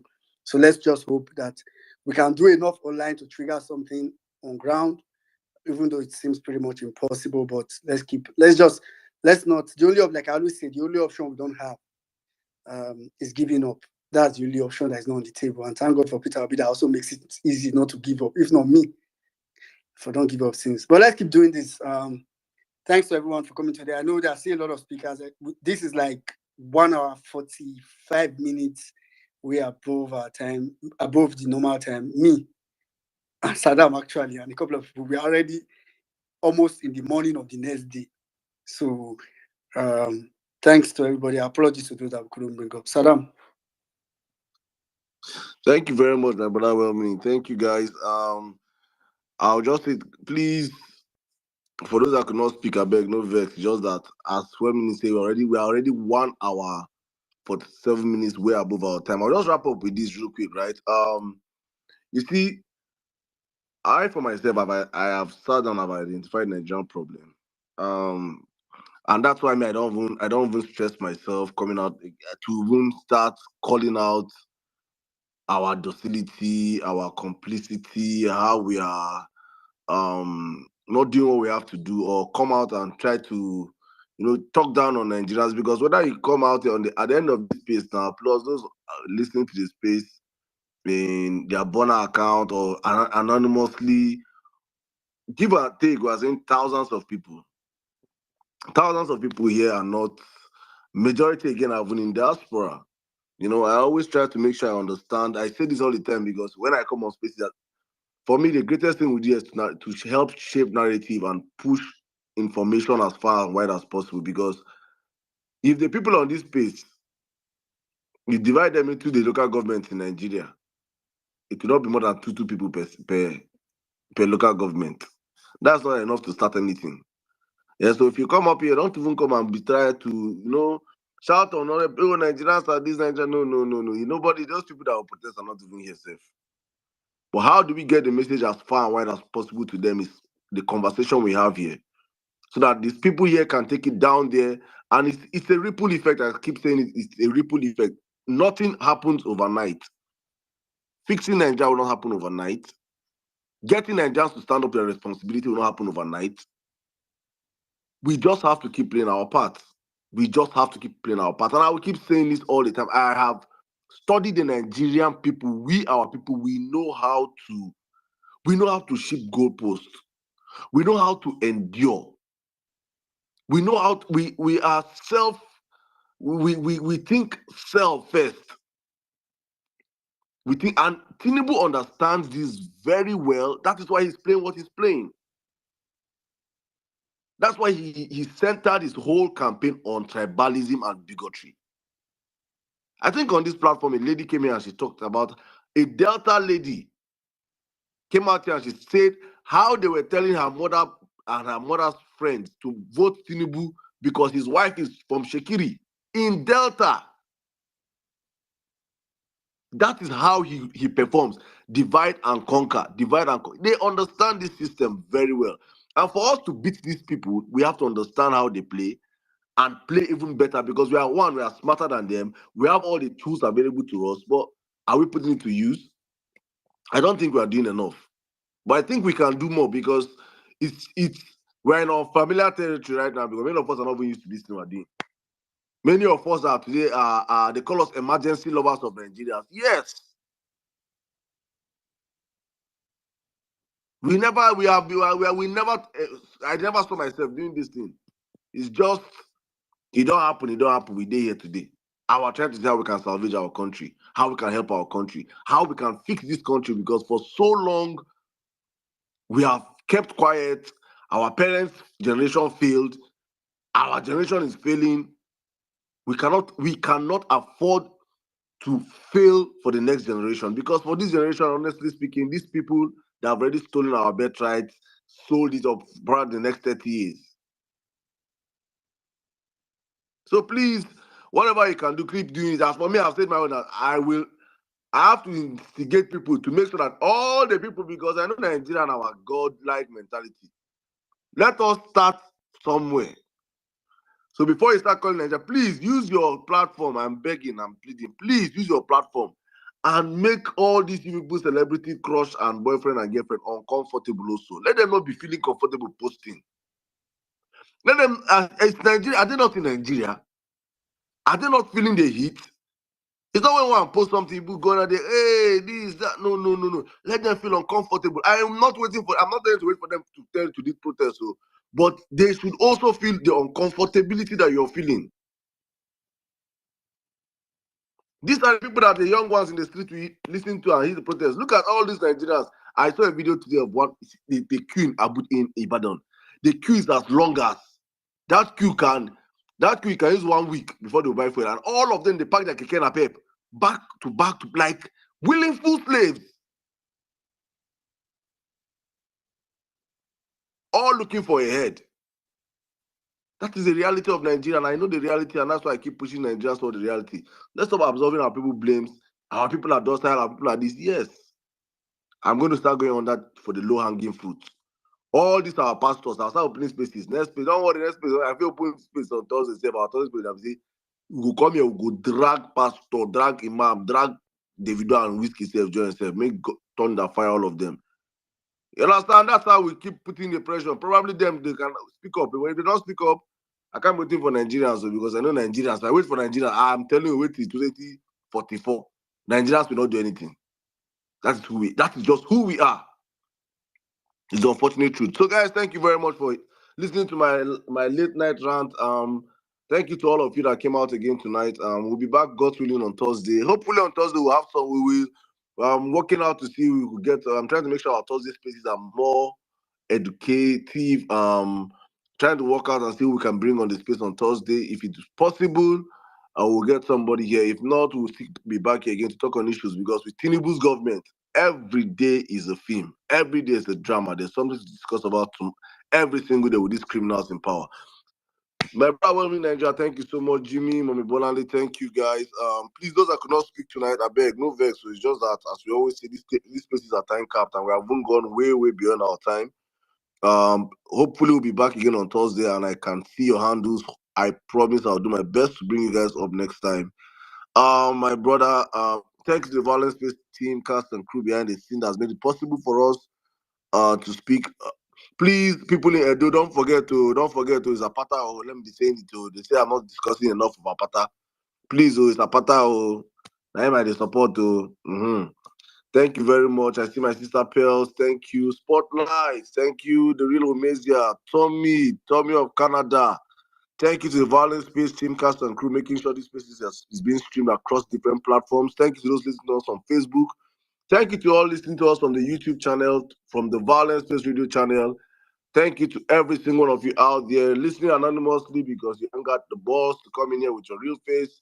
Thank you to my brother Joel, the obedient. Thank you, Barrister Juliet, Omega XD, Sweet Angel, Nello, Nonconformist, Anka Dede, Arewachik, Honorable Adai, Franny, Liberty, Mazi. Thank you, Jenje.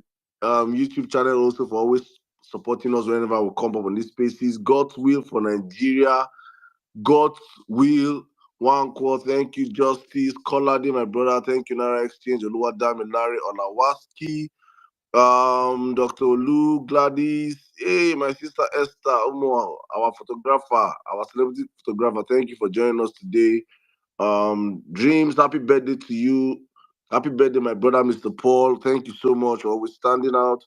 Napunzel, Adowiri, Incoming Virus, Lamidi, Mr. Tony, Fetch Estate, Bombastic, Mr. Valeri, my brother. Thank you so much. Larry Akin, it's been a while. Good to see you again, sir. Thank you, Mr. Akina. Mugzi, brother, Duchess, Prince, Azupi, Lamidi. Thank you, guys. I can't call all the names, man. I'm just Nosre, Health is Well, Duke, Peter, Grace. Yeah, my friend from Kenya, Jamal Lady. Thank you so much. I saw your comments. Thank you. I hope you enjoyed the space today. Sir Chrysogonos, thank you so much, Papi. Mr. Gabriel, Dr. Talata, Isimeme, Big C, Mama Wakiri, thank you so much. Chief Siku, thank you guys. I can't call all names, man, but thank you guys. We'll be back here, God's willing, on Thursday, same time, Nigerian time, 8 p.m. As I always say, we do this for God and for country and for our families. Please stay safe, stay blessed, and see you guys on the other side. Good night.